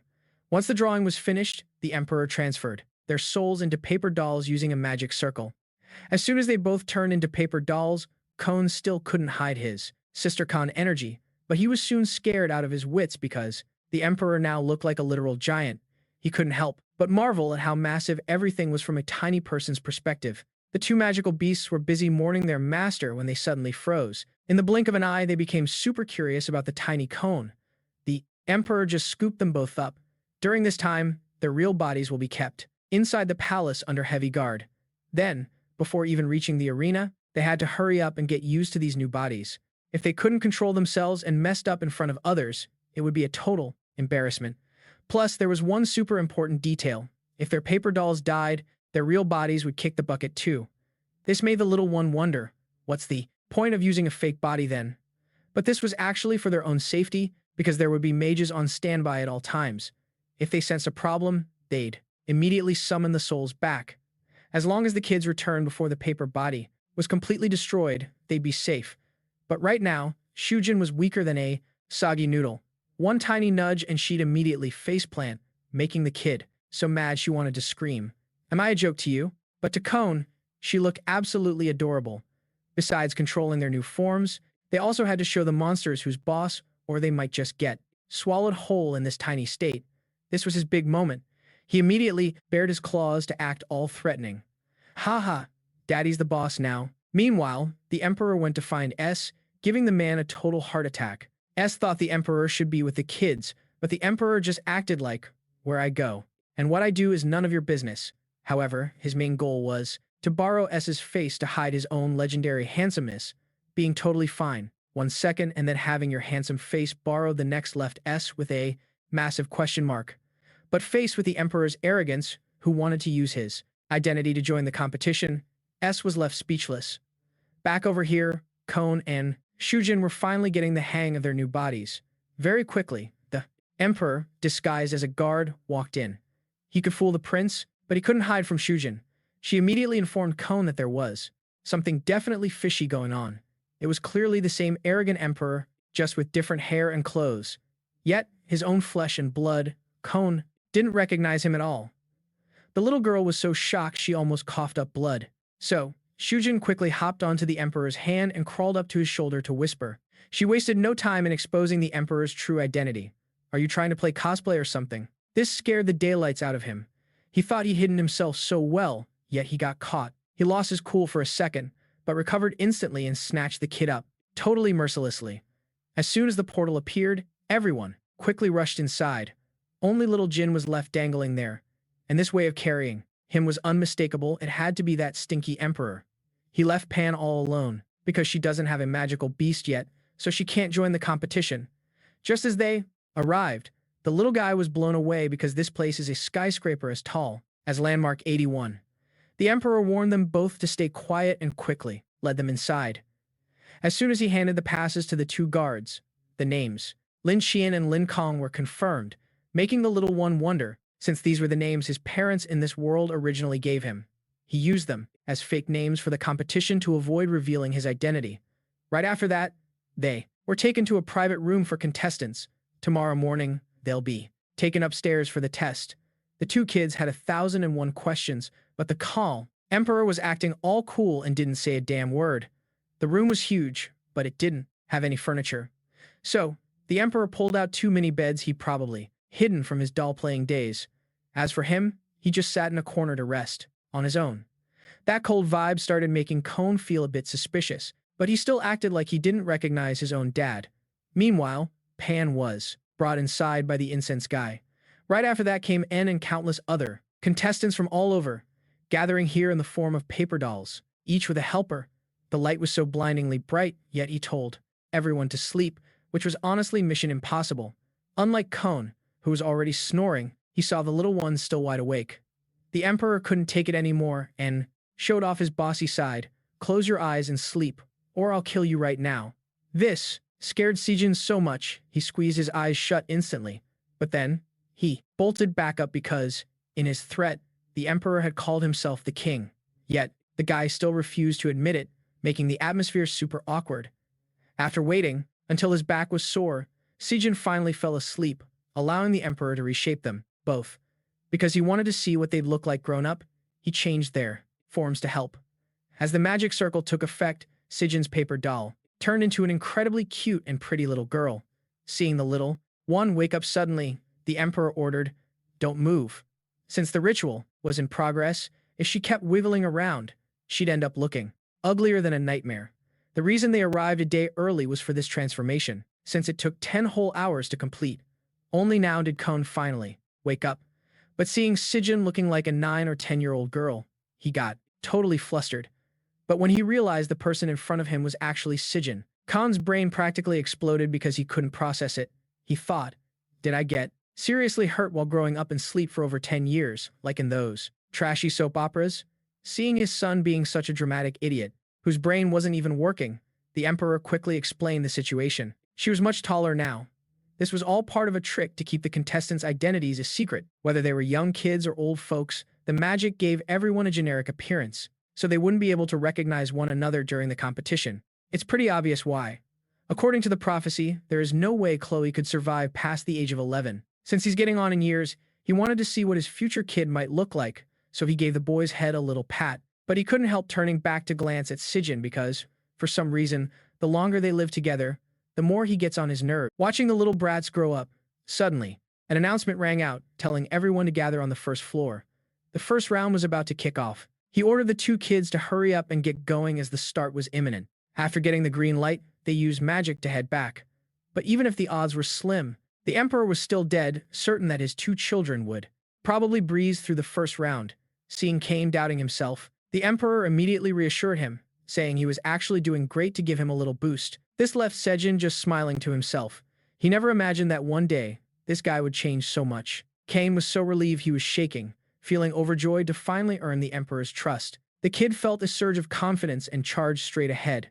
Just as they stepped out of the room, they heard a massive argument breaking out on the floor above. When they went to check it out, even little Sejin's eyes lit up. He couldn't hide how greedy he was feeling, because right there in front of the little glutton was a literal mountain of gold coins piled high. Whether in the 21st century or here, even if you worked until your back broke, you probably wouldn't earn even 1/100th of this massive pile of cash. The kid was literally drooling and wanted to reach out and touch it just to know what it felt like to be filthy rich. But suddenly, a guy next to him stopped him. He looked a bit older, but in Sejin's eyes, he couldn't actually see the person's face. This was how they masked their identities during the competition, faced with the power of cold, hard cash. Everyone was shoving and beating the living daylights out of each other just to grab a share. This made Sejin wonder, there's so much here, why not just split it up? They could live like kings for lifetimes and never spend it all. Why go through all the trouble of fighting for it? But then the little one seemed to realize something as he stared at the gold in front of him. Could this be the actual test? It was exactly what the kid had suspected. If you touch this gold, you'll lose your mind and go feral, just like the rest of them. After playing the hero, saving the beauty, he headed off but didn't forget to say they'd meet again. It seemed like he knew Sejin's identity. The little brat then grabbed Cain's hand, and the two of them headed up to the third floor together. The boy was totally confused. The rules clearly said to be here, so why the heck were they going to the third floor? That's when Sejin explained the logic he just figured out. The first round was that mountain of treasure. Those blinded by greed would just end up wandering around there forever. But Sejin looked pretty bummed out because he felt this whole competition was a total scam. If poor kids saw that treasure, how on earth could they resist it? It confirmed exactly what the emperor had said. This contest was just for nobles to clash. Regular folks were basically disqualified before they even got past the front door. The little one knew he couldn't make the world equal, so he just had this sad look on his face. Man, life really is a raw deal, and things never go as straight as you want them to. As soon as they reached the next floor, they stepped into round 2, which took Sejin and Kane by surprise. On the ground, there were 2 mats laid out. One side said all true and the other said all false. People had to choose one or the other. Suddenly, some random guy with nothing better to do started hitting on Sejin, making Kane instantly go on high alert. He jumped right in front of the girl to block that creep. This guy wasn't actually a kid. His real identity was this. Since he had nothing better to do, he decided to stick his nose in and show them exactly how things are done. In this competition, if you pick one of those 2 options, your written exam has to be absolutely perfect. It is all or nothing, one tiny slip up and you are out immediately. Meanwhile, that creep took the chance to act like a total pervert while lifting the little girl's chin. Even though they were complete strangers, that 25-year-old brain of his did not care about how old his target really was. But just look at her, she clearly has the face of a little kid who is only 10 years old. And yet, he still had that disgusting, sleazy look on his face. Honestly, even his own sister, the 10th one in his family, felt so embarrassed by her own blood brother that she did not even want to acknowledge him and just walked away. She just turned her back on him, but he had messed with the wrong person. Scene took a long, deep breath. Then she swung her leg back with all her might and kicked him right in his family jewels. You could practically hear the sound of his precious eggs shattering into a million pieces, leaving his face twisted in absolute agony. Even just watching through the screen, you could feel the pain. Even the panda standing right there is totally feeling it too. It was completely shocked by its master's move and managed to learn it in an absolute heartbeat. He started showing off by kicking everything in sight. Then, he just kept hounding that poor little bunny without a single shred of mercy. It was so brutal that the poor thing could only wail in pain. Even Cone, who was standing right next to him, was breaking into a cold sweat. Honestly, Sujin didn't even need any protection, but seeing the sight of that guy rolling around on the ground like that makes you feel pretty uneasy, because you can just feel that excruciating, stinging pain. But since the competition was the top priority, Sujin immediately grabbed Cone's hand and pulled her straight to the right room. But it looks like our little baby has been getting way too full of himself lately, so it's become a total habit. He was wondering how that guy could even see his handsome face when it was supposed to be all blurred out, which just made Cone look at him in disbelief. You'd be totally smitten too, even if you can't see his face. Just one look at his build and his outfit tells you he's a total 10. As those two are walking away, that guy finally manages to scrape himself off the ground, but he's still acting like a total jerk, feeling incredibly salty about the whole situation. See, he's actually a 25-year-old man, but he's currently disguised as some teenager.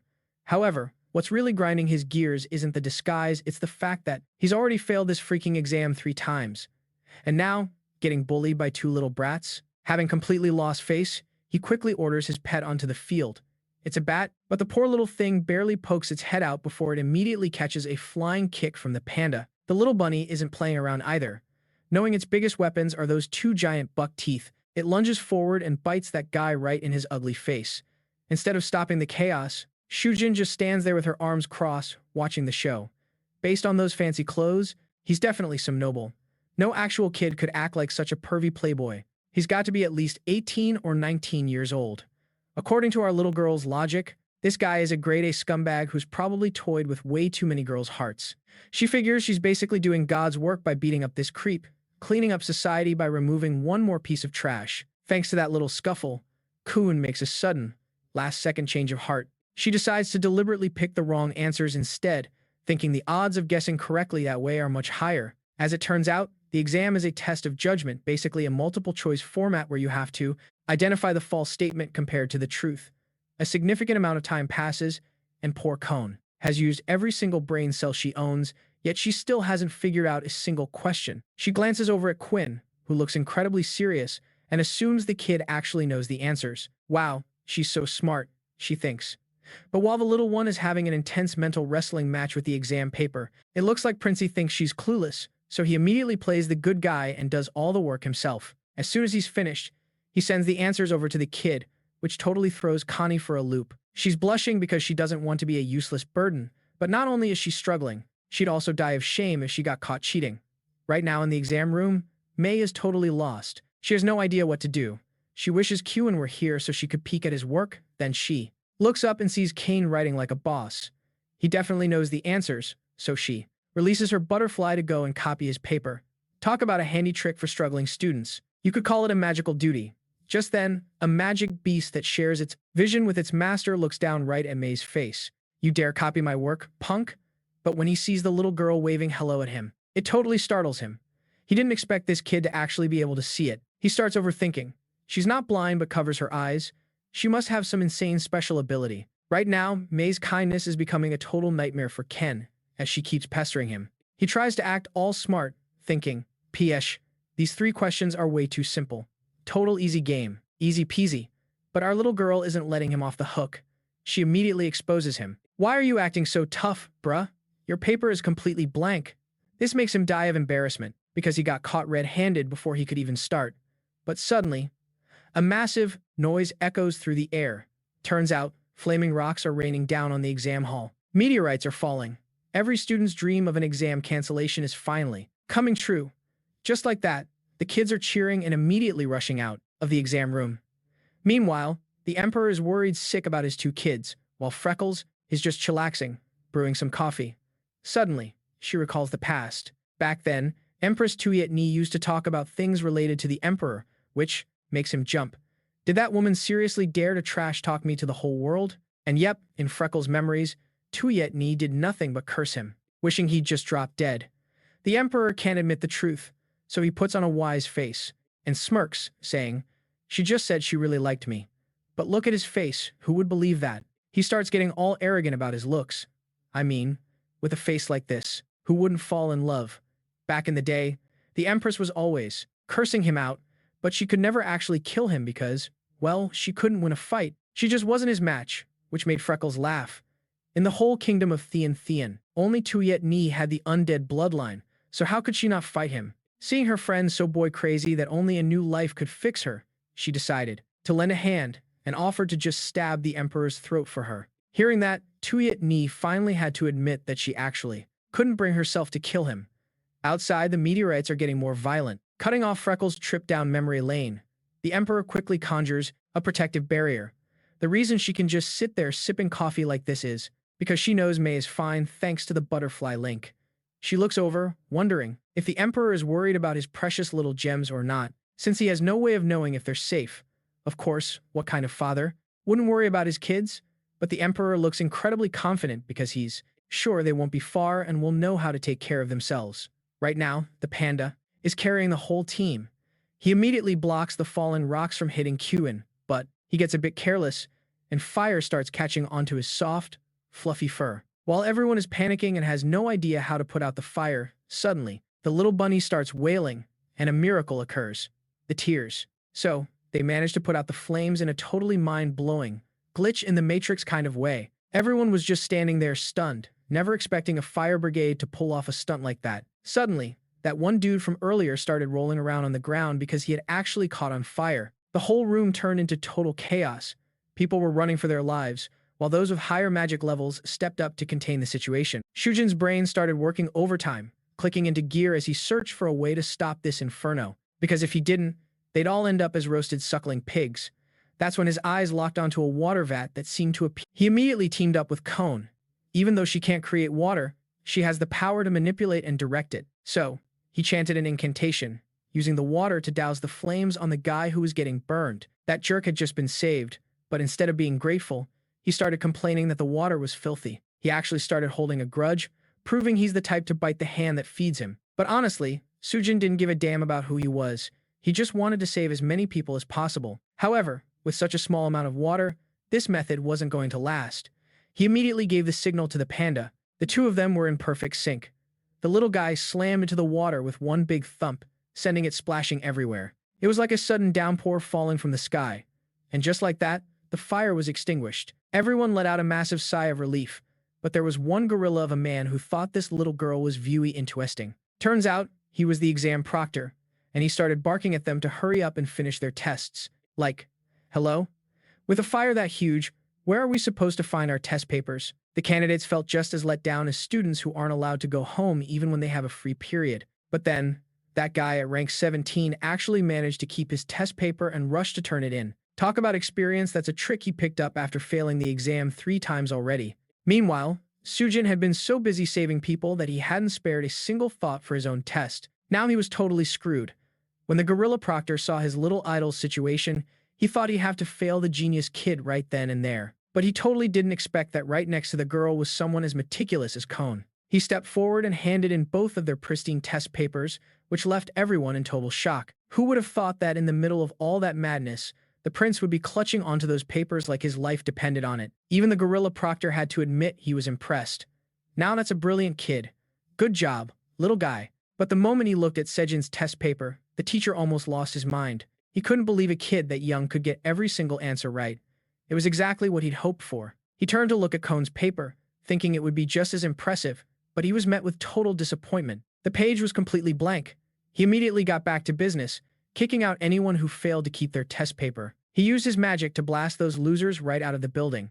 As for those who were left, they had technically passed the round, but before they could even process it, the gorilla proctor used his magic to shove them all forward, sending everyone falling inside. Luckily, Sejin and Cone grabbed each other's hands tight so they wouldn't get separated. But their two pets weren't so lucky. They were immediately torn apart from their owners. While waiting in the lounge, Freckles got word from Cloud's butterfly that the girl had made it to the next round. The Emperor quickly pulled out the manual to see where they were going next.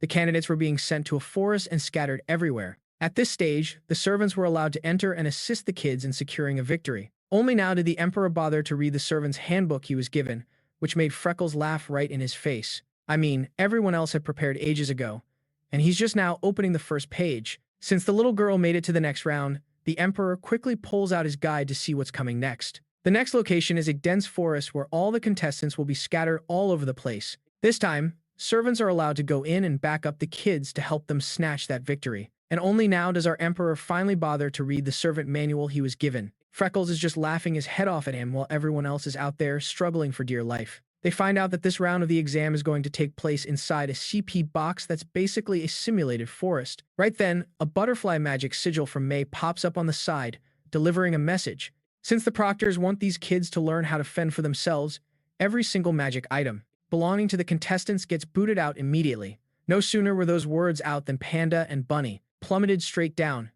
And wouldn't you know it, they landed smack dab on the Emperor's face. He just stood there, totally helpless and done with life.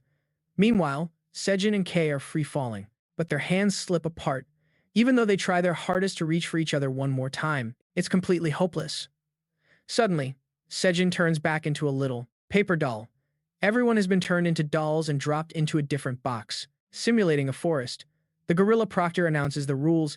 Each box will have 6 kids, and they're forced to duke it out to earn the right to move on to the actual forest. Seeing Sejin poking her head out and being all nosy, that gorilla-bodied proctor immediately shoves her, sending the poor girl tumbling to the ground.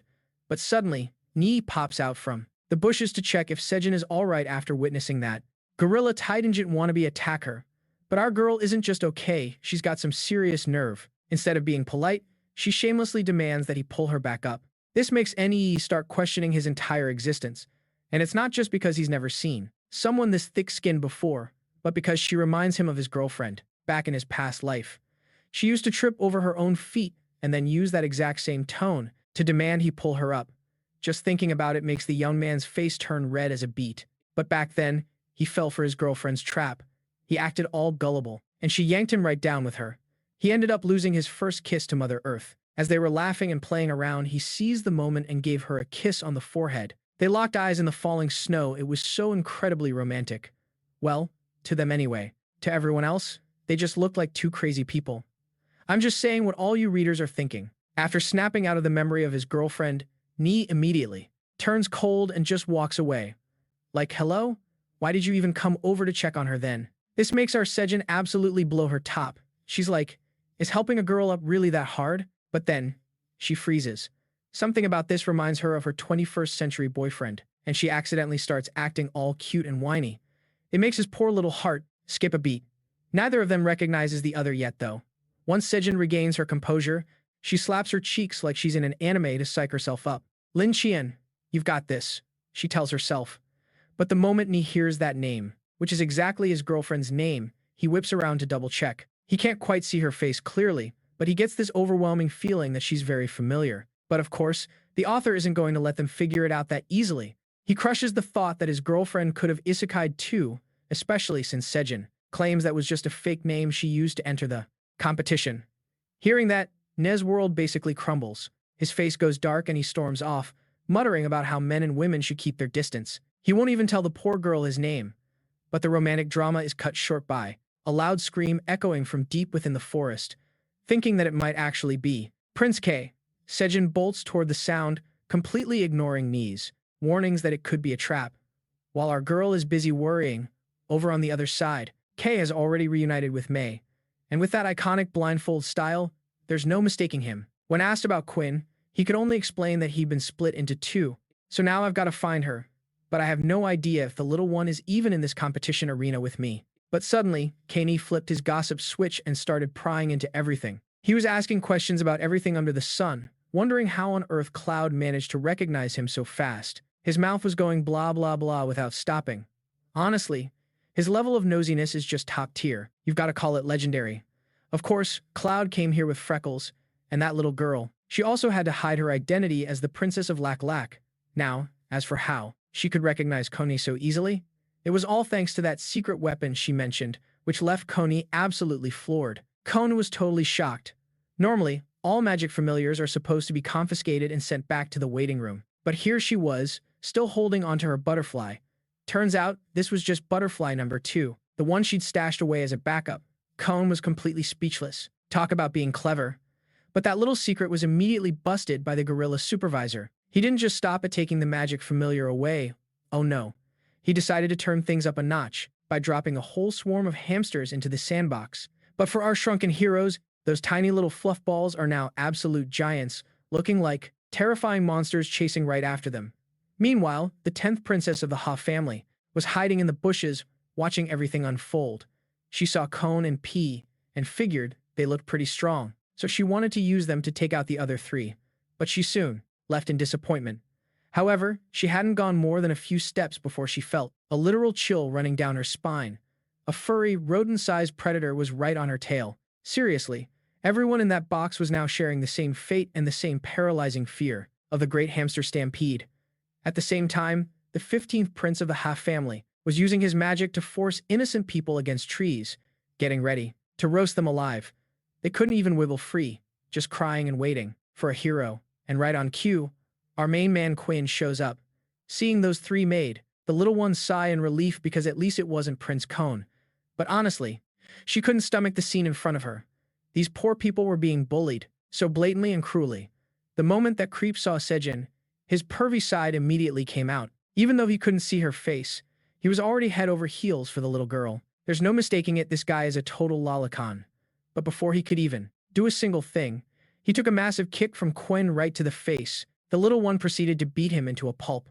But while Quinn was busy dishing out some divine justice, that group of people started wailing and begging her to save them, before they ended up as BBQ. This made the fired-up Quinn stop dead in her tracks. She'd totally forgotten the most important part, but before she could go and untie their bindings, Ned quickly stepped in, using his water magic to douse those blue flames. Only then did the little one walk over to check on them. When she looked at their feet, she saw they'd been burnt to a crisp. Obviously, they couldn't continue the competition like that. Their only choice was to forfeit. And just like that, all 3 of them vanished into thin air. Without even having to throw a punch, our trio got a free pass to the next round. But it wasn't exactly a smooth ride. That gorilla supervisor's massive hand reached down, grabbed all 3 of them, and swung them toward the real forest without a single care in the world. He basically chucked them like dodgeballs right through the dimensional portal, and thud, the 3 of them hit the ground hard. Talk about a painful landing. Back in her teenage body, Sujin looks around in total confusion. She wonders where those 3 guys went, but figures that since their souls were just summoned back, their wounds should be completely healed. They're likely perfectly fine, without a scratch on them. Hearing this, contestant number 18 just bursts out laughing. This guy wasn't satisfied with a cameo role, he just had to act like a big-shot villain. He reveals that his blue flame isn't some ordinary fire. It's karma fire, which can incinerate a person's very soul. He puts on a truly disgusting, sleazy face, boasting that even if they make it back safely, they'll be coming home without any legs. Just as the little girl is about to strike, he tells her it's just a regular competition and there's no need to use such dirty, underhanded tricks. Turns out this was a personal vendetta. This jerk was bitter because he'd been beaten by them 3 times before, and now he's out for blood. In this competition, everyone's identity is yet this guy somehow knows exactly who they are. He keeps making that punchable face, telling Nee to stay out of his business. He even has the nerve to tell a 3-year-old child to come serve him, promising to let her in on his secrets. But that annoying creep is immediately grabbed by the collar and tossed aside by Nee like a worthless bag of trash. That still doesn't make him learn his lesson. He puffs out his chest, trying to pick a fight and act tough with Nee. Nee isn't the type to back down either. He wants to see exactly what this clown thinks he can actually do to him. The guy immediately doubles down on his trashy attitude, swearing he'll skin them alive and pull out their bones. Sujin tries to stop his mindless babbling, but the guy just can't keep his mouth shut, rambling on and on like an idiot. Sujin is usually a graceful and delicate lady, but she finally loses her cool. She delivers a massive, world-shaking blow, right to his ugly face. The impact is so hard it makes Nee question his whole reality. This girl, she is the spitting image of his girlfriend whenever she used to deliver divine justice. Back then, she didn't care who she was up against. Whether they were young or old, she'd beat them all to a pulp. Even if people called her a bully for hitting kids, she'd still teach them a lesson in manners, especially when those little brats teamed up to bully a poor, helpless girl. She'd scare them so bad they'd run for their lives, crying and screaming for their parents. As her boyfriend, he was left completely speechless. She was a total lioness. But then, seeing her gently pat the head of the bullied child with such tenderness, he could only stand there and smile, thinking that no one was truly kinder than his girl. Remembering those days, he feels like Sujin is exactly like her. However, that jerk isn't about to lose to a girl. He immediately unleashes his karma fire to attack Ne. Ne, who was acting all formal and keeping his distance earlier, suddenly pulls her into a tight embrace to help her dodge the blow. But that blue fire is incredibly crafty. It twists and turns like a living predator hunting its prey. Just as they are struggling to figure out a move, a panda suddenly appears out of nowhere and its fluffy fur catches fire. Seeing the round, two-tone fluff ball rolling around on the ground in a panic, Nee finally realizes who the girl in front of him is. It's Sujin. Now that they've entered the forest, spirits and pets are allowed to return to help their masters. That's why the baby dragon is here too. But that jerk is. They're all crying for their mommies and daddies, leaving her boyfriend just standing there totally speechless. She really is a total lioness, through and through. But then, he sees her, gently patting the head of that bullied kid with such kindness. He just stands in the corner with a goofy grin on his face. He can't help but admire her. Seriously, nobody has a heart of gold quite like his girl. Looking at her takes him back to those old days. She's the spitting image of that person. But don't think for a second that guy's gonna let a girl show him up so easily. He immediately unleashes his hellfire to attack. Just a second ago, they were keeping their distance, but now she's hugging the kid tight, shielding them from the blast. Who knew that blue flame was so dangerous? It slithers and curves around like a living creature, hunting its prey.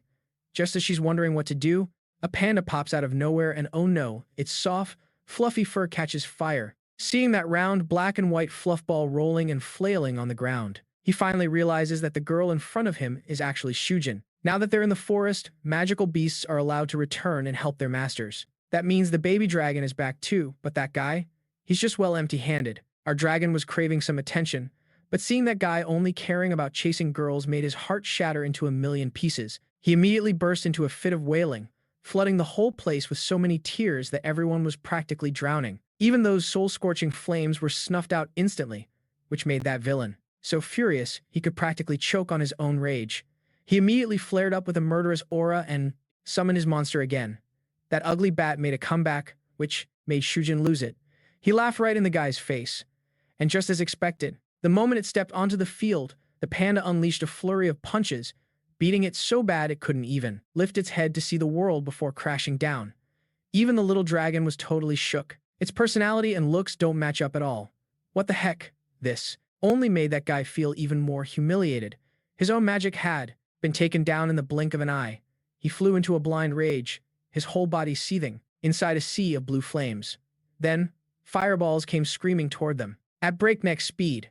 No wonder this was his secret trump card that he'd carefully hidden away. It had them running for their lives, but they still couldn't dodge it in time. Quinn took a direct hit right on his arm, which made the villain think he was the man, laughing like a maniac.